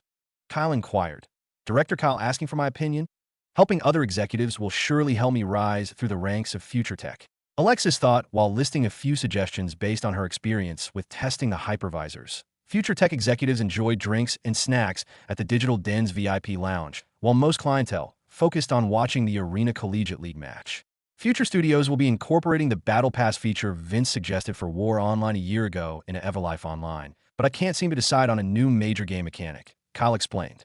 I feel like the Infinity Development Kit is enough for the community to create new game modes, and Future Studios should focus on features only you can implement within Everlife Online. While working at Kandahar, I felt the most compelling aspect of the MVR visor was its potential in promoting a communal experience. Alexis replied honestly. You're right, Everlife Online doesn't have to be only a video game. I know. Future Tech owns Instagram, so I'll integrate social media hangouts in a virtual reality as an optional experience for our users. Thanks for the suggestion, Alexis, Kyle stated proudly. Yeah, like a virtual reality lounge where users can chat and meet with their social media friends within Everlife Online during their downtime. We can even implement body scanning using Infinity Unreal Engine's photogrammetry tools. Sarah commented excitedly. While they were talking, a young Korean-American woman holding a paper bag full of ice cream arrived at the table. Thanks, Jessica. I've been craving gelato for the entire week. Where's Rick? Kyle stated. He joined a gang of UT frat boys watching the ACL match downstairs. Rick said he'll follow after the first game. Jessica replied in an unamused tone. Sorry about that, Jessica. His attention span is as short as a small animal sometimes. I'm sure he'll spend some time with you tomorrow or on Sunday. Sarah stated reassuringly. I hope so. Hey Heidi and Alexis, it's good to see you too. Jessica said, acknowledging the newcomers. Our friend here is called Felix. He's an FS officer usually stationed at the Day base. He's doing tests and trials for the in-development armor program. Heidi explained. Nice to meet you, Felix. Vince and Alexis don't speak much about our presence in Afghanistan. Do you mind sharing how life is there? Jessica inquired curiously. Aside from a few battles, Future Security primarily focuses on peacekeeping alongside the U.S. military. However, Future Tech itself is heavily involved in the local economy like energy, education, and food infrastructure. Felix explained. Most of the massive solar arrays we've manufactured are sent directly to Kandahar City. Our office there orders the most equipment out of all the Future Tech branches worldwide. Andreas commented. I'm not privy to executive meetings, but am curious when our maritime division will be ready to produce sea vessels for the FS Navy units, Felix stated. Our zone at the Port of Houston requires further modifications to allow the manufacturing of advanced Navy vessels and should take a month more of construction. But our Hyundai partners agreed to build cargo freight ships, included with their lawsuit reparations, at least. Andreas explained. Oh, I almost forgot about the East Asia debacle that happened back in March. Since the attempted corporate espionage occurred, Vince had been on edge and only started to relax after a summer vacation a week ago. Sarah commented worriedly. Don't worry about it. The CIA and Interpol are collaborating with Future Security with the investigation. Vince has heavily invested in Future Tech's physical and cybersecurity wisely, so we're luckier than most. Felix stated comfortingly. Do you know any of the FS net hunters that work at headquarters? They're so mysterious, and we rarely interact with them. Kyle inquired.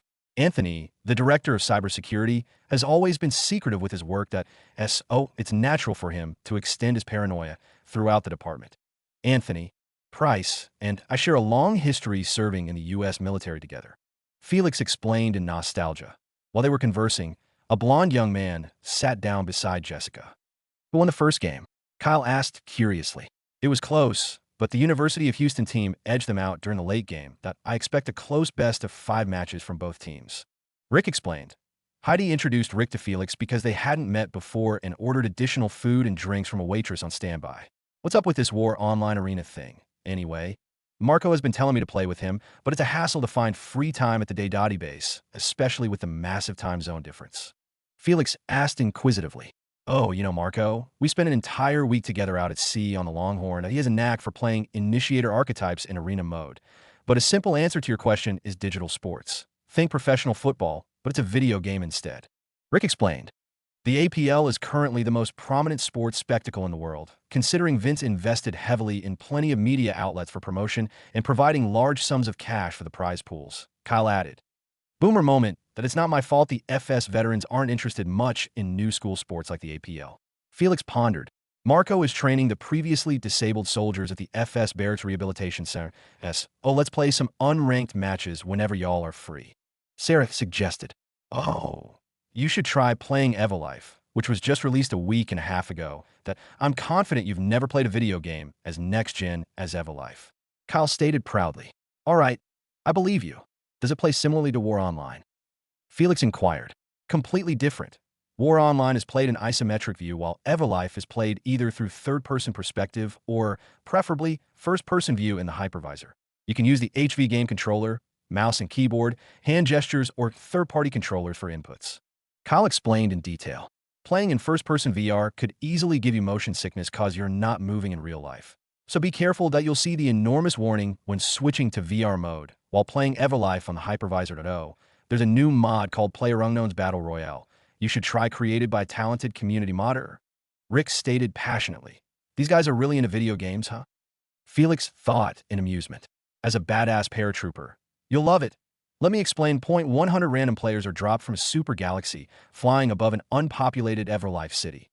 Practically naked warriors attempt to find weapons, armor, and medicine to survive attacks from other players and the dangerous gas that entirely covers the map in 45 minutes. It's crazy, man.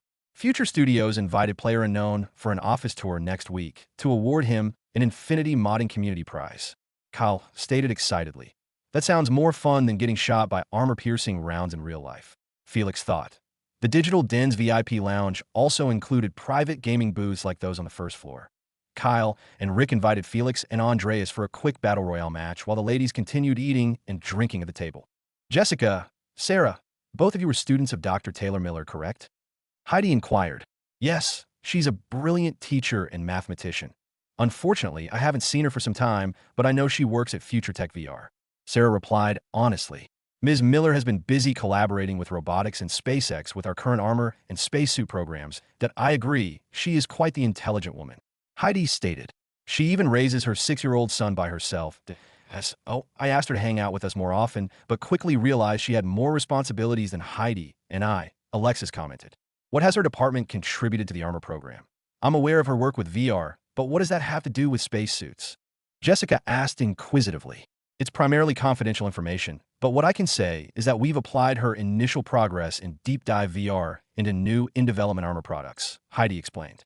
Ms. Miller mentioned how difficult it was for Deep Dive users to interact with a completely digital world seamlessly. I wonder how her technology is utilized in non-gaming situations. Jessica replied curiously. You won't have to wonder about it for too long. Testing the SpaceX spacesuit will take us a week tops, and then we'll proceed with production for our astronauts. Alexis commented.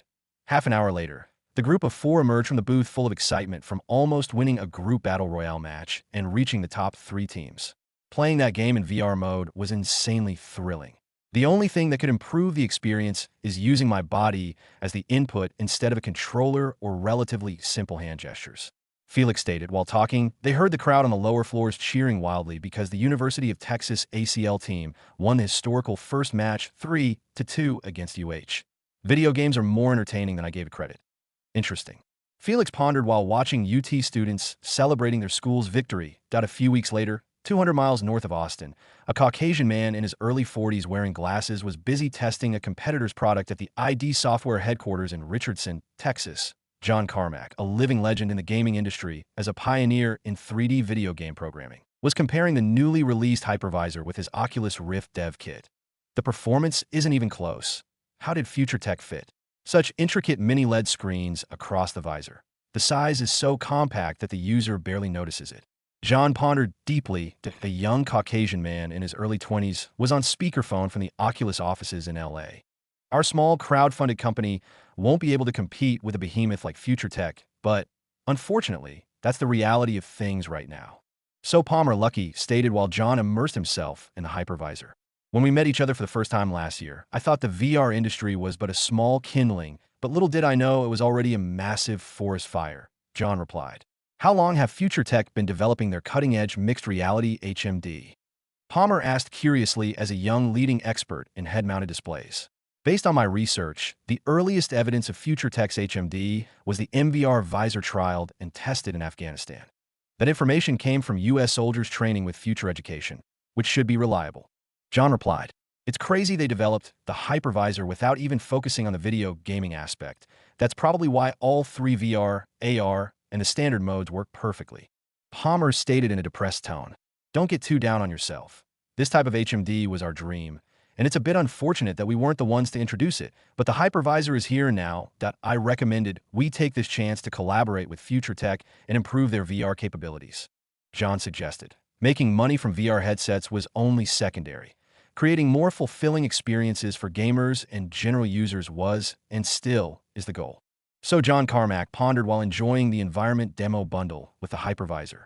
RI.my secretary will book a meeting with either Future Studios or Future Tech to pitch our partnership on Monday. We should get ready over the weekend. Palmer replied. Understood. Palmer, I'll be testing and exploring the AI assistant feature in the meantime, that I've always been intrigued with general artificial intelligence.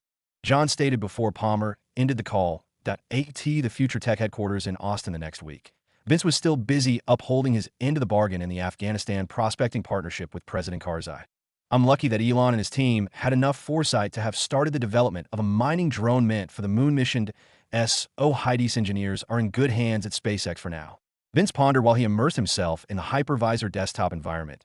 He received a comlink request from Aya through the visor. Vince, I would like to remind you of a scheduled meeting with John Carmack and Palmer Luckey from ID Software and Oculus in 5 minutes. Aya stated politely. Thanks, Aya. Would you please serve them some refreshments in the living room while they wait? Vince replied that a very human-looking butler bot took the penthouse elevator down to the main lobby. Aya found both John and Palmer speaking with each other and touring around the lobby as they waited for the meeting to begin.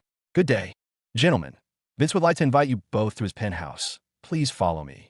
Aya instructed courteously. Amazing. She's an android, yet it's pretty hard to tell she's not an actual human. And I thought Infi AI was already marvelous. This level of AI can change the world. John Carmack pondered fervently the Future Studios offices. Kyle was notified by his secretary regarding Vince's meeting with a legend in the video game industry comparable to Tim Sweeney. Kyle immediately took the private elevator and made his way towards the penthouse. The three people arrived at the penthouse living room almost simultaneously. Kyle initiated a conversation as they waited for the big boss of Future Tech. Mr. Carmack, welcome to our Austin headquarters, and my name is Kyle from Future Studios that I've heard so much about you and John Romero at ID Software for my mentor all the time that I'm lucky to meet you in person finally. Kyle stated sincerely. Thank you for the kind words, young man. May I know who your mentor is supposed to be? John inquired. Tim Sweeney from Epic Games. Vince recently acquired his company, and Tim is now the senior director of Future Studios, though he and his team are still based in North Carolina. Kyle explained. You're fortunate to have such a magnificent mentor in Tim. I hadn't talked to him since the NVIDIA Montreal Expo last year, but I hope he's doing well. John said truthfully. Nice to meet you, too. Lucky.my's secretary told me you scheduled a meeting with Vince. May I join you, gentlemen? I'm curious about what you might discuss. Kyle asked. Call me Palmer. Referring to me as Mr. Lucky makes me sound old. I'm only 21 years old. And of course, we'd love to have the junior director of Future Studios attend the meeting. Palmer replied. While they were getting to know each other, Aya served refreshments and snacks for the guests. If you don't mind me asking that Aya a common sight around Future Tech? I never imagined such an advanced artificial intelligence already in use. John inquired passionately. She's the one and only. Patel and Vince spent hundreds of millions developing the android butler as proof of concept. Are you interested in AI technology? Kyle replied. Am I interested? Of course. General artificial intelligence has too many potential applications that could change our way of life. John explained passionately. How about you, Palmer? AI tech of interest to you as well. Kyle inquired. My expertise lay in head-mounted displays and mixed reality. However, artificial intelligence is more John's thing that we started developing the Oculus dev kit a year ago and never noticed Future Tech advancing and innovating HMD technology. After testing the hypervisor, I feel like we wasted time and effort in Oculus. Palmer stated honestly. Don't be too down on yourself. The hypervisor is a culmination of various Future Tech programs in plenty of divisions and subdivisions, which enjoy billions of dollars worth of funding each. But unfortunately, based on our market research, Oculus only raised $2.5 million, frankly not enough capital to improve HMD technology. Kyle replied truthfully. Vince finished up his work and left the office to meet with John and Palmer during the allotted meeting time. That he introduced himself to John and Palmer after greeting his old friend and colleague, Kyle. Mr. Carmack, may I preface our meeting by saying how much I admire your work. Carmack's reverse algorithm and ID Software's innovation of FPS and mouse look functionality is legendary. Vince stated reverently. Even though I wasn't a video game programmer primarily in my past life, I consider people like John and Tim to be up there with Bill Gates and Linus Torvalds with respect. Vince pondered. I appreciate it, Vince, and feel free to call me John. Palmer, and I wanted to discuss the future of mixed reality head-mounted displays with you. We started producing Oculus Rift dev kits for our Kickstarter backers last year, but Future Tech's hypervisor is the best choice in the market, though it's pretty expensive. John Carmack explained. With all due respect, John, that I don't wish to monopolize the HMD market, and customers would feel better knowing cheaper alternatives were available to them. As, oh, I'm prepared to offer Oculus a partnership deal to produce more affordable VR products with fewer features. Vince replied, wow, that was easy. I thought we'd never be able to profit from Oculus ever again. Good thing Mr. Dalton is a John Carmack fan. Palmer pondered in excitement. Thanks for the gracious proposition, Vince, but I wanted to offer my services to Future Tech to improve and innovate your existing technologies, mixed reality, and general artificial intelligence. That if you know my work, you understand I'm not in this industry for the money. Advancing entertainment and practical media is my life's goal. John explained passionately. How could I say no to someone like John Carmack? The guy is adamant about learning and improving, but he doesn't even have a college degree. Vince thought, how about you, Palmer? What made you fly here from LA? Vince inquired. Honestly, I've always been interested in HMDs. That I believed Oculus would be the big break for my young career. So I accept the partnership offer to deliver economical options for mixed reality products. My company will aim to sell HMDs costing half or a third the $1,499 price of the hypervisor. Palmer replied confidently. All right, Kyle and Jessica will provide Oculus limited access to the Infinity API and free training in exchange for annual licensing fees, of course. Future Tech can't sell too many different variations of our products. So, if customers want the best, they can only buy from us. Having competition is excellent for the growth of the industry too, Vince thought. Meanwhile, Enigma was present for a high-level Anarchy video conference meeting hosted on their private network servers. Inside a base hidden somewhere on the Andes mountain range in South America, a man speaking in a Russian accent was explaining the status of Anarchy's current plans. Mr. Putin was very impressed with the Aerodyne vehicle technologies Anarchy has put up for sale recently. He asked if the Russian Federation could purchase both the AV tech and hacking support for a discounted price, the mysterious Russian oligarch stated. Negotiable. When does our client require Anarchy's hacking service? We can't be on standby for long periods just for one customer. Enigma asked in annoyance. My contacts mentioned a few things about Crimea and the risks of Ukraine joining the European Union. The invasion is currently scheduled for early 2014, based on the country's military actions I've observed, the Russian man replied. Tell Putin we have a deal if his men can assist us with a business matter, one requested by a few powerful men in Syria and the Middle East. He gets the AV tech and hacking services in exchange for cash and unmarked professional operators tasked with rescuing a fellow named Ashkan from a very dark prison in South America. Enigma demanded calmly. Understood, Enigma. Are the clients the same ones attempting to start their own caliphate? The Russian man asked. Correct. Though we have a team in Syria masquerading as hacker extremists selling some of our available tech and services in exchange for cash and authority within the extremist groups, that I feel like this avenue of our business could be quite financially and influentially lucrative. Enigma stated with a wide grin. Another man who looked like a stereotypical Silicon Valley suit interjected in the conversation to notify Enigma about business in the United States. Our recent development of the first-generation AM processors has been a hit with many Silicon Valley executives. They've been clamoring for new tech that could give them a fighting chance against future tech, even if they acquired it from unsavory sources, the mysterious American explained. I became aware of our successful business in the U.S. after seeing the $20 billion in our Cayman Islands bank accounts. Continue doing good work at our U.S. branch, and you'll be promoted within Anarchy soon enough. Enigma stated before dismissing his underlings. It's been a few months since the CIA and Interpol have been on our tails, but they still haven't figured us out. Amateurs. Enigma pondered while continuing reverse engineering tech Anarchy recently stole from a subsidiary of Reliance Industries, the largest conglomerate in India, Future Tech Austin headquarters. Vince discussed his plans with Kyle, John Carmack, and Palmer Luckey the same day. Please have Dr. Taylor Miller attend our meeting as a representative from Future Tech VR. Thanks. Vince instructed. After a few minutes, a Caucasian lady in her late 20s arrived at the penthouse living room. Thank you for freeing some time for this meeting. I understand you've been busy collaborating with Heidi and Alexis amidst the armor program. Vince told her before introducing John and Palmer. Welcome aboard. Mr. Carmack, my team would love to have you. Most of my staff will freak out when they hear John Carmack himself is joining us as a consulting officer. Dr. Miller stated sincerely. Please kindly stop. Future Tech has been showering me with praises since I got here. Feel free to use my expertise in any way your department requires, that I'm always hungry to learn and innovate. John replied passionately. You and Dr. Miller can discuss Future Tech's more classified VR information after our meeting. But for now, I'd like to know more about our new consulting officer, I remember reading about how you and ID Software started the esports industry in the late 90s with Quake, that ID awarded Thresh with your Ferrari 328 as the grand prize. Epic. Vince stated reverently. I love that Ferrari, but Dennis Fong deserved it after playing such a phenomenal tournament.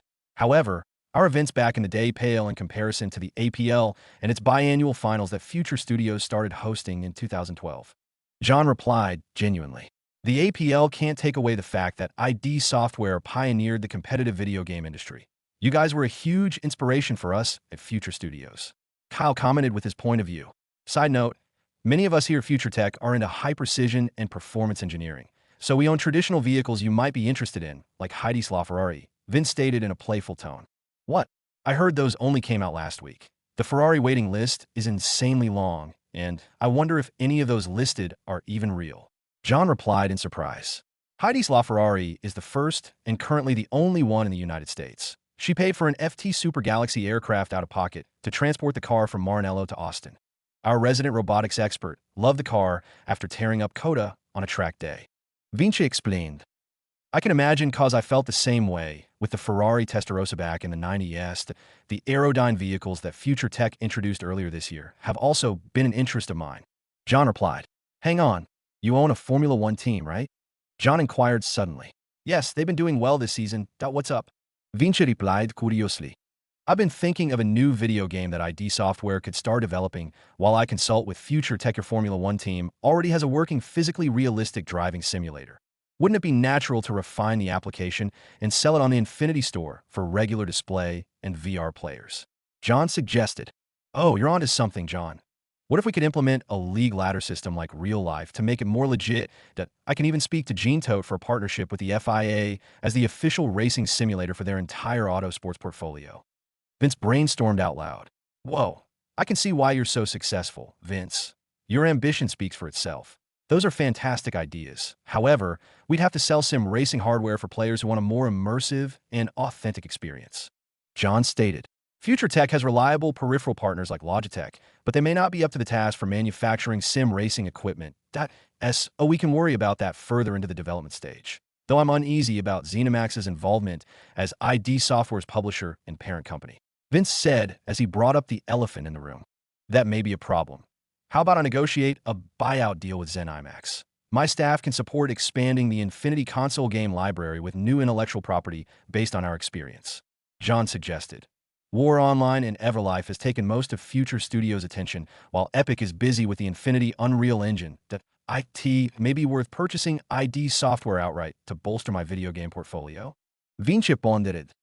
These are all great ideas, John. I hope ZeniMax and Future Studios can reach an amicable agreement. Our Infinity platform sorely needs more signature exclusive video game titles. Vince replied honestly. While brainstorming about the new racing simulator game concept, Aya whispered to Kyle regarding another guest meeting in 10 minutes.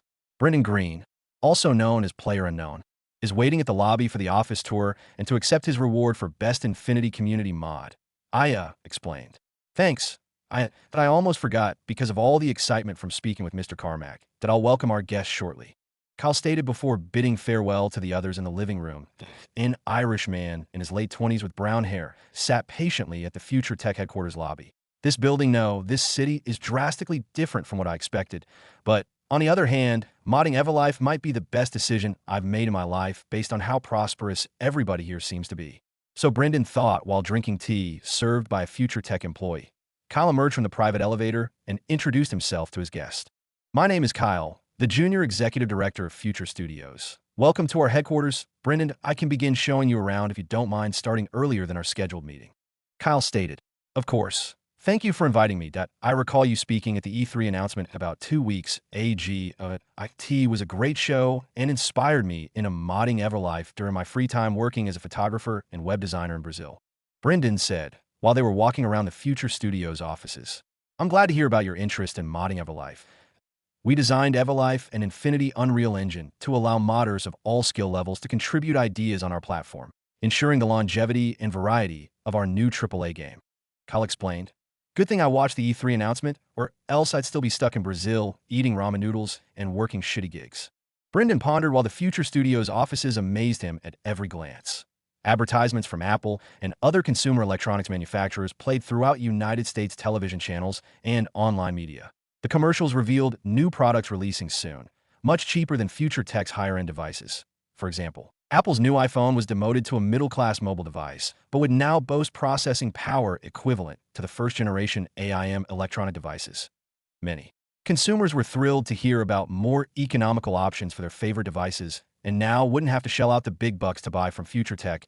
The rich Silicon Valley suits were so proud of themselves for spending billions of dollars in exchange for sufficient technology enough to fight against future tech's sudden growth. Meanwhile, Russian military factories had begun churning out below-average Aerodyne vehicles meant to equip their frontline troops for the inevitable war against Ukraine on the other side of the border. Instead of focusing on defensive capabilities like future tech's F-81, the Russians added more firepower and accessible pilot controls because their version of AV wasn't equipped with the same cutting-edge AI assistance program the CAVs and FAVs feature, nor the future tech insurance. We got a sweet deal from those dark web outlaws. AV Tech and an assured hack job are well worth ghosting Interpol and their current investigations. Putin pondered in his Kremlin office. More than 3,000 miles away from Moscow, a few Syrian military officers were finalizing a deal with a mysterious extremist group that recently made their existence known in the Middle East, selling tech and information in the local black markets. Plenty of other organizations and companies uninvolved in shady dealings have been rapidly advancing their technologies and offerings using the first-generation and current-generation future tech products available to the public. The massive performance boost in the computational capacity of the new processors most professionals have adopted has positively affected daily workflows, especially in laboratories worldwide. One significant example is the Hollywood industry, which has joyously migrated all its 3D rendering workloads to either AIM or Infinity workstations, reducing render times and overall costs. Motion capture and photogrammetry were trivial matters for anyone who owned a future tech mobile device and used its Infi AI-driven camera to capture high-fidelity images. Disney also recently negotiated with Future Tech to purchase 2 Infinity supercomputers as soon as their chief technology officer learned of the new offerings from the Austin tech giant. Humankind was improving and changing much quicker than in Vince's past life, the essay result. The butterfly effects of his existence are getting more and more apparent. After the office tour, an Irish man in his mid-20s couldn't believe his eyes. Kyle awarded him $1 million for the Community Modder Award and a job offer to work at the FPS subdivision at Future Studios. Pinch me, I think I'm dreaming, Brendan blurted out while reading the contract details. Even though Future Studios employ the highest number of dedicated game developers in the world, we're still looking for innovative creators to add more value to our video game ecosystem. After speaking with the FPS progenitor himself, John Carmack, an hour ago, I feel like you share the same passion for video games and deserve a spot on my team. Kyle explained with an air of leadership. Even at the age of 15, I won't have to eat Brazilian brand instant noodles anymore. And I even get a job offer to work with John Carmack. That seals the deal for me. Brendan pondered as he signed the paperwork without a second thought. Vince, Dr. Taylor Miller, John Carmack, and Palmer Luckey enjoyed a few drinks at the Penthouse Bar to learn more about their new colleagues. I was amazed when I first tested the hypervisor. The quality and level of detail your company integrated into the mini-LED displays were marvelous. Oh, you mind my asking how many you've sold so far? John asked curiously. We've sold about 5 million hypervisors units so far, and a third of our users actively play Everlife and War Online using VR desktop mode, Vince replied. Very popular. Indeed, it's natural for customers to flock towards the latest and greatest consumer devices, as they did with the first iPhones a few years ago. The young Palmer commented, I'm sure the Oculus version will sell much better due to the significant price difference. More people need to experience this life-changing VR and AR technology. John stated in a passionate tone, there's still a place for traditional displays, especially for industrial applications like the instruments on the Dragon space capsule, but now we have more granular and refined control with the hypervisors. Side note, I'm not sure if you've heard of a recent Everlife online mod released a week ago, called PlayerUnknown's Battle Royale. That it's a hugely popular online game mode centered on the first-person shooter aspects of Everlife. The modder is meeting with Kyle to receive his community award and prize. You may have ideas about the FPS genre you can suggest to him when we meet for dinner. Vince explained, I'm sober enough to try it out on a traditional display screen. Give me a second. So John said before pulling out the new Infinity notebook he purchased at the ground floor Future Tech storefront. That's completely fine. Everlife was explicitly designed for traditional displays to allow most people to play. SOVR isn't essential to enjoying the different game modes. Vince replied while powering on his Infinity workstation. Aya arrived carrying 2 Infinity notebooks meant for Palmer and Dr. Miller to use, but the good doctor declined courteously. You boys can enjoy the rest of the day while I return home to my son for the evening that I expect we'll see each other soon, Mr. Carmack. Taylor said before leaving the penthouse. All right, we can play trios after doing the quick tutorial, Vince stated as he invited John and Palmer to his in-game squad. All 3 loaded into a large modded level within Everlife Online with targets in varying distances and weapons laying around ported from the base Everlife game. I suggest practicing with the FA-416, the future arms variant of the M4 carbine. It's the most common gun spawn in the mod. Try out the mid-range and short-range optics at the shooting range. Vince explained, wow, besides the insane graphical fidelity, these animations are smooth as silk. How were you able to do this? John asked passionately. The stock animations that come with a modding toolset were created using full-body inverse kinematics and motion capture of various people from Future Security, studios, and contracted Hollywood actors. In addition, Infinity Unreal Engine automatically fixes minor mesh issues using Infi AI assistance. Vince explained in detail. Amazing. I'll make it my priority to learn the ins and outs of your new software development suite. Even the physics feel authentic. John replied after shooting a target at 50 yards a few times. You guys should play Everlife. The story alone is worth the playthrough. So Vince stated as the 3 of them deployed for their first Battle Royale match. 100 random online players will parachute drop into any available part of the map, the FT Super Galaxy, where riding flies over. Let's drop there. That area provides an average amount of loot, but most players avoid it. Vince explained as he pinged Rivertown on the squad map. I'm glad Brendan started modding Everlife instead of Arma in my past life. How could I forget how popular Battle Royale games were? Kids on TikTok were dancing the Fortnite emotes unironically. Vince pondered while looting a house. Brendan was kind enough to provide a HUD mini-map to help teammates keep tabs on each other. Guys, I think I'm in trouble here, Palmer said in worry as he heard a group of enemies running around his vicinity. John took position on the 3rd floor in a house across the road from Palmer. He found 3 enemies looking to loot Rivertown, and took it upon himself to fire the first shot from his excellent vantage point. John was lucky. He found in State Route 25 and a cog scope in the same house, and downed 1 enemy via headshot. Great shooting, John. Watch this. Palmer exclaimed before rushing the last 2 enemies while brandishing a stock FA-416. He took cover behind an abandoned truck and emptied his magazine towards the 2 enemies attempting to revive their teammate. The gunplay is just so good, Vince, John said while looting his kill. Online connectivity and realistic physics were crucial to my vision of Everlife Online, and we spared no expense in developing the game engine for our purposes, Vince replied proudly. The toxic gas slowly covered the playable areas of the map until the last few teams fought for survival. Unfortunately, toxic gas caught the trio in the open between 2 squads, which sent them straight back to the lobby after a valiant attempt. I feel the rush in my blood. Vince, this game mode is addicting, John commented. That's why we offered the developer a lucrative deal. Future Tech is always looking for talent that he may be of use to our upcoming projects. That I already feel the U.S. military's interest in purchasing augmented reality training simulations for SOCOM and specialized roles like bomb defusing. Vince replied, I envy your commitment to the business side of things, but unfortunately, I've always been too focused on developing games rather than growing ID software.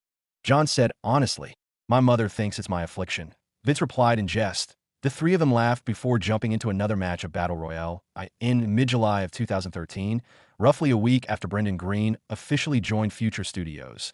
A Caucasian man in his mid-30s was scrolling through his phone's contact list. Enigma was sitting in a different office furnished as lavishly as ones at other Anarchy bases, enjoying a glass of Macallan whiskey. His aide, a man wearing a dark combat suit and balaclava, entered the office to notify Enigma about his current mission. Hades, what do you have for me? Enigma asked as he placed his phone on the desk. My strike team is supplied and ready to meet up with the unmarked Russian operatives for our contract in the Caribbean. Forced extraction is par for the course for our men. Still, the other mission involving the assassination of the Anarchy defectors won't be easy considering they work for Future Security now. Hades replied in detail. That's fine at S, I said. Anarchy will have to lay low for the time being. However, nothing is stopping us from availing this kind of service from the true assassination professionals. Enigma stated in a calm tone. You mean the Guild? I understand they're the best with that sort of operation, but I doubt they'll do better than our in-house hitmen. Hades replied skeptically. I know you've had run-ins and bad experiences with members of the Guild, but we've had a decent relationship with them for decades now, and I trust they will hold the end of their bargain. Oh, you're clear to depart for the extraction mission. Here are the contact details of our Russian intermediary. Enigma stated before dismissing his right-hand man. Then Enigma found the contact number he was looking for on his mobile phone and called it. The call request passed through Digital Anarchy's private communication network. Finally, it reached a woman enjoying red wine and the cool breeze of the Mediterranean that a respectable amount of security surrounded the villa itself. Still, every inch of the area was under video surveillance. Courtesy of one of Anarchy's many legitimate companies scattered throughout the world, a beautiful brunette Italian woman in her late 30s was sunbathing outside her Malta villa. However, her bliss was soon interrupted by a phone call from a prominent man amongst her particular business circle. Well, I'm not surprised to be hearing from you, old friend, that I assume you need help cleaning up after the mess in East Asia. Has your organization fallen into hard times having to hire the guild? The woman said jokingly. Madam Francesca, you wound me with your harsh words. I thought you'd miss our times together instead of my recent headaches. IT has been quite a while. Enigma replied in banter. The guild's centuries' worth of professional experience is available to you. Of course, in truth, the toys your organization has sold to us these past decades have made the assassination business rather easy. Unfortunately, though, we still have our limits, Enigma. Francesca stated honestly. Don't worry, I'm not asking for the guild to assassinate future tech executives, though we both know we're a year too late for that sort of thing to be probable. But I do have fresh intel about the 2 South Korean defectors who will be at the receiving end of our deal. Enigma replied reassuringly. Good. For more than 1,000 years, the guild hadn't shied away from a problematic mark. We've assassinated presidents, prime ministers, and royalty. But these tech giants like Future Tech are a different story now. But I accept the contract for old time's sake. Francesca stated. Our agents around Future Tech noted 2 new but very talented Asian hackers who recently finished training at Kandahar, being reassigned to support future security operations in Mogadishu. That I'll send you the full report after the call. Francesca, I expect you to send your best hitman for this job. Failure will put both our organizations back for a long time if Future Tech finds out that I'll pay $50 million now and another $100 million when the job is done. Enigma explained. Rather generous of you. Enigma, you hate the 2 hackers that much?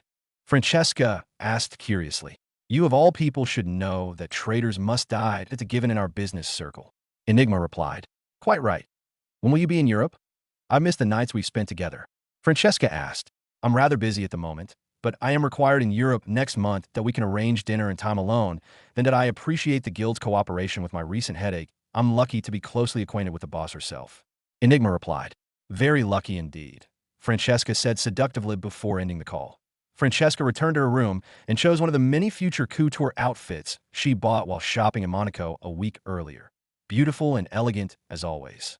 She pondered while looking at her mirror. After changing clothes, she headed toward the control room only accessible to her, hidden behind an original painting by Sandro Botticelli. Francesca remotely powered on all the video displays that show the updated locations of the numerous professional assassins employed by the guild.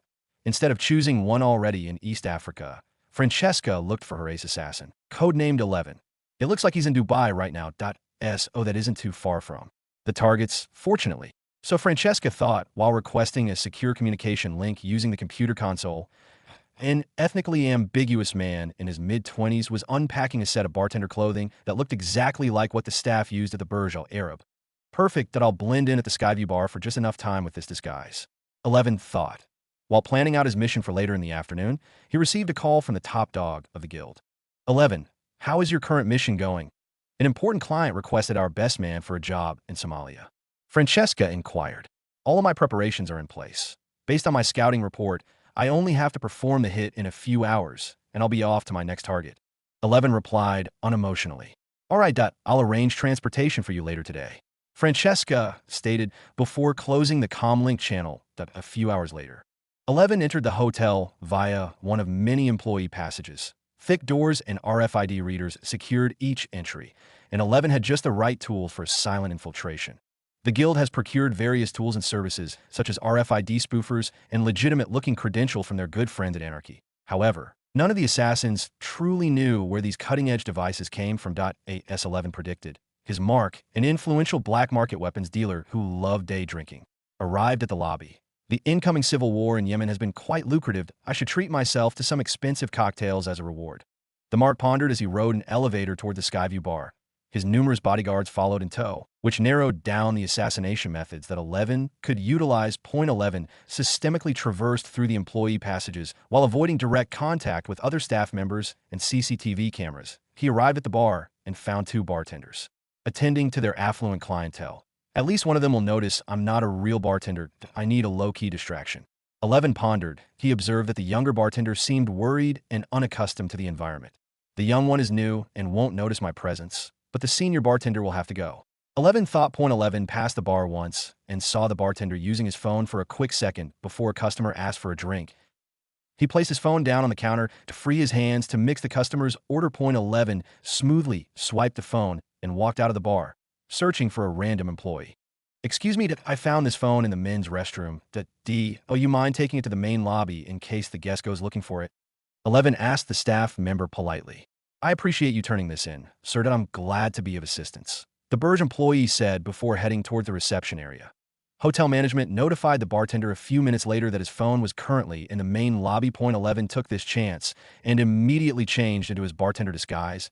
He then headed towards the bar to mix the Mark's favorite cocktail, a Manhattan, with an added dose of a boutique slow-acting poison. He mixed a Cosmopolitan and asked the newbie bartender to serve it to a fine-looking woman seated a few tables away from his target. Courtesy of his Mark, the young man did not question his authoritative command and did what 11 told him dutifully. Point 11 walked up to his target with a smile while holding onto a tray.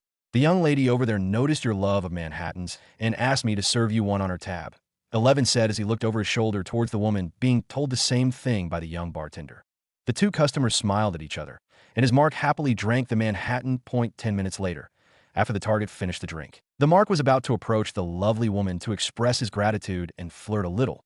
But then he suddenly had an ache in his chest and died on the spot. Point 11 was long gone from the scene and the hotel, already in a town car heading back to his safe house. Mission complete. On to the next one.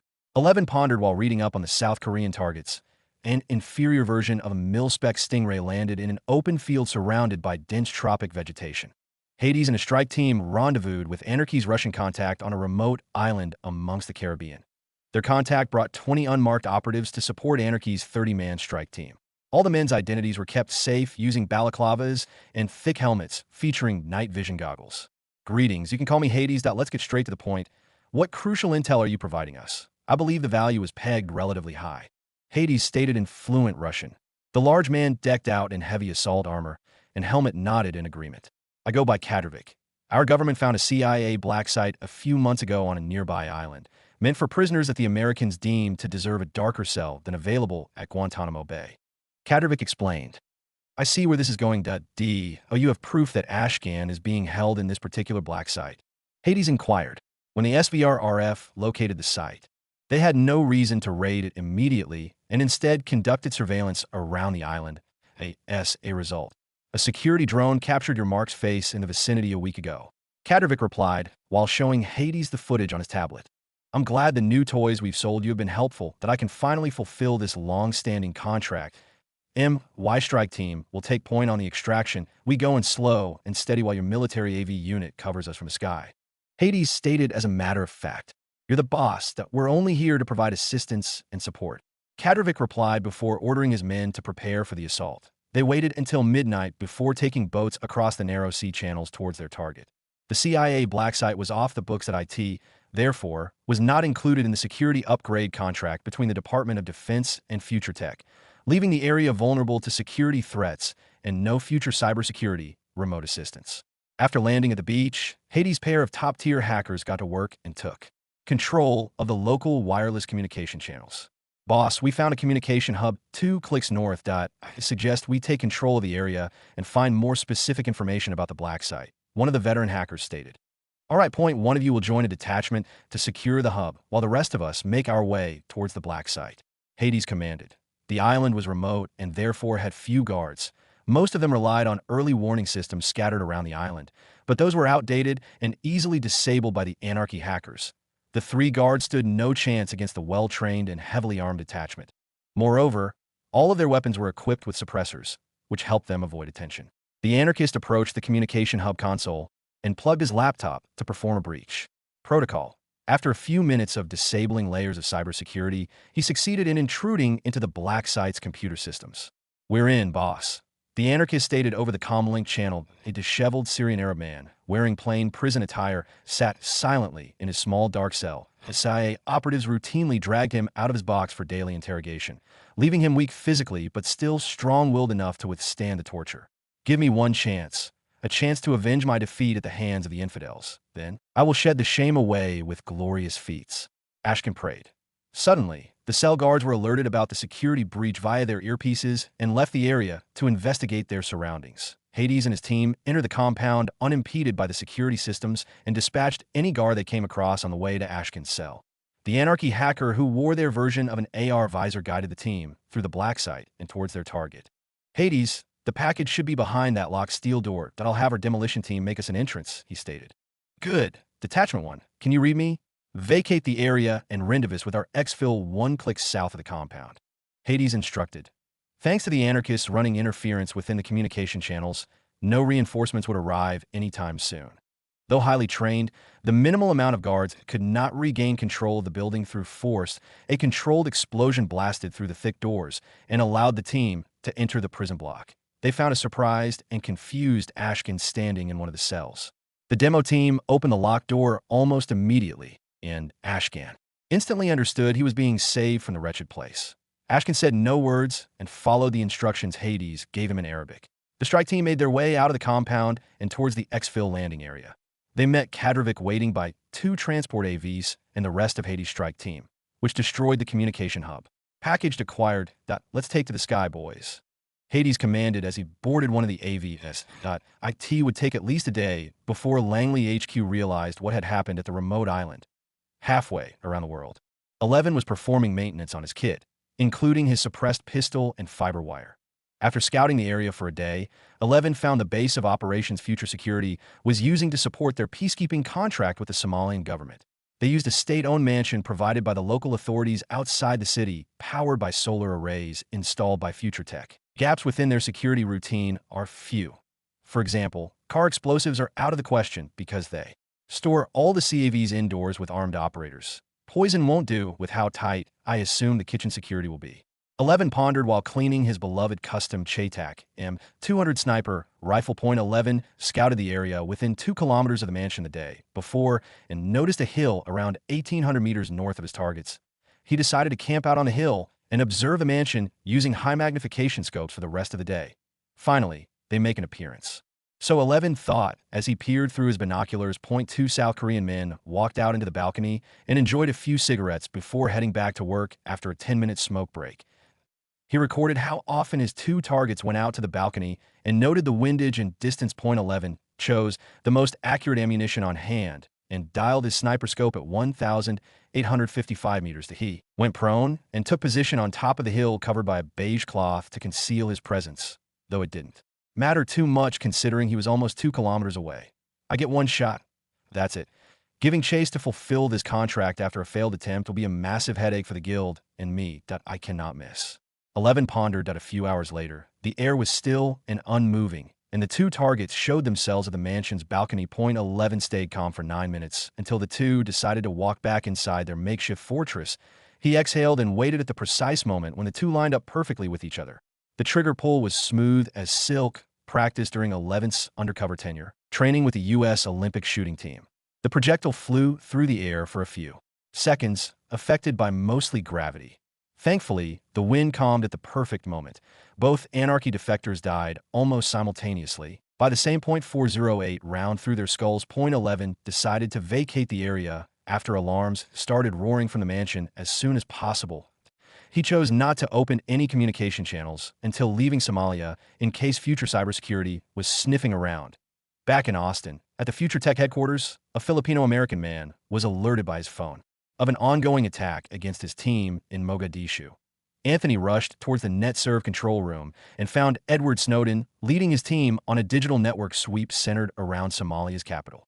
Anthony, the 2 recruits you recently cleared from probation were assassinated. We're looking for any signs of them digitally while the operators on-site secure the surrounding area. Edward explained in detail. Thanks for taking the lead while I was on break. Edward, I can take it from here. Anthony replied. Those 2 showed promise and repentance. What a waste of good men. Anthony pondered while coordinating his staff that a plethora of hive mind manufacturing drones and various specialized equipment could be seen around Vince and Morgan while discussing a recent problem in his FT Microdevices laboratory. As you can see, the new microchips Apple and the other silicon fabricators are producing share a strikingly similar design and manufacturing process to our first-gen offerings. Moreover, they even derived a few basic AI features like face recognition based on Patel's investigation in his department. So our competitors are clearly reverse engineering future tech products and are undercutting us to boot. Morgan explained with disdain. I knew this would happen sooner or later, but it's only been a year. Vince thought before replying. We have a few courses of action, like taking all of them to court, but that would be expensive, time-consuming, and bad publicity. Future tech has already been a target for a while now. And I can't let my company be dragged into countersuits right now. Vince stated calmly. So we do nothing.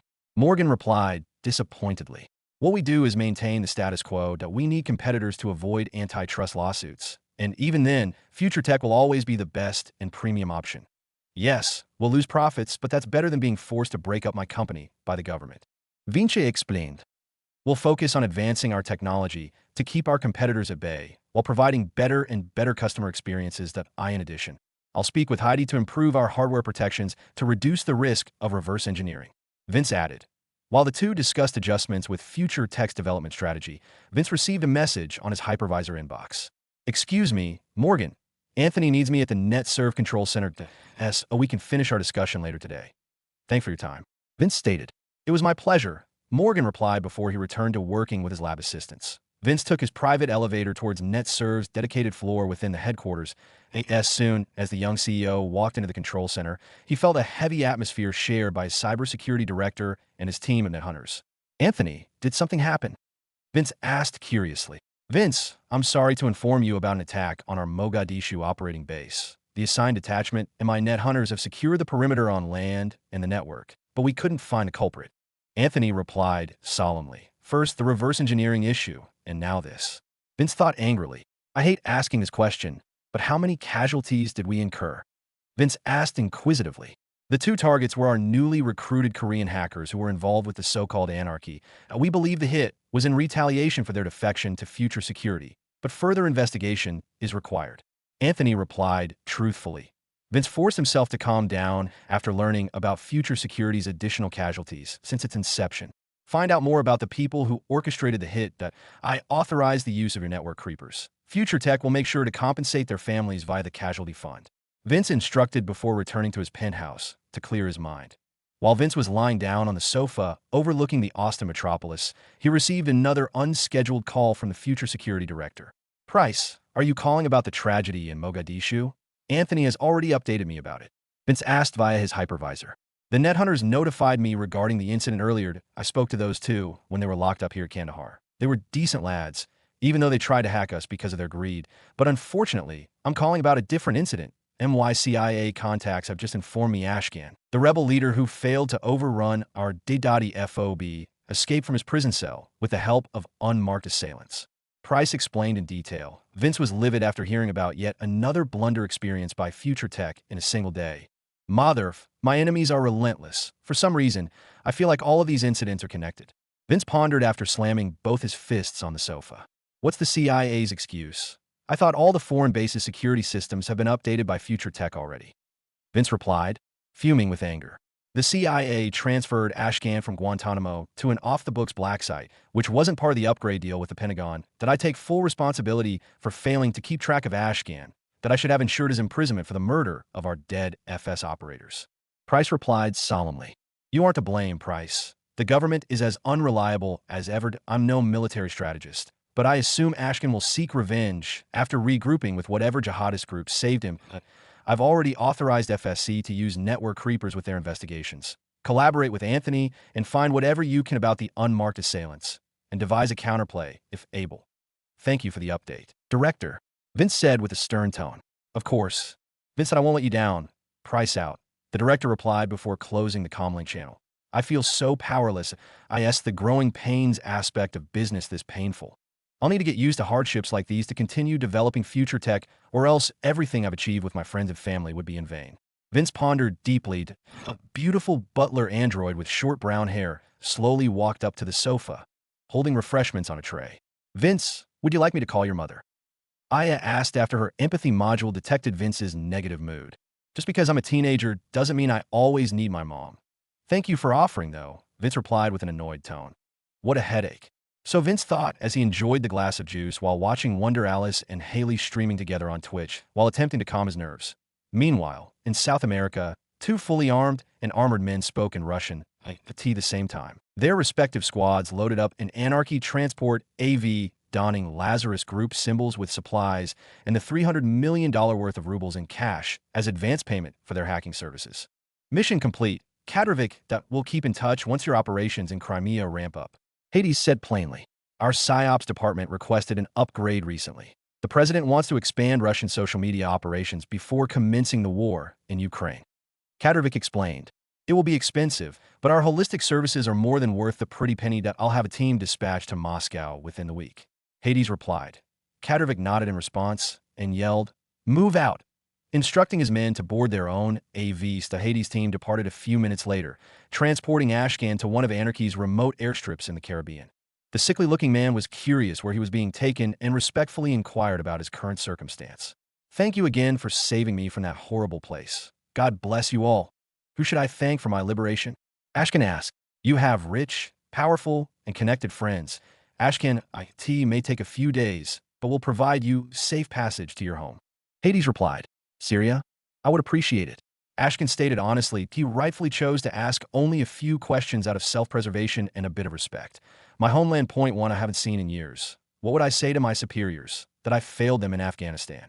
No, I promise to cleanse my mistakes with glory. Instead, I will have my vengeance. Ashkan pondered while he waited for his homecoming. More than a dozen hours later, Hades and his team rendezvoused with an anarchy cell assigned to the Middle East, undetected by the lax local law enforcement. Men who looked like typical insurgents but sported specialized equipment, such as MVRs and basic security drones, secured the area for the handoff. Ashkan, these men are known as FADA, the group who subcontracted your escape to us. If you want revenge, I suggest cooperating with them. Most of the extremists around here are already taking advantage of their services for good reason. Hades stated before leaving with his team. What Hades didn't tell Ashkan was the crucial fact that FADA was just another anarchy suborganization taking advantage of the political and social instability in the region similar to the Lazarus Group in East Asia, all working under Enigma's thumb at this point. Future Tech's E3 presentation and release of a new line of hardware and software products had been selling for a month. Besides academia and the IT industry, the leaders in entertainment have been busy integrating the latest tech within their companies. Across the Atlantic Ocean, a French lead game developer at Ubisoft was refining an Assassin's Creed demo his team programmed using Infinity Unreal Engine. This version is almost identical to the Snowdrop engine iteration of the demo, but let's see how Future Tech's free toolkit performs. Gauthier thought skeptically. Gauthier was fortunate to access the new Infinity workstations the company recently procured as a high-ranking developer at Ubisoft. He instructed one of his subordinates to run the demo performance benchmark of both versions using varying computer hardware from the current generation consoles to the newest dev kits available. IT took a few hours before the preliminary test concluded, which showcased the optimization features Infinity Unreal Engine provided. I see how future studios were able to develop an expansive video game, such as Everlife, so quickly and flawlessly. We'll have to notify our upper management about this before they conclude the 2014 development roadmap. So Gauthier thought as he reviewed the shocking benchmark reports. Another sector of the entertainment industry beloved in Japan and worldwide, anime, has seen great results with the newly available tools Future Tech had released. Takahiro Miura, a series director at Ufotable, was working almost 24/7 on the learning grind with his team, watching free translated Future Studios video tutorials to improve their skills for an anime project set for 2014 that like most anime production companies.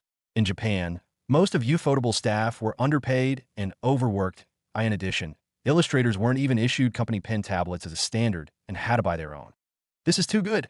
I can't believe Infinity Unreal Engine is free.m. Why employees won't have to worry about subscription costs for Adobe and Autodesk anymore. Assuming we can learn it soon, I can already imagine how beautiful Unlimited Blade Works will look. So Takahiro pondered while overseeing the keyframing department.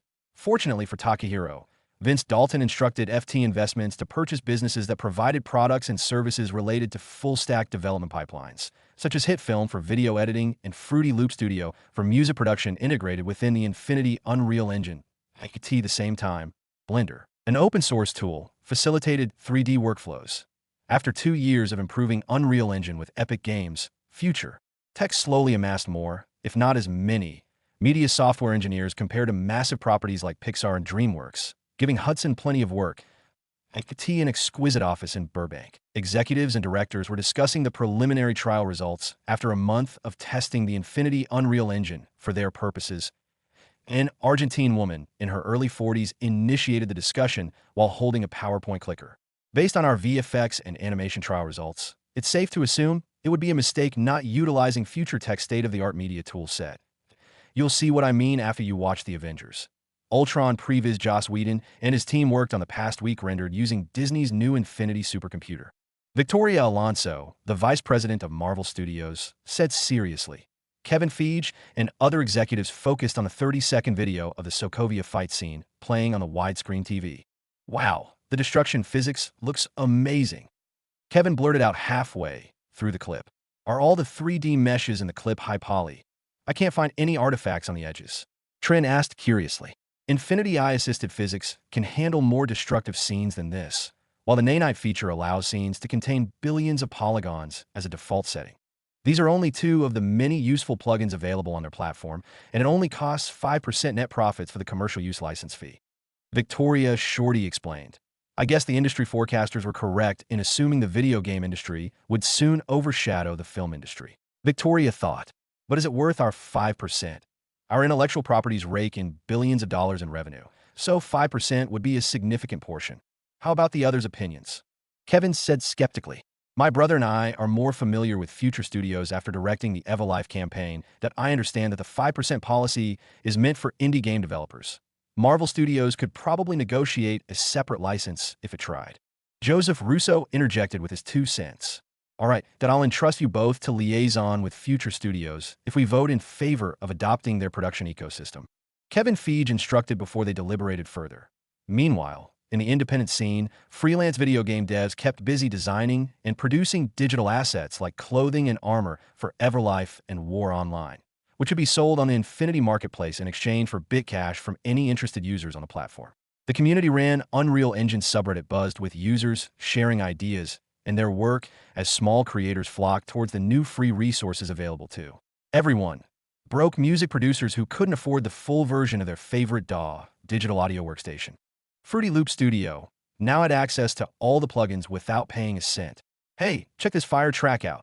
The dude looks funny, but the track is dope, a user posted on the subreddit. He even referenced Vince Dalton in the first verse. Respect, a Redditor replied. The link led to a slightly different version of Post Malone's White Iverson music video, recorded using his Infinity phone and wholly produced on Infinity Unreal Engine. Like Posty, many other young aspiring artists had the opportunity to advance their careers years earlier, at almost no cost. Compared to Vince's previous life, the ASA result, social media platforms like YouTube and Instagram experienced an uptick in viral video releases, which bode well for online advertising value.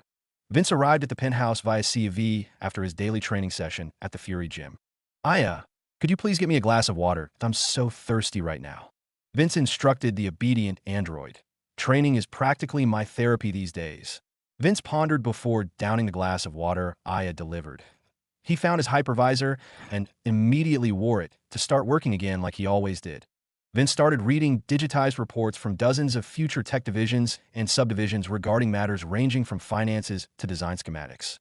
While browsing through his corporate duties, Aya notified Vince about a high-priority call patched through NetServe via her custom link to his hypervisor. Who's on hold?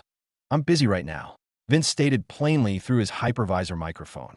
Marvel Studios, they'd like to schedule a meeting with Future Tech regarding commercial use of the Unreal Engine. Aya replied. Vince performed a quick hand gesture which brought up his calendar and reviewed it for a few seconds. Perfect. I'll be in Los Angeles this coming Friday to visit SpaceX. Tell Marvel I'll make time while I'm there, Vince instructed before going back to work. Vince suddenly remembered the week vacation his crew spent on the West Coast and the fun times they shared with newfound friends on the Longhorn. I've been so busy with NetServe's expansion and stressing over the recent civilian casualties that I forgot to keep in touch with Haley and the others. Vince pondered deeply. He closed his eyes to disconnect from the utterly stimulating experience augmented reality provided and reminisced about the few moments before his life changed and was brought back 10 years in the past. Achieving a fulfilling life is more than saving mom from her disease, nor contributing to society. But I'm slowly understanding Kid Cudi's pursuit of happiness bit by bit. He thought for what seemed to be hours that a few hundred miles away, a pair of young women were shopping for clothes at the famous Rodeo Drive. One had brown hair and wore trendy LA clothing, while the other had pink-dyed hair wrapped around the newest limited collection from Future Couture. They stood out in the crowd due to the presence of another two seriously armed FS operators working as Haley's security whenever she was in public. Wasn't the Future Couture store fantastic?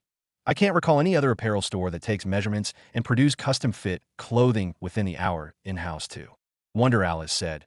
Her companion kept quiet while walking down the boulevard. Alice immediately noticed S.O. She found an excellent spot to sit down and cheer her friend up. The two operators moved farther from the pair for privacy while scouting the area, following security protocols. Oh, I may have brought up the elephant in the room by showing her around a future tech store. Alice thought. I know Vince hadn't kept in touch with you or any of us the past month, but I assume he's a busy person. Either way, you don't deserve the cold shoulder. Alice stated before hugging Haley. An entire month without so much as a message. I wonder if Vince found another young Hollywood actress to seduce. Haley pondered while returning Alice's HUGAS. She calmed down from her distraught state. Her Infinity phone received a notification. I'm sorry that I've been caught up with work and neglected to keep in touch. Haley, if you can forgive me, I'll make time in net serve call, was the message she received from Vince, including a selfie of him doing the puppy dog pout. Haley burst into laughter all of a sudden, which surprised Alice. What's up with the mood swing, girl? Alice asked curiously. The young and talented actor excitedly showed the newly received message to her caring friend. You didn't forget about me, Alice. Look here, Haley said with a joyous expression. I was so close to assuming Vince didn't remember the fun times we shared on the Longhorn. She pondered with a clearer mind. What are you still doing here, sis? Go home and video call him. Thanks for shopping with me today. Let's do this again soon. Alice replied happily. Thanks for cheering me up when I was down earlier, Haley stated sincerely. Don't mention it, but don't forget to keep me updated, Alice declared before leaving towards the car parking area. Fortunately, Wonder Alice's Twitch channel had been doing so well lately that she purchased a sweet ride using her contract and donation profits. She was already popular in the variety gaming scene, but was propelled to the top of the viewer charts because of her live streams featuring Vince Dalton and his crew on the Longhorn. Haley and her two dutiful security operators went their way to Rodeo Drive's recently built AV parking lot for accommodating their wealthiest patrons who were rich enough to own one. The LA Future Tech branch dispatched a corporate CV for her daily commute, courtesy of Elon, the branch director, at Vince's behest. While flying over downtown LA, she couldn't wait until arriving home and decided to give Vince a net-serve video call. After about an hour of apologies and catching up, Haley asked, when can we meet each other? As I told you before, you're always welcome to visit us here in Austin, that it's just difficult to find time away from my office. Vince replied honestly. It didn't feel that way after you ghosted me for almost a month. Haley jabbed in reply. Fair. You could have at least messaged or called me first before assuming I'd forgotten about you, that I don't want to argue again. Haley, that I'll be in LA next weekend, but you can take a jet and spend some time with me here before I accompany you back. Vince offered to defuse the situation. Are you just saying that to make up for your ghosting? She asked cynically. I miss you too. But please don't play hard to get right now, that I've had a terrible week already. Vince replied sincerely. 2 of my employees' heads literally exploded. An open casket funeral wasn't even an option. Vince thought, all right, I'll cut you some slack for now. You better be ready when I arrive. Haley declared with an alluring expression. Roger, Roger. So Vince thought before saying his farewells. Soon after the call, Haley asked her parents to let her travel to Austin, accompanied by an FS escort. IT took a few puppy dog pouts and persuasive dialogue before they agreed. She started to pack her things, getting ready to reunite with her boyfriend and escape the monotony of waiting for her agent to find a movie role. The only thing that kept her sane was the few times she joined Wonder Alice on her live streams. A CAV picked her up the next day and flew towards Future Tech's private hangar with a Boeing Luxury 787, ready to depart. She was expecting a private jet similar to ones most celebrities owned, not ones as big as a 787. We're happy to serve you today, Ms. Steinfeld. Please take a seat wherever you want. We also reserved a stateroom for you in case you wanted to sleep during the flight. The stewardess said politely. Thank you, ma'am. So are we waiting on more people? Haley inquired. Before the stewardess could answer, a dozen SpaceX and Tesla engineers boarded the plane, followed by a familiar face. Young Haley, how have you been since you visited SpaceX? Elon asked as he took a seat adjacent to her. Well, thank you for the concern that I'm guessing all of you are traveling to Austin for business. Haley replied. Your guess is indeed correct that we'll be performing on-site testing of the power grid update. I can't avoid the legwork, unfortunately. How about you? Elon inquired amiably. Visiting Vince and exploring Austin for the most part, Haley replied. That young man takes work too seriously. Especially for his age. Vince deserves a bit of leisure at least once in a while. Elon said honestly. He told me once that his life was just a bonus now. So why is he still working so hard? Haley asked curiously. You'll understand when you see Austin. Elon answered plainly that a few hours later. The jet prepared for the landing while lowering altitude. Haley took the opportunity to look out a window and see for herself what Elon meant. She observed the newly installed massive solar arrays that Future Tech initially tested in Kandahar. Next, she saw the tech campus located outside the city. She was amazed how much had changed since she last visited Austin a few years prior with her family. That's why Vince takes his work too seriously. More than 100,000 people rely on Future Tech for their livelihood, and that number keeps expanding. Elon explained. Maybe I was too hard on him. Haley pondered. They landed a few minutes later. Vince Dalton was waiting alongside a Koenigsegg Flieger and Stingray for the engineers traveling to power grid stations amongst the hilly Austin countryside. My team and I will start the trials and testing immediately that we had enough rest in the jet. Elon declared before leading his team towards the Stingray. Elon didn't even greet Vince, which cracked up Haley, and both started laughing. Elon and I speak to each other almost every day that we skipped through standard niceties a long time ago. But you, on the other hand, Vince said as he wrapped his arm around her and went for a quick kiss on the lips. Haley embraced him in return for a few seconds, and Vince said, Get in the Flieger, we'll go wherever you decide until I return to work after lunch. Koenigsegg's latest Model C variant was currently the pinnacle of commercial AVs, costing $20 million before taxes. It featured a completely autonomous flight system facilitated by NetServe GPS tracking and performed much better than any Ford or Toyota AV in the market. Like all Vince's vehicles, the Flieger wasn't his personal property, but Future Tech's property.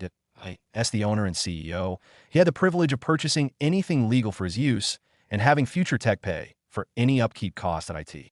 Didn't matter to him much because he reinvested all net profits back into the business. As a result, Vince financially supported his lifestyle as a business expense clearly defined in the corporation bylaws. Marcia Kemp herself wrote. Most executive officers in Future Tech earned much more money than Vince because his annual salary was the bare minimum, but with plenty more privileges. I've been meaning to visit Zilker Park, but didn't get the chance my last time here, Haley replied while taking a seat in the luxurious Flieger. It's settled then. I'll have food delivered to us for a little picnic in nature. Vince said in agreement. 4 turbofan engines spooled up a few seconds later and took the Flieger towards the sky while a F-1 escort followed. After landing, the group walked around to look for a beautiful and secluded area for the picnic. The park was located reasonably close to downtown Austin and practically in the middle of the city. So many people could be seen enjoying the scenery and fresh AI. It was challenging to avoid attention when 3 fully armed operators and dragonflies were escorting the young couple. Hey, look, it's a Future Tech executive going for a stroll, a local man said to his companion. Is your eyesight that bad? It's not just any executive, but Vince Dalton himself. You know, I have a cousin who works at the tech campus and talks about Vince like he's Jesus or something.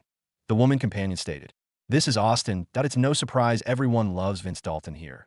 But my eyesight isn't bad enough that I couldn't recognize Haley Steinfeld. Maddie Ross, baby, the man replied.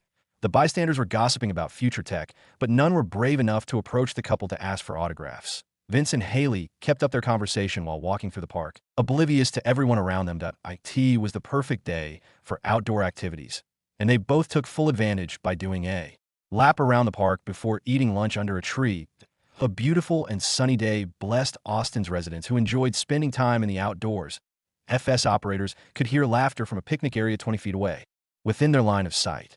Thank you for taking me here, Vince. The weather, scenery, and food are fantastic, Haley said sincerely.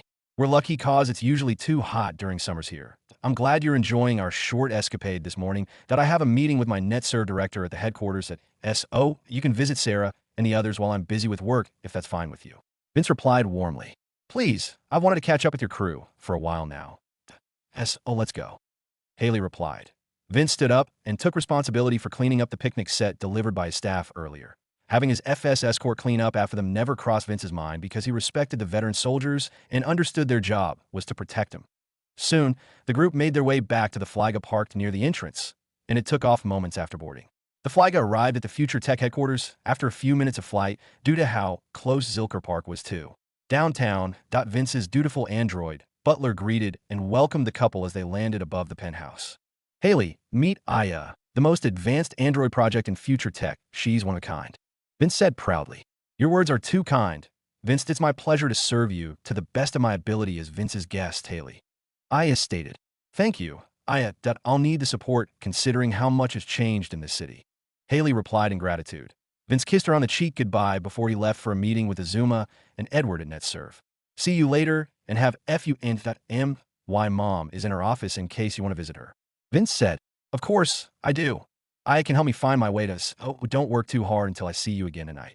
Haley affectionately declared. An ashen-haired, beautiful woman in her late 30s was busy designing apparel using Infinity tools and a boutique hive mind drone specifically for producing clothing. Leah's designs were becoming more sophisticated and neo-modern, making them incomparable to her contemporaries such as Gianni Versace and Giorgio Armani. While waiting for the drone to finish producing her latest prototype design, Leah heard a knock on her office door. Come in, Leah said calmly. Aya remained by the door while Haley approached the queen of Future Tech. Good to see you again, Leah. I remember our time on the Longhorn fondly. How have you and Dr. Sarah been the past month? Haley asked courteously. We've been well. Thank you for asking, young lady. Did my son at least show you a good time out earlier this morning? Leah asked curiously. Yes, he did. We had a pleasant picnic, and I enjoyed it very much. What's this new dress? Haley replied after noticing the newly produced apparel design. Do you like it? It's for Future Couture's fall collection, though only a prototype. Leah explained. I'm fond of the different types of materials used throughout the design that I'd love to buy one when it's available. Alice showed me around the Future Couture store at Rodeo Drive, and it's quite impressive. Haley replied honestly. Come on, don't act like a stranger. Why buy one if I can make one for you right now? Leah objected and quickly had Haley stand next to the hive mind dresser the size of a large refrigerator. Leah clicked a few buttons on her Infinity tablet, and the machine started taking Haley's measurements while the manufacturing compartment worked on the physical product. The two women spoke and caught up with each other for a few minutes while the HMD worked its magic. Leah chose a different color scheme compared to the prototype, which she thought suited Haley, purple and gold. Haley thanked Leah profusely and excitedly entered the dressing area in Leah's huge office to change into her new outfit. She emerged from the dressing room looking like a bona fide Lady Future Tech executive and would fit right in amongst Heidi, Alexis, and Ms. Miller. Stunning, darling, marvelous. That I can tell you have modeling experience, Haley. Leah commented as she clapped her hands softly. I love it. Leah, your clothing is completely different from the typical designer stores, so I'm curious about what inspired your designs for Future Couture. Haley asked while she spun in front of the full-body mirror. Working at Future Tech made me appreciate the simplicity of patterns and symmetry. It's my version of the neo-modern style, but my knowledge is mostly based on design books and resources I read during my treatment rest days. Sarah encouraged me to pursue hobbies as a form of rehab, while she supported me throughout the process. Leah explained honestly. I can see why you hold her to such high regard. Thank you for the insight, and I'm glad your treatments were successful. Haley replied genuinely. Me too. All right, you better say hello to Vince's friends, or they'll hold it against you as a joke for a long time. I'll see you at dinner tonight. Leah stated kindly. Haley bade farewell before Aya escorted her to the Future Studios offices. Jessica worked at the software dev division in Future Tech AI, so Haley could only find Kyle, Sarah, and Rick amongst the hundreds of media developers ranging from video game architecture to VFX animation artists. Unfortunately, the entire development roster couldn't fit in the headquarters, and the thousands of devs were based at the tech campus instead. Most of the staff observed the arrival of an iconic actor, especially to people in the South, but none chose to bother her for autographs due to their professionalism. This is quite the operation they got going here. Haley pondered as an acclaimed media professional herself. Aya brought Haley to Future Studios' lounge area, where Kyle, Rick, and Sarah were already waiting, having been contacted prior. Welcome to Future Studios, our little home away from home, Kyle stated. Thanks, it's been a hot minute, huh? Haley replied. Sure has been. How's the Hollywood hustle been treating you lately? Sarah interjected. My agent's still negotiating and hunting for a good deal, leaving me bored out of my mind with homeschool, Haley replied honestly. Homeschool is the least fun activity. I 100% agree. Rick gave his 2 cents. Though watching Twitch and Instagram live streams and playing War Online or Everlife kept me entertained. Though the more free time allowed me to pursue other passions like music at least. Haley explained. You write music. Haley, who would have guessed Haley here was multi-talented? Kyle joked casually. My pent-up feelings were so intense that I had to write music to release a bit of tension in my heart. Haley pondered, but was too embarrassed to say out loud. Give our guest a break, Kyle. Not everyone is like us, being able to take your relentless teasing. Sarah scolded in banter. All right, Dad, if you're passionate about music, then you'll appreciate our music studio located just around the corner from here.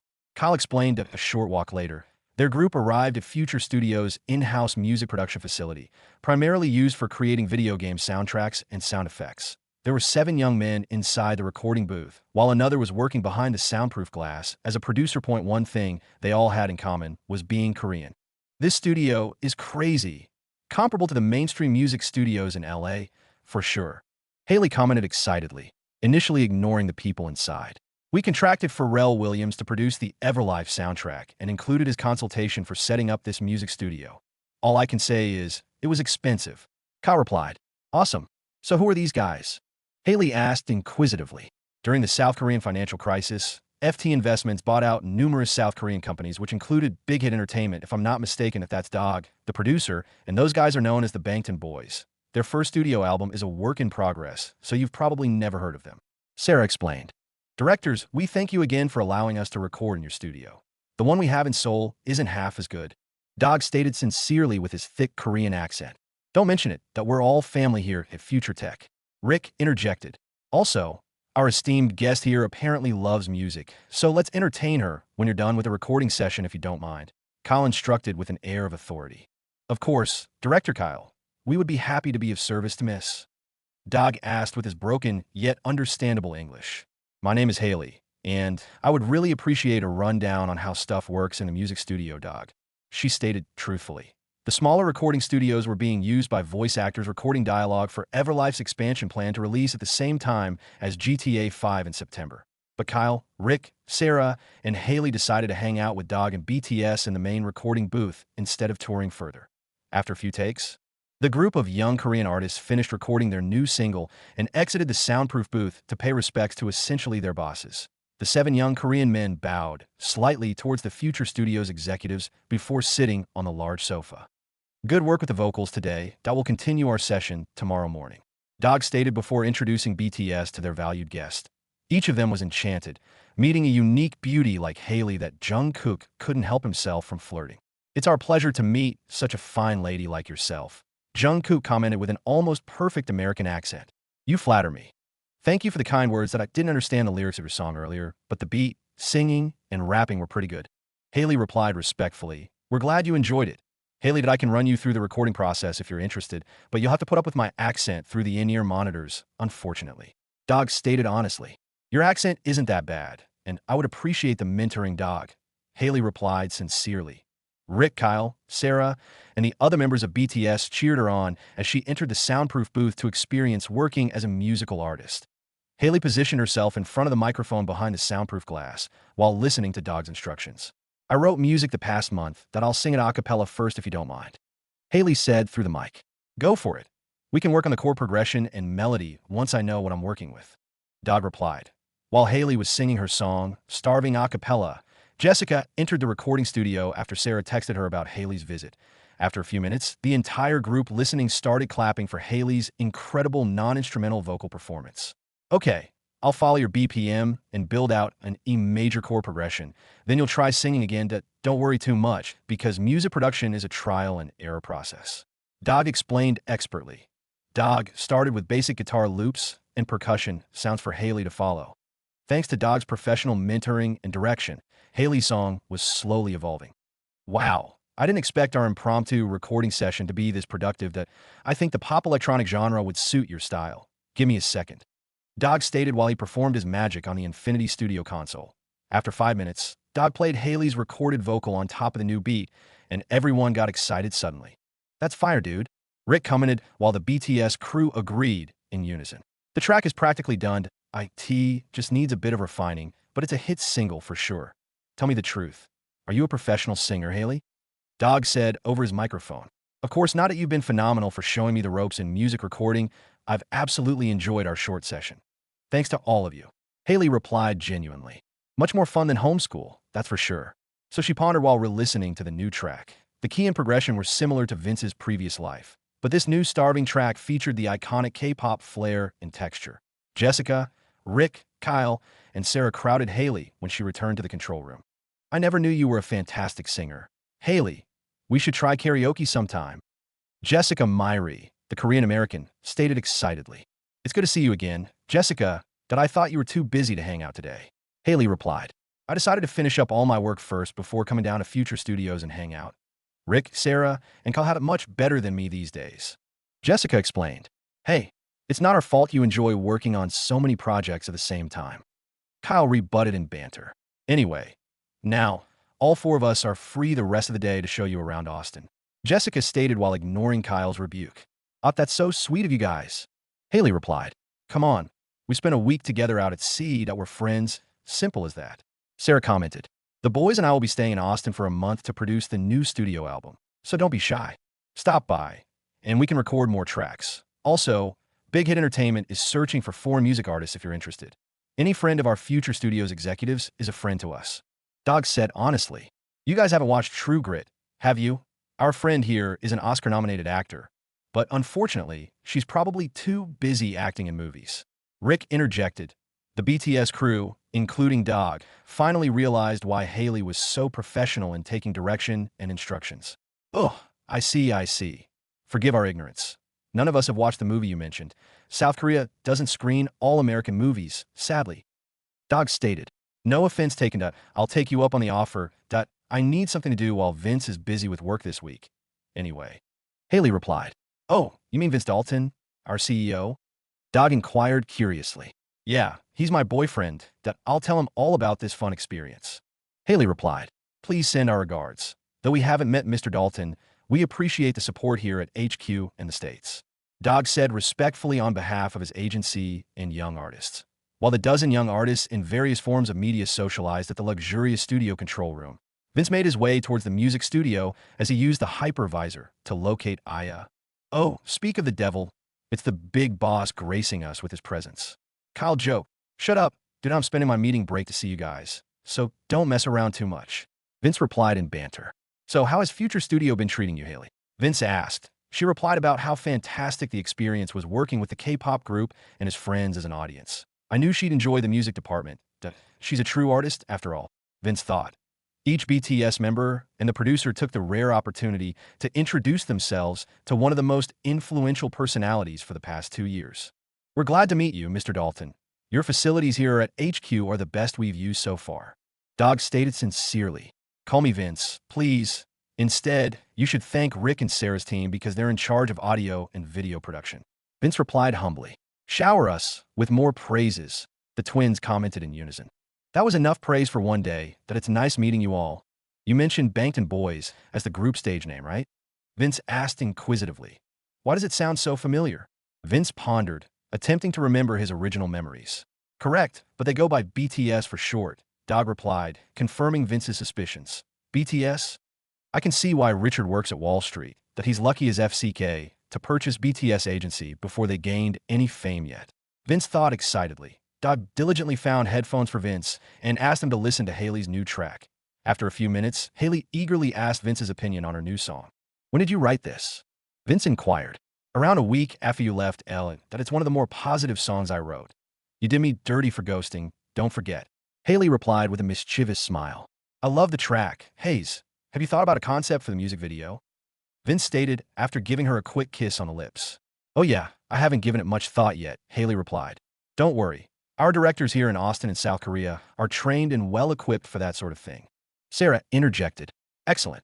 Our Hayes here deserves a pop-in first music video, am I right? Vince stated confidently. Hell yeah. Definitely. Everyone commented in agreement. The boys and I will gladly help as much as we can. These guys are great background dancers too. Dog suggested. Any assistance would be welcome. While I'm here, let me listen to some of the Bangtan Boys recorded tracks. Vince instructed. Dog played around 5 songs for Vince, but most were heavy rap music instead of the electronic dance rap genre BTS was known for in 2021. I'm no expert in music, but I do have a few suggestions for the boys' style and genre. Vince offered.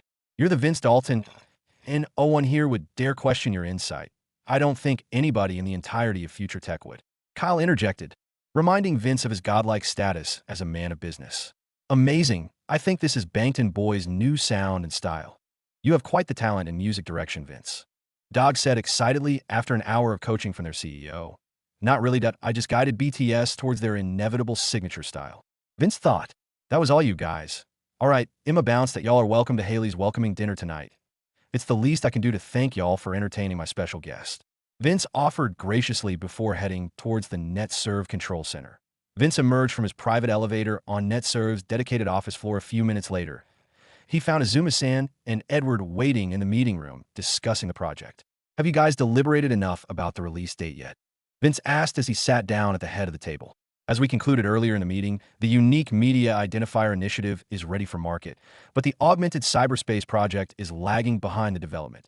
Nevertheless, I stand by my suggestion to release both when the ACS is fully functional.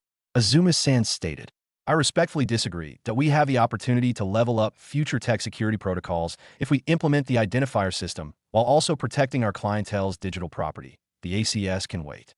Edward Snowden explained, I understand your gripes with releasing an unfinished product. Azuma-san, that's why I respect you highly. But we should start utilizing the identifiers, especially with my negotiations with Disney and Marvel coming up this weekend, that IT will also make moderating all our different platforms much easier. Vince explained, all right, Vince, but you have to inject additional funding into NetServe to complete the ACS more quickly. Azuma-san replied, consider done. I'll add $1 billion to your funding for the rest of 2013, specifically for the ACS development. Can we move on to the next order of business? NetServe's foreign expansion? Vince stated, Marcia Kemp is finalizing the agreement with the European Union and the Association of Southeast Asian Nations regarding our service expansion. own NetServe's next quarter target is growing our presence within the African Union and China, if possible. Azuma-san described shortly. How about Russia? Plenty of other nations are frothing at the mouth for a new alternative internet provider. So why has Russia stayed silent? Vince asked in confusion. Most of our attempts in entering their market have been unfruitful and a waste of time. The Russian government doesn't want anything to do with NetServe's global internet initiative. Azuma-san replied, well, that's annoying that is there anything we can do at least? Vince asked, multinational deals like this were never my forte, though I'm learning slowly in my new life. Vince thought, it's a lot of politics, Vince. The Russian market is currently too much of a headache, but it makes sense. Anthony and I have been investigating the Ashken prison break and found evidence of SVR-RF movement around the CIA black site a few weeks before the assault. Snowden commented, so the Russians were behind freeing one of the highest-ranking al-Qaeda officers ever to be captured alive. Vince inquired seriously. Future Security is collaborating with Interpol in the search for Ashkan, but what can we do? The Russians will simply deny it and intimate that the U.S. forged the evidence. Edward replied sullenly. Have Anthony compile all the findings and evidence Future Security gathers in our database. Then, if the authorities can't do it, we'll retaliate when the time is right instead. Vince instructed sternly. Agreed. However, I question Russia's motive for going out of its way to free a known terrorist. I'm having trouble wrapping my head around it. Edward Vince went silent and reminisced deeply of his past memories about Russia in 2013. He had to focus intensely because of the numerous distracting memories in Vince's mind from both his lives. Euromaidan, but what does a jihadist have to do with the civil unrest in Ukraine? Vince pondered. What Vince didn't know was the fact that Russia has been gathering tactical support from various sources, such as Anarchy's Lazarus Group and FATA, in preparation for the invasion. That IT was around 5 p.m. when the meeting was concluded, which perfectly aligned with the end of the day's shift. Vince bade farewell to his NetServe executive director and vice director before returning to Future Studios to find his friends.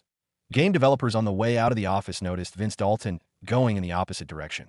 I appreciate the excellent work, always. Have a good night, everyone. Vince told the devs as he walked by. Likewise, Mr. Dalton. You too, sir, the staff enthusiastically replied before leaving the office. Yeah, FCK working at the office late at night. Everyone at Future Tech deserves ample time with their families and away from work. So Vince thought as he remembered the nights he spent at his old office in 2021 that he found a group of 13 young men and women dancing around the video production wing at the Future Studios offices that a massive background replacement screen that directors could switch to any color surrounded the area filled with different types of camera rigs and boom microphones, and staff working the later day shifts. Hey babe, come here and watch the music video we shot while you were away. IT isn't finished yet, but we already have a solid vision of the final version. Haley shouted enthusiastically.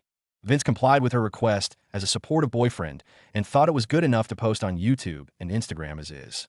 Catchy and entertaining. I'm digging IT. IT looks finished enough to start post-production, so what's the problem? Vince asked. Two things, actually.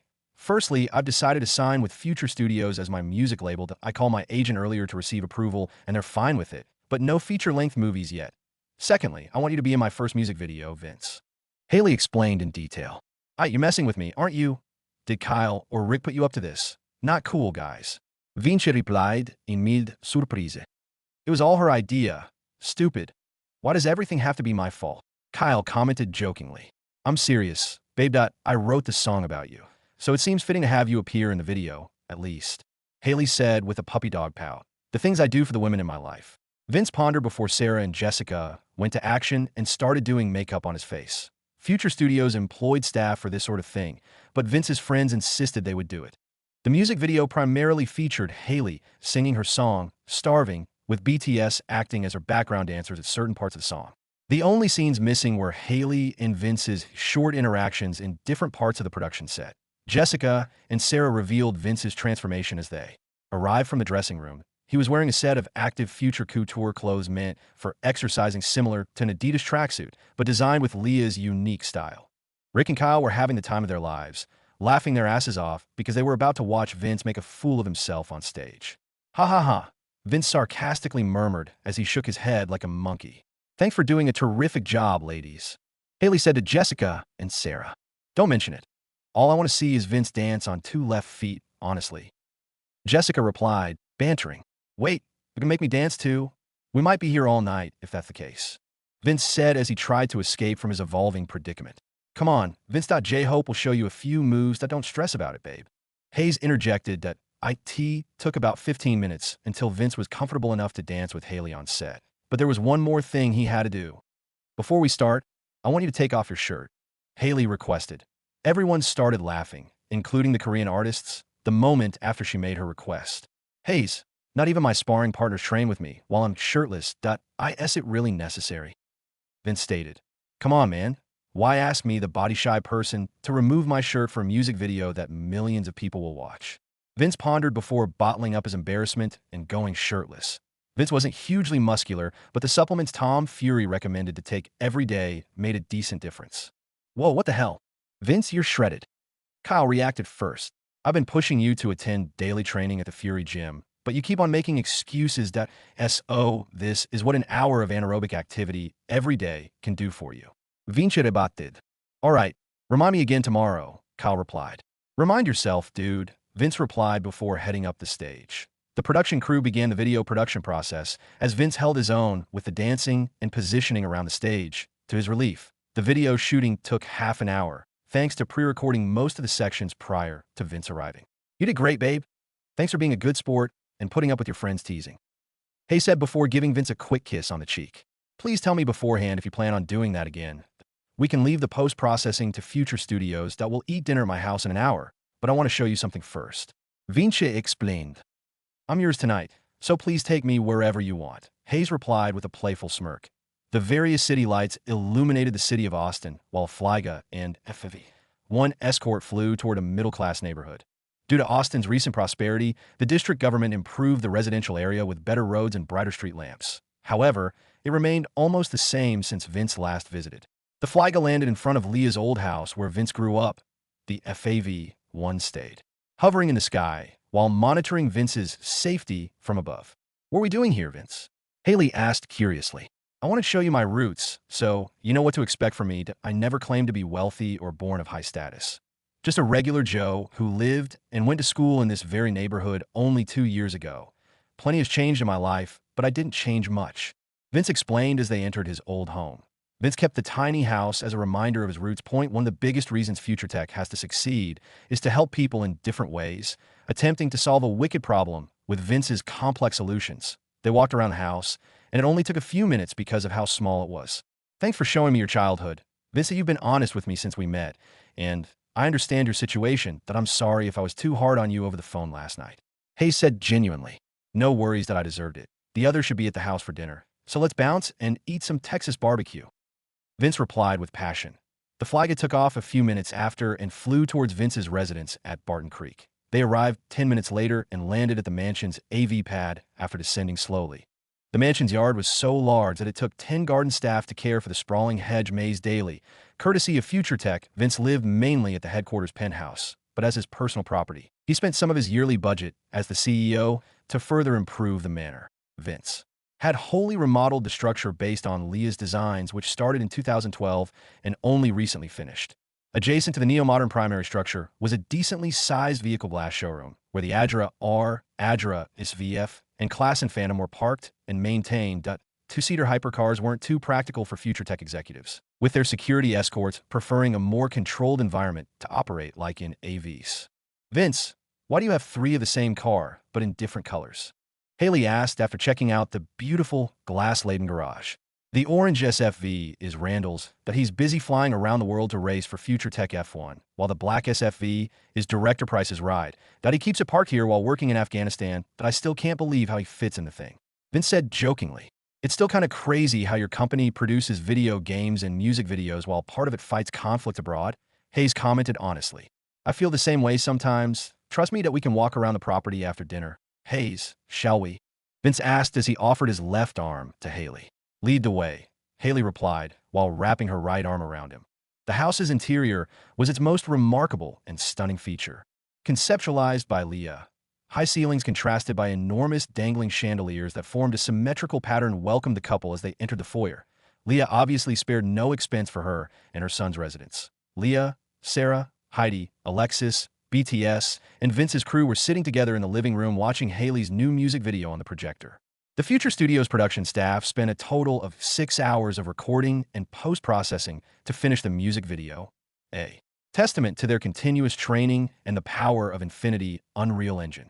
"These are some fairly naughty lyrics you're singing, young lady," Sarah commented halfway through listening to the chorus. "Dr. Sarah, please stop, it's embarrassing," Hay said with her cheeks red as a tomato. "Sarah, give her a break. You should pay attention to Alexis instead. Look how flustered she's acting sitting next to Jean," Leah remarked playfully. "I'm not the one who invited all these handsome young men over, so don't blame me." Alexis defended herself while suffering the same blushing cheeks. "Thank you for having us, by the way. You have such a wonderful home, Ms. Dalton," Dog stated on behalf of BTS. "Just Leah, and thank you that I designed it myself. You boys must have talent if my son pays you this much attention. His attention is quite hard to receive, as Haley could attest." Leah replied graciously. "I have high expectations for BTS, and I feel they have what it takes to make it big internationally," Vince explained. "Do you really mean it, Mr. Dalton?" Jungkook, the youngest member, inquired. "With our support, your success is inevitable," Vince replied while pondering. "I'm only sure of myself cause you guys are the most famous artists in the world in 2021. "Yeah, nice," the boys replied as they pumped each other up with all the positive vibes. The music video continued playing until Vince appeared and started dancing with Haley. Vince was quite tall for his age at around 5 feet and 10 inches and towered over most BTS members dancing in the background. Whose idea was it to show off Vince's six-pack abs? Leah asked the room. Who else would it be other than Haley? "Our little minx," Sarah replied, continuing her teasing from earlier. "Fact," Rick added. "That indeed happened." Jessica interjected.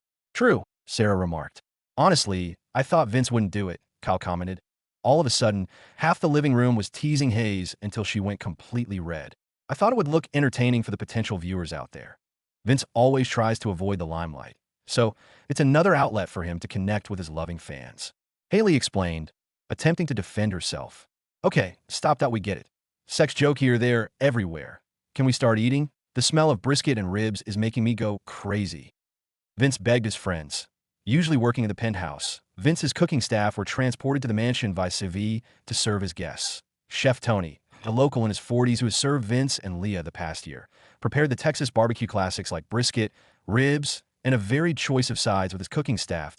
He was a diligent chef, so he immediately updated the dinner menu with a few popular Korean dishes such as bibimbap, bulgogi, and kimchi when he learned of the new guests arriving.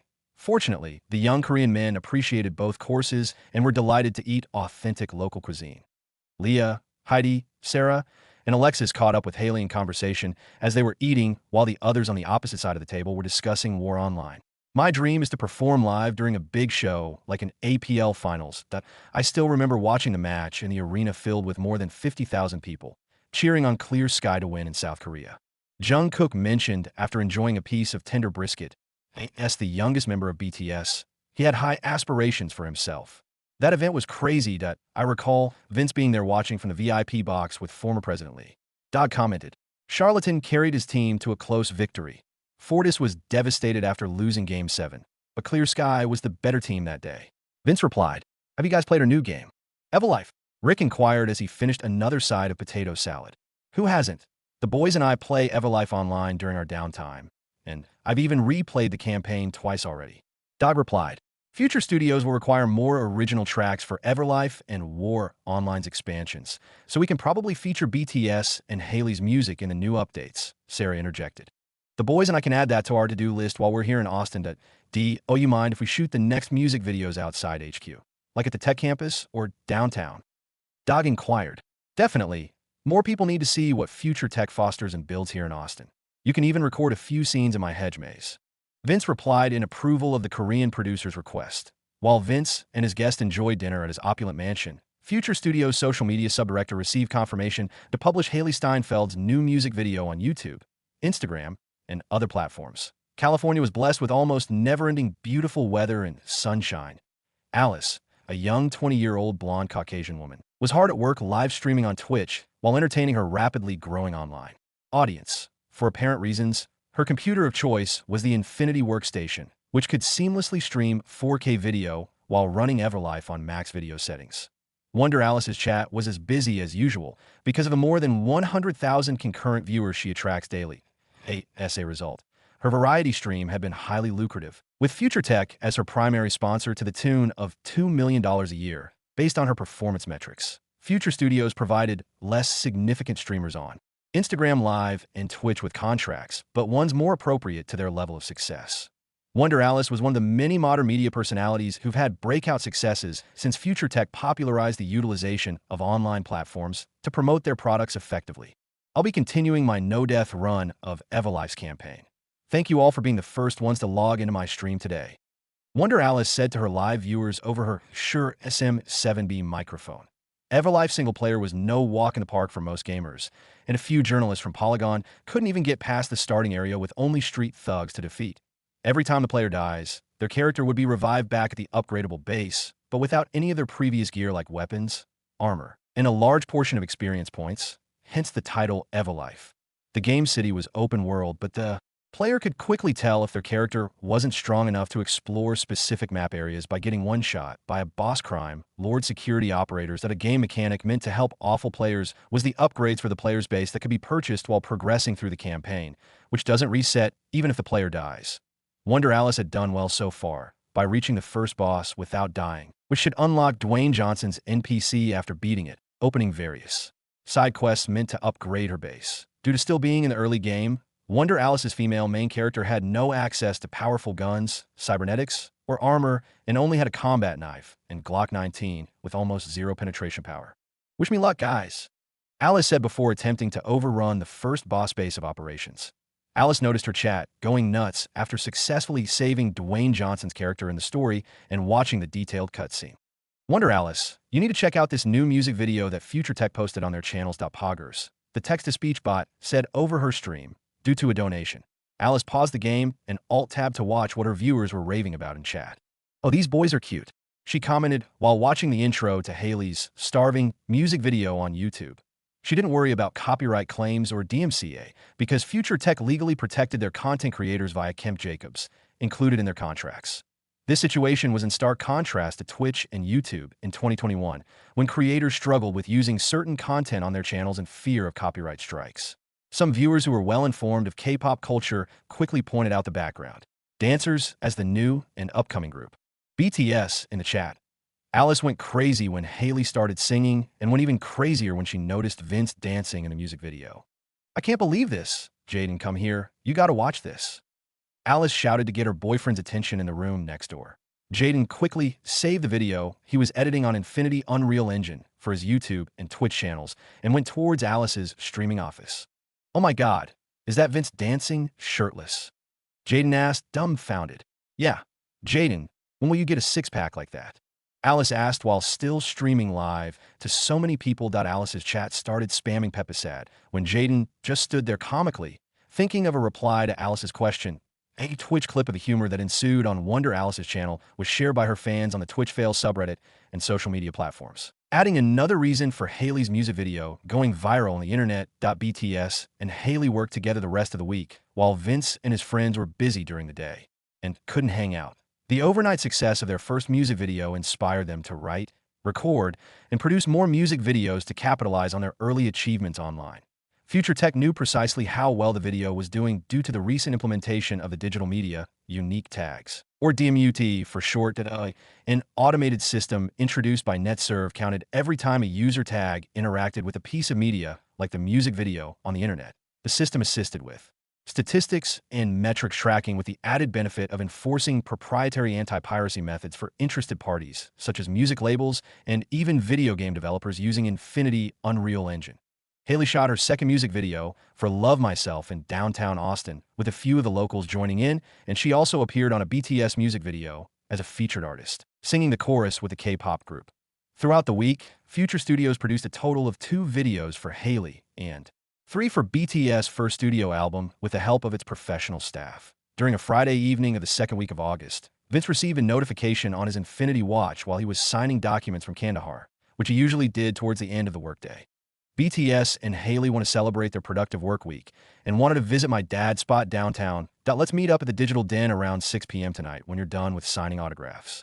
Kyle messaged through NetServe.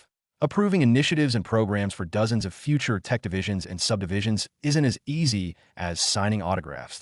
Vince pondered as he shook his head and digitally signed the last few documents on his Infinity tablet. He summoned Aya by pressing a button on his Infinity Watch interface. Vince's dutiful android, Butler, entered his office a few moments after, asking what her boss needed. I'll be taking the Flyga to 6th Street tonight. Please have my security detail prepared for departure and remind them of our trip to LA tomorrow morning. Vince instructed as he changed into the more appropriate attire from Future Couture's nightlife collection with a matching pair of Chelsea-style boots. IT was Friday night at 6th Street, so it was only natural for so many people to enjoy the nightlife, especially the local university students.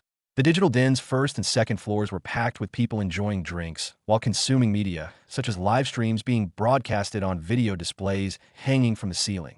Vince didn't have to walk through the main entrance and instead used the AV pad access meant for Future Tech clientele. He found a table with the most amount of young people, but ordered a drink for himself beforehand at the IT was technically illegal for the Digital Den to serve alcohol to minors under 21, but the bartender didn't even flinch and started mixing Vince's order without question. Haley noticed Vince waiting for his drink at the bar and decided to join him for a moment. What are you drinking tonight? Hayes asked as she sat down. A Moscow Mule, what would you like? Vince replied. I'll get a Cosmopolitan. Hayes decided. The bartender didn't have to be told and started mixing Haley's drink too as he overheard their conversation. The couple made their way towards the table after a few minutes of waiting for the drinks at the bar. I'd like to thank Dog and the rest of BTS for supporting me through my first week of becoming a musical artist. My agent watched the music video and immediately shared it with Universal Pictures, which landed me my next big role on Pitch Perfect 2. That's our little secret, guys. Haley explained genuinely. Congrats, sis. Jessica commented with a huge smile on her face. We should thank you, Haley. Our music videos have been popping here in the States because of your collaboration with us. Dog replied in gratitude. I'm proud of what all of you have achieved the past few days, so drinks and food are on me tonight. Vince declared before everyone started ordering like crazy. The following day, after celebrating at the Digital Den with his friends and BTS, Vince woke up naked in his penthouse bedroom with Haley in his arms to his left. She woke up after noticing Vince getting up from bed and said, "Can we sleep in a bit more? It's a Friday after all." "I'm sorry, Hayes, but I have a meeting at Marvel Studios at noon, so you can continue sleeping in the 787 on the way." Vince replied, "Fine, I'll get ready. I almost forgot about brunch with my family." Haley said, "Luckily that I didn't. And feel free to join me in the shower whenever you're ready." Vince replied with a wide grin. "How about right now?" Hayes asked in reply. Half an hour later, the two lovebirds met Leah in the living room before leaving for Los Angeles. Future Couture boxes containing the newest designs were waiting on the table to be carried into the Flyga. "Thank you for hosting me for the entire week. Leah, I appreciate the new outfits you've given me as well. I hope we can do this again soon." Hayes said sincerely. "The pleasure was all ours. Haley, that you're always welcome in my homes whenever you're in the city recording music or otherwise. Leah replied, honestly. Why don't you join us for brunch in LA, Leah? I think Vince will have an easier time with my parents if you're around. Hayes suggested. That's a great idea, Hayes. Vince chipped in. Leah took a few moments to think about her responsibilities for the day and decided Aya could reschedule her morning activities. All right, give me 15 minutes to get ready. I'll take the 787 back home after we eat. Leah replied before heading to her room. Nice. The brunch won't be as awkward now. Vince pondered while he and Haley waited for Leah. The flight took off the penthouse AV pad and landed at Future Tech's private hangar after a short flight.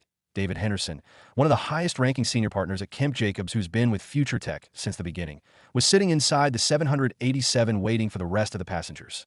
The 30-year-old Caucasian Texan owed much of his recent success to Future Tech, however. He found himself reminiscing about his time helping Vince's small company, which involved plenty of legwork. David opened his eyes as he heard Vince, Leah, and Haley board the jet. I trust you have all the necessary documents, David. Vince said to him as he sat down on a comfortable seat. Indeed, that I believe we have everything we need to close the deal with Marvel and Disney. David replied dutifully. Good to hear that I'll be eating brunch with Leah and Haley, so you can have the morning off until our meeting. Vinci explained. All right, that I'll visit the LA branch to see how our lawyers are doing while you're busy, David replied. The 787 didn't take long before landing on the private strip in LAX and taxied towards Future Tech hangar. As usual, the local branch dispatched CVs for the executives and a FAV, one for the FS operators who traveled from Austin. In the meantime, they went their separate ways as Vince, Leah, and Haley took a CV north of LA in Tarzana to pick up Haley's family while his escort followed. The casual flight only took 15 minutes, thanks to bypassing the atrocious LA traffic. The CAV's AI flight control system slowly landed itself in an open area next to a country home in the suburbs, being careful not to disturb the neighbors too much. This is it. Meeting the parents was always the most difficult part of dating for me. Vince pondered as the CAV's large sliding door opened to welcome its 3 new passengers. Haley excitedly introduced Vince and Leah to her parents, Peter and Sherry, and her older brother, Griffin. Leah got on well with the parents while on the way to Republic, a new French restaurant located in a building built by Charlie Chaplin in 1929, adding a certain ambience to the dining experience. Vince had the rest of his security detail stand by in the FAV1 outside, while only allowing one to accompany him inside the fairly small restaurant. They talked about random things to get to know each other better in a rather short amount of time, and Vince got on well with the 19-year-old gearhead who loved motor racing. I was never really into video games or consumer tech, so I didn't really know much about you until I watched you on the F1 broadcast, walking around the paddock and garages with Elon Musk and a Swedish bald guy. Griffin said honestly. You mean Christian? He's one of the most brilliant engineers I've met, and I've met plenty. He's actually the person who made me consider buying an F1 team last year. Vinci replied amicably. I've seen all the races this season, and the only team that comes close to Future Tech F1 is Red Bull Racing and Petronas Mercedes. The Koenigsegg engines are too much to handle for the rest of the grid. Griffin stated. You know your F1? Griffin. I bet you're planning to watch the race in Austin in November. If so, I can get you a special paddock pass with FTF1 motorhome access. Vince offered graciously. That would be sweet, dude. Thanks, you're a good guy in my books, Vince. Griffin replied excitedly. Well, that was easy. Bribery works in mysterious ways. Vince thought while eating the 3rd dish of the 4-course brunch. And if you're careful, I'll let you drive my Agera R or SFE in Circuit of the Americas. A few of my executives, and I rent track time there from time to time. Vince added the cherry on top. That would be so amazing. Haley, you better be careful, or I might steal away your boyfriend while you aren't looking. Griffin replied jokingly. I dare you to try. Haley bantered back. While the younger ones mingled, Leah handled the parents well by sharing her stories of Vince when he was younger and how much a loving and respectful son she had. Thank you all for joining us for brunch and acquainting ourselves with each other. Don't be strangers and stop by our place in Austin when you get the chance. Vince stated as they exited the restaurant. After an hour of fine dining, Vince gained the approval of Haley's parents to much of his relief before parting ways with her family and sending them back home on a separate city. Vince dropped Leah off at the private LAX hangar before heading to Burbank and meeting up with David, his legal counsel. The Walt Disney Studios headquarters was fairly old, being built in 1940, but the massive office still exuded the same ambience one would feel visiting the newer Disney World. The HQ serviced the richest executives of Disney, so the parking lot naturally had its own AV pad for Vince's CV to land on without compromise, A secretary could be seen waiting by the AV pad to welcome Vince and his party as a courtesy. Bob Iger, a Caucasian-American gentleman in his late 60s, was waiting in the meeting room accompanied by Marvel Studios' Kevin Feige and the Russo brothers. The secretary opened the double door to allow Disney's important guests to enter, two of the most influential men in the rapidly growing multinational corporation. Future Tech, the older Texan man who entered, wore his style of future couture suit with a cowboy flair like a wide-brim hat and BOLO tie, while the younger but taller man was dressed in a custom three-piece suit and a graphene-weave black overcoat that protects against small to medium-caliber rounds. Each of the gentlemen introduced each other before commencing negotiations of a potentially massive deal between the two media giants. The young man is more intimidating than I expected. This won't be an easy day in the office, Bob Iger pondered as he sat down at the head of the meeting table. Before we begin, I was skeptical about this meeting because of the rumors I've heard recently about Future Tech's deal with Universal Parks, our #1 competitor in the theme park industry. Vince, could you please explain the nature of your partnership? Bob stated seriously. Oh, come on. That was just a random deal I made with the park manager to get VIP access for my friends. So Vince thought. The negotiation meeting became awkward quickly as Vince attempted to formulate a good enough excuse for Bob to let the issue go. I never meant the AR and VR attraction partnership with Universal Parks to slight you or Disney. Mr. Iger, that on the contrary, I have always planned on sharing our tech with the most consumers, meaning the need to cooperate with Disney parks as well. Vince explained as eloquently as he could. Apologies for my misunderstanding. I assumed Universal was scheming to monopolize this new form of media your corporation has popularized recently. So we can discuss our park partnership today as well. Bob replied amicably. The older man is trying to throw me off my game, Sly. Vince pondered while David prepared the visual presentation. It was a pleasure working with Kyle and Future Studios directing the Everlife campaign. My brother, and I would love to work with him again on a different project. Anthony Russo stated while waiting on the presentation to start. Definitely, I'd also like to thank you for connecting us with Disney and its executives that IT saved plenty of trouble of setting a meeting up. Vince replied, sincerity. It was actually Kevin here who instructed us to set this meeting up, primarily for the use of Unreal Engine for our upcoming movie projects. Joseph Russo added. Alright, we'll start the presentation of our new product pitch first before discussing our media production partnership. Vince explained. The Disney executives were confused because they initially thought the meeting only regarded the Unreal Engine and theme park negotiations. David signaled he was ready, and Vince stood up to start explaining Future Tech's new business-to-business solution for piracy prevention and the on-demand video streaming platform hosted by NetServe. We recently developed unique tags embedded within online media, such as pictures, audio, video, film, and video games that protect from the typical and more advanced methods of redistribution. NetServe will also implement the solution on an all-in-one media platform meant to compete with Netflix, HBO, Spotify, and Apple Music. Vince explained while scrolling through his presentation. I think I have an idea where you're going with this. You want Disney licensed properties as one of your main attractions. Am I correct? Bob inquired as he quickly understood the gravity of Future Tech's innovation. Yup. We'll allow Disney partnership access to Infinity Unreal Engine for any of your upcoming projects if Future Tech becomes your primary online content distributor. We'll naturally pay Disney a portion of the monthly subscription payments based on content watch time. Compared to our competitors who can't even stream standard high definition, our service will be streaming Ultra HD 4K instead. Vince replied in detail. Bob Iger and Kevin Feige started whispering to each other to discuss the implications of Vince's offer. This is my best opportunity to garner a fighting chance against the well-funded media companies I'm trying to compete against. So Vince thought while waiting for Bob's decision. The Digital Millennium Copyright Act is, at best, a band-aid solution in maintaining your profits. But the robust service we provide allows Disney to police their copyrights in foreign markets, unlike DMCA, which is practically useless abroad, David mentioned as a further reason to partner with Future Tech. We've had trouble expanding our online reach in emerging markets like Southeast Asia and Africa, mostly due to poor network infrastructure. So Disney should consider Vince's offer seriously, in my opinion. Kevin whispered to Bob. I'll allow it under 2 conditions, Bob stated sternly. Is this the part when he asked me to pay an absurd amount of money up front? Vince thought worriedly. Disney requires a dedicated section within your platform, which separates us from non-Disney content and a higher percentage of the subscription profits, Bob added. Future Tech needs the liquid capital right now, with all the projects going simultaneously. So Vince thought as he looked towards David for confirmation. It's within our limits, Vince, that we should take the offer. David whispered to his CEO.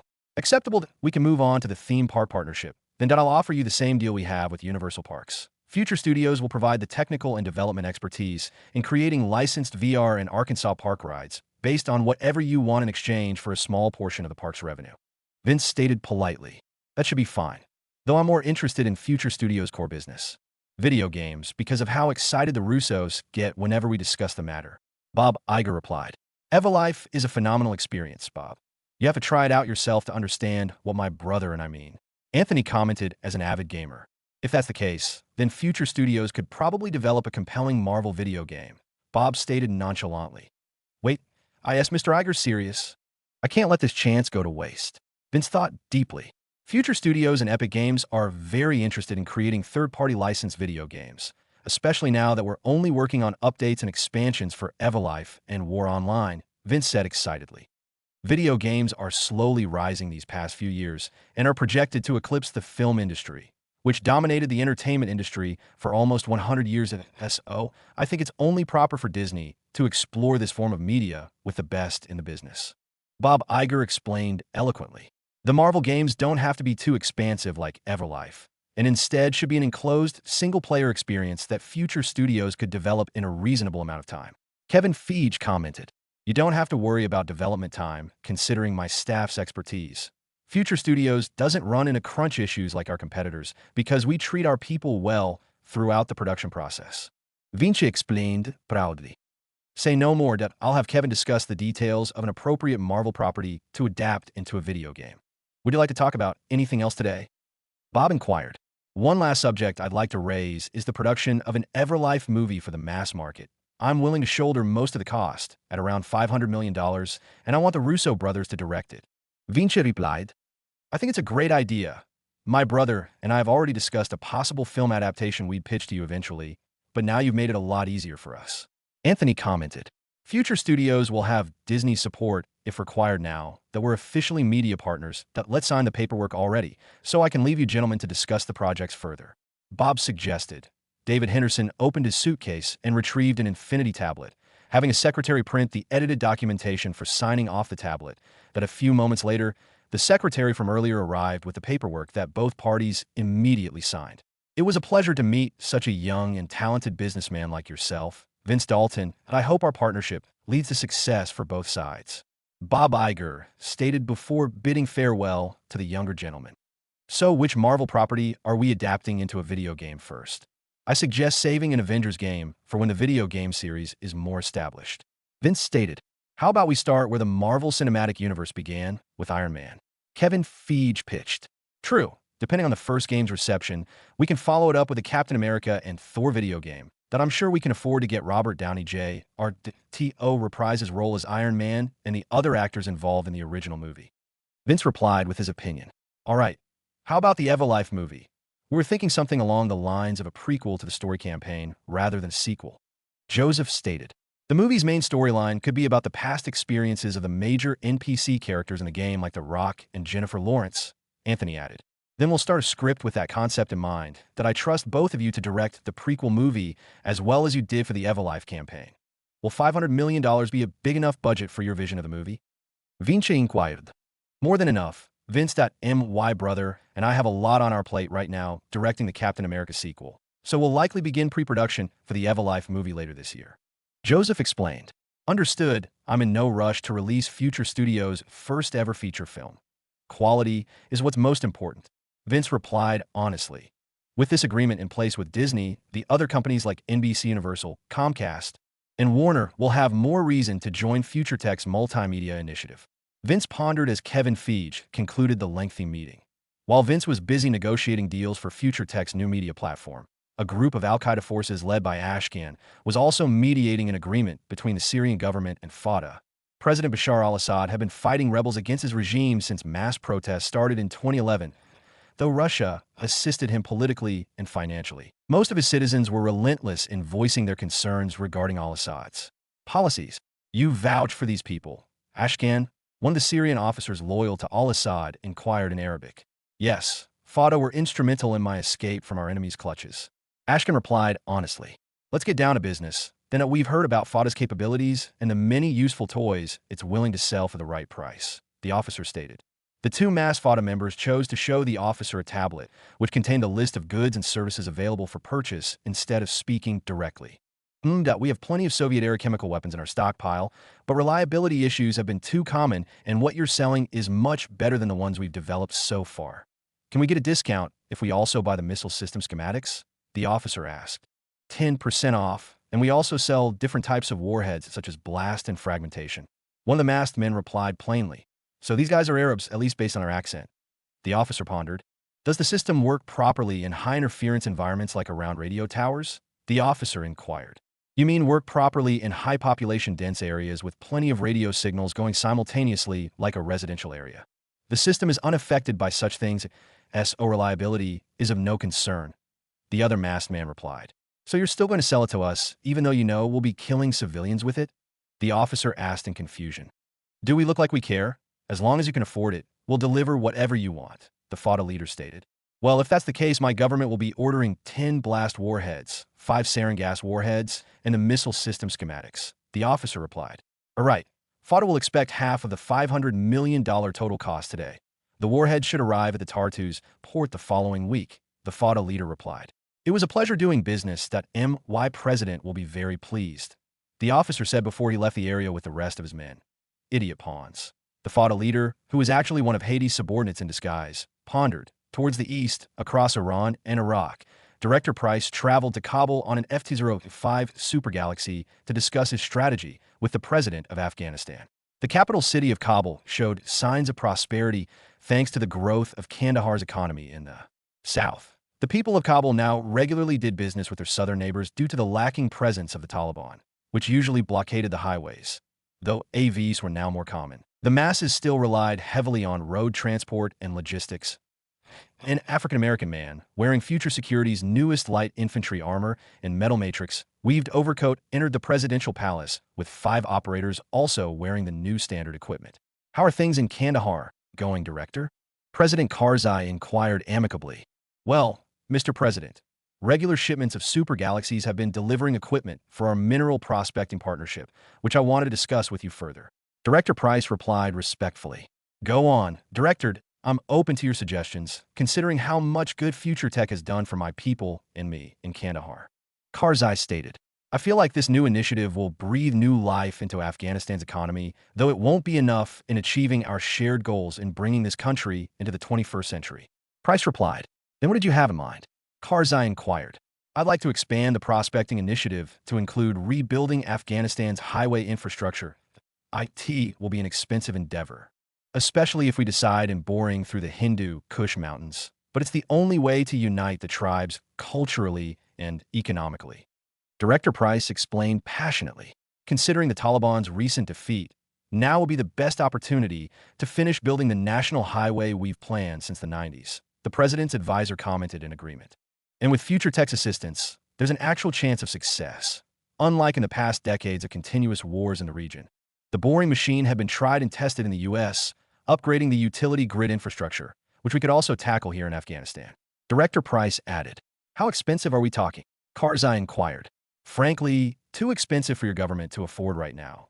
But that could change in the near future once national unity is established, allowing your government to collect much more tax revenue. If Afghanistan wishes to be an independent nation, then it will have to be self-sustainable. Price explained, That's all and good, but how will my government pay future tech to begin this new initiative? Karzai asked in confusion. Favorable tax breaks and a few radical ideas my boss wants to implement here in Afghanistan. Price stated. Vince Dalton would like to introduce BitCash as Afghanistan's new official currency with its value backed by Bitcoin and US dollars. And I understand your apprehension because the idea is quite out there, but let's face it, the Afghani is barely worth anything, and counting on the local economy to boost its value is a pipe dream. Director Price said honestly. The people of Kandahar have been using BitCash as the standard mode of payment within their city for more than half a year now. Our accounting department had noted the effectiveness of future tech's monetary system and the positive impacts it had brought to the economy at large, the presidential advisor explained. That's true. All of our employees working for future tech here in Afghanistan are paid in BitCash, and I bet they pay the most taxes compared to everyone else. And of course, future tech will provide the network infrastructure free of charge until Afghanistan can afford its own Bitcoin bank satellites. Director Price added, President Karzai spent a good few minutes thinking deeply about Price's fair offer. Your young CEO is putting me in a tight spot, Director. The tribal chiefs will not be happy about suddenly changing our national currency. Karzai stated. The chiefs will come to appreciate the nation Afghanistan will become that a safe haven for moderate Muslims who only want the chance to live a decent and fulfilling life without conflict. Price replied. President Karzai deliberated with almost everyone within his administration regarding Price's offer. The Economist had plenty of positives to say about changing the financial system, but a few generals were completely against the proposition. The skeptical president launched an investigation on each of the generals, who provided vague reasons why it was a bad idea. After a few days, evidence came to light regarding the corruption going on in the Afghan army. High-ranking officers, like generals and colonels, were systematically skimming money from the budget meant to pay for the hard-working soldiers protecting Afghanistan citizens. Their illegal activities would cease if a new method of compensating the troops were to be introduced. He quickly replaced all of the incompetent army officers with trusted and capable soldiers, mostly ones from Kandahar, trained by Future Security. Karzai finally understood why Future Tech was adamant about changing the monetary system before investing further in Afghanistan's development. This can't go on for any longer. Karzai pondered while assembling officers working at each branch of the Afghanistan Bank.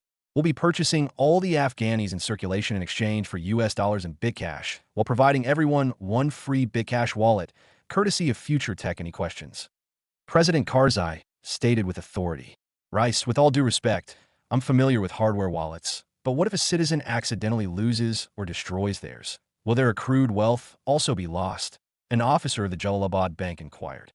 Future Tech isn't that dumb.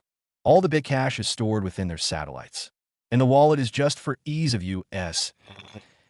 Our citizens' Bitcash wealth will always be connected to their identity, rather than a small gadget. Karzai explained. Educating the populace on the use of hardware wallets may be the most challenging aspect of this initiative. Karzai pondered before allocating work amongst the national bank's officers. IT will be very costly for Future Tech to provide free Bitcash services to the entire country of Afghanistan. Still, Vince Dalton understood that a more productive populace would be more profitable in the long run. Announcement. Please check the glossary/characters auxiliary chapter for updated concept art. After Vince met with the Disney executives, he instructed David to pay the top media companies a visit to negotiate similar deals regarding Future Tech's new online platform. The original reason for Vince's LA visit was to meet Director Elon at the local Future Tech branch, the former SpaceX headquarters in Hawthorne. Unlike most places that only provided AV pads for public use, the branch featured both public and private ones for executive use, where Vince's CV landed. Elon Musk and Christian von Koenigsegg greeted Future Tech CEO as Vince walked into the testing facility's control room.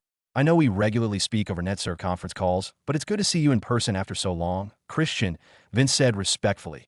This guy's a genius for inventing the new standard of Aerodyne engines, using only basic Future Tech AI technology more than a year ago.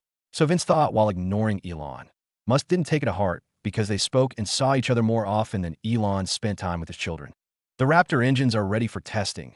Vince that will ignite all 30 boosters in quick succession, not simultaneously. Elon explained, skipping the niceties of greetings.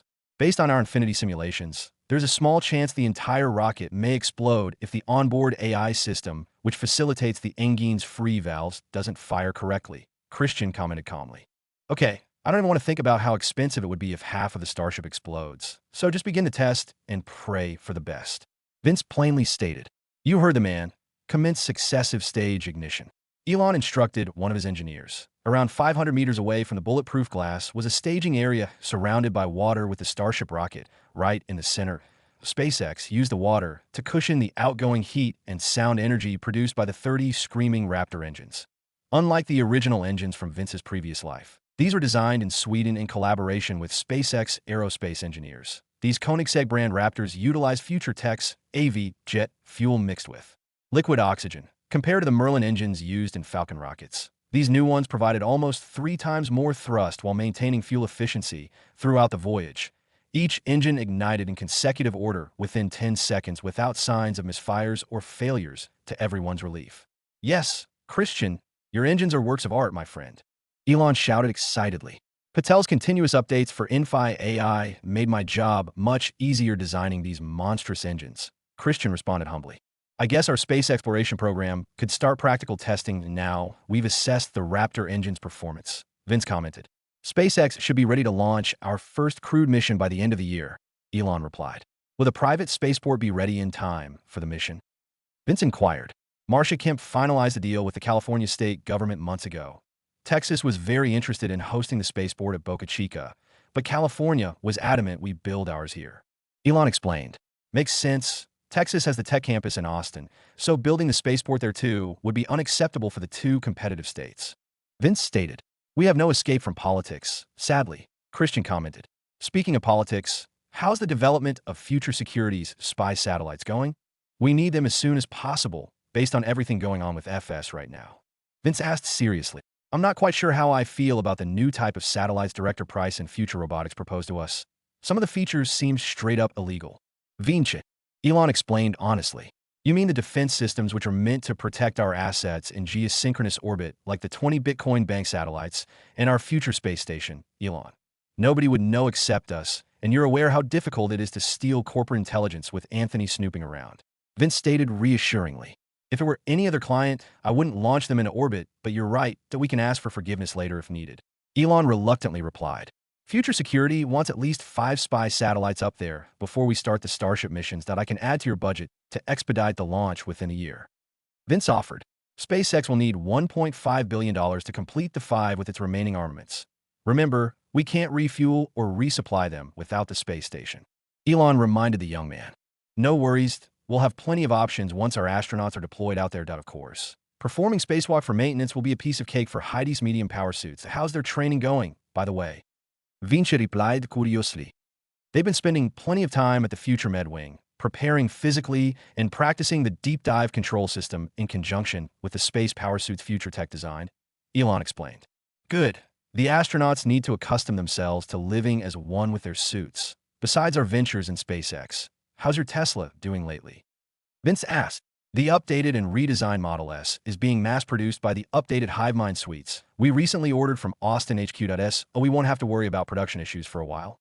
Also, it's the perfect time to introduce the new car because of the recent power grid update. Elon answered, I hope the mass consumer market starts adopting electric vehicles. Even if it meant lower CV sales, EVs will be the turning point for humanity's sustainability on Earth. Christian commented, we'll need government funding to continue upgrading the power grid throughout North America, or else only Texas and California residents will be able to take advantage of our recent innovations in EV tech, Elon said dejectedly. I feel Sweden will also make the switch from traditional vehicles soon to my staff heard talks about the government planning to subcontract the country's power grid upgrade entirely to Future Tech. The results here and in Austin have made it clear, better energy infrastructure is vital in combating climate change. Christian stated confidently. Thanks for the heads up that I'll have David send a legal team with you on the way back. The deal should be a boon for Future Tech's cash flow situation, considering how expensive the efforts in Afghanistan had been. Vinci replied, they'll have to make do with one of my Koenigsegg's executives while they're in Sweden, because I'll be staying in Austin to open our new factory and dealership at the tech campus. Engine manufacturing should be considered a strategic asset for our corporation. Christian responded, you should consider relocating your family to Austin. Then I'll be much more at ease with your security. Sweden is too close to Russia, and they've been messing with the corporation recently. Vinci explained scornfully. It may be difficult to convince my wife to leave Sweden, but Future Tech had been so instrumental with my company's growth that she would at least consider the idea, Christian replied. The H-1B2 visas won't be a problem with our corporation's current connections with the federal government. The Future Education Academy should be open when your family eventually moves to Austin. We'll be employing a more refined strategy for educating all the employees' kids. They're based on results from Kandahar. And it's all free. Vinci explained. I'll keep it in mind, Vince, that if that's all, gentlemen, I'll be heading back to the tech campus and oversee the construction of my buildings. Christian responded before bidding farewell to his fellow corporation executives. Will you be staying in LA to spend more time with your girlfriend? I watched the music video, Vince, that it's playing on every Future Tech audio, video, billboard downtown. Elon teased. Shut up. Dude, I plan on expanding Future Studios' music label while I'm here. For your information, you're just jealous you can't dance as well as I do. Maybe it's the age that I'll need to use one of the meeting rooms, by the way. Vince bantered back. I'm already used to my kids calling me old, so it doesn't affect me at all. All right, I'll have my secretary prepare a room for you. First, though, which musician did you invite? Is she hot? Elon curiously replied. This guy should avoid dating music artists, or else he'll end up with Grimes releasing a diss track about him. Vince pondered. No, it's a man, not a hot chick. And you've met him at 2 months, Pharrell Williams. Vince explained. The stats section is currently being revised in newer chapters. Sorry for the inconvenience. It was a typical working day at the Future Tech headquarters, with everyone performing their daily tasks dutifully. A young American-Korean woman wearing the classiest future couture dress, usually worn only by corporation executives, entered the software development offices where Bitcash, Instagram, Twitch, and other local dev teams were based. Jessica Myrie found her corner office after a few minutes of walking, located next to Kevin Systrom and Mike Krieger's offices.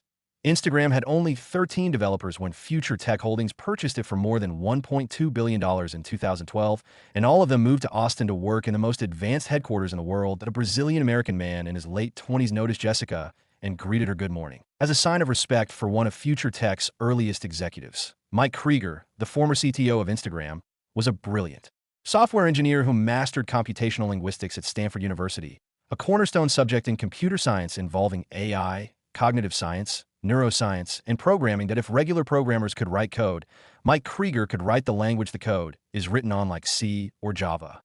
Good day, Jessica. How was your morning homeschool? Mike inquired while entering her office.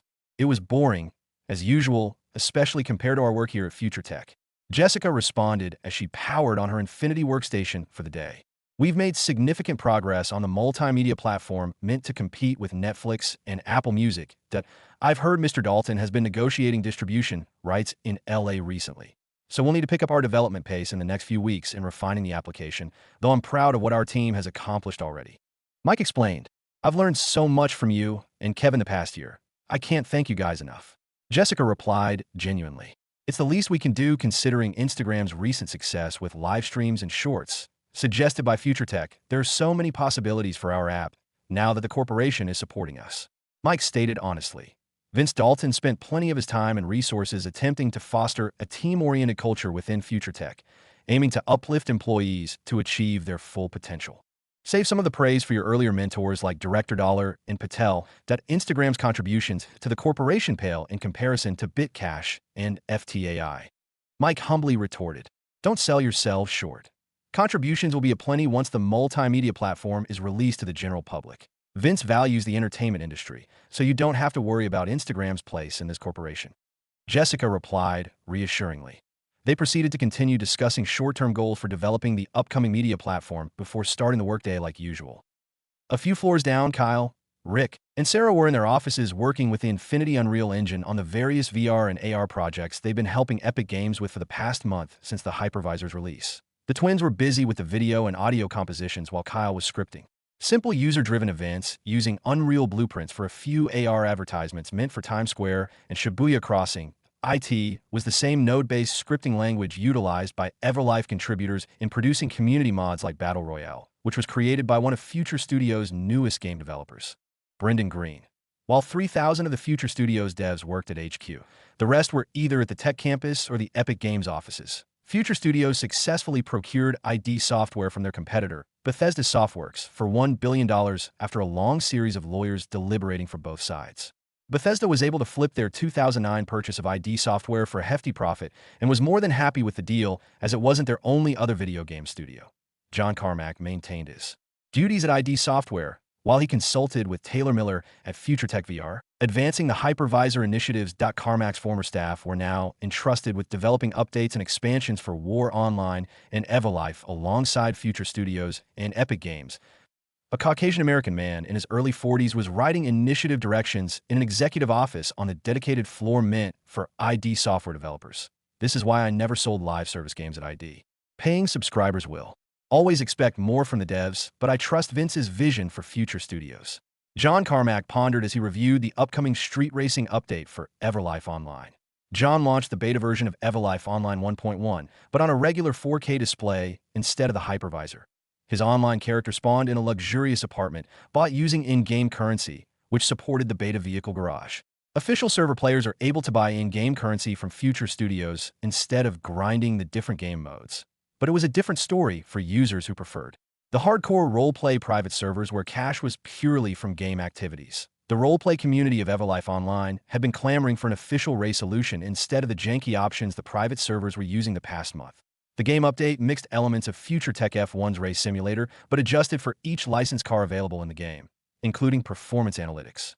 This was important because the update focused on upgrading owned vehicles in Everlife Online and racing street and track courses with friends. Unlike the many race mods already available on the Infinity Marketplace running on private servers, the update would fully integrate the underground racing concept, featuring a co-op story campaign inspired by Fast and the Furious. The cars feel physically authentic and should be ready for release soon, though we have to test all types of consumer racing rigs for compatibility issues. John pondered while racing against AI cars in-game with a controller. John then tested how the law enforcement AI performed during illegal street races and found them too aggressive, which would have to be recalibrated through the Unreal Blueprint system. That issue shouldn't be too difficult to fix with the help of Sweeney's team at Epic.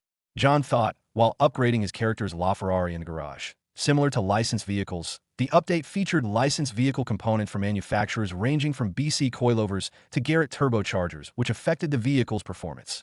Tuner cars like the Toyota Supra in the game will become much more popular with version 1.1, for sure. John thought as he saw the abysmal upgrade options for the LaFerrari. Boutique manufacturers like McLaren and Ferrari don't often support aftermarket products, which balances the gameplay for slower but more upgradable vehicle choices in Everlife Online. Across the Colorado River, bystanders could clearly see the newly built Future Tech Human Resource offices right in the center of the tech campus. Working on the highest floor was one of the busiest men in all of Future Tech. The chief operations manager, Hudson, the Caucasian-American man who left Microsoft to pursue a more impactful role at Future Tech, definitely found what he was looking for. Though Vince's corporation didn't employ as many people as Walmart, Hudson had to deal with a higher proportion of professionals which required more care and attention than minimum wage workers. The corporate-funded employee programs are expensive, but quite effective. Hudson thought, while reviewing poaching statistics from their competitors like Apple.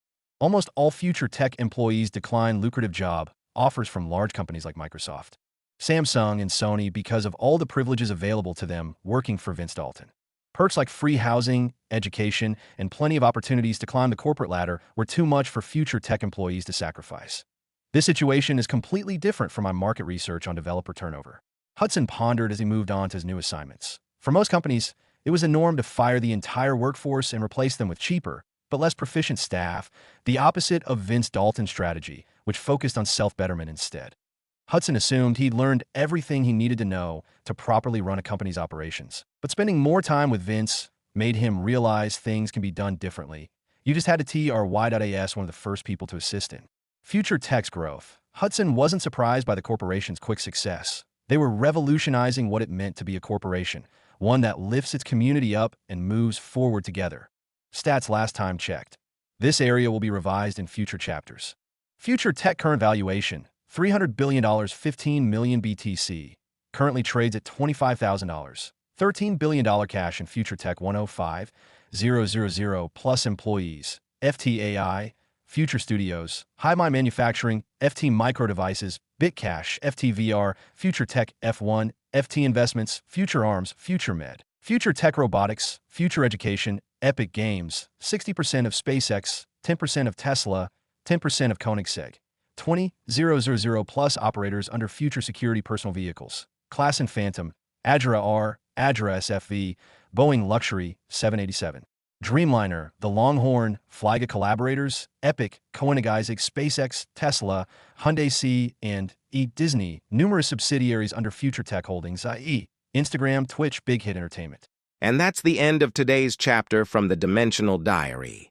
If you enjoyed wandering these worlds with me, don't forget to like the video, share it with fellow adventurers, and subscribe so you never miss the next story that unfolds.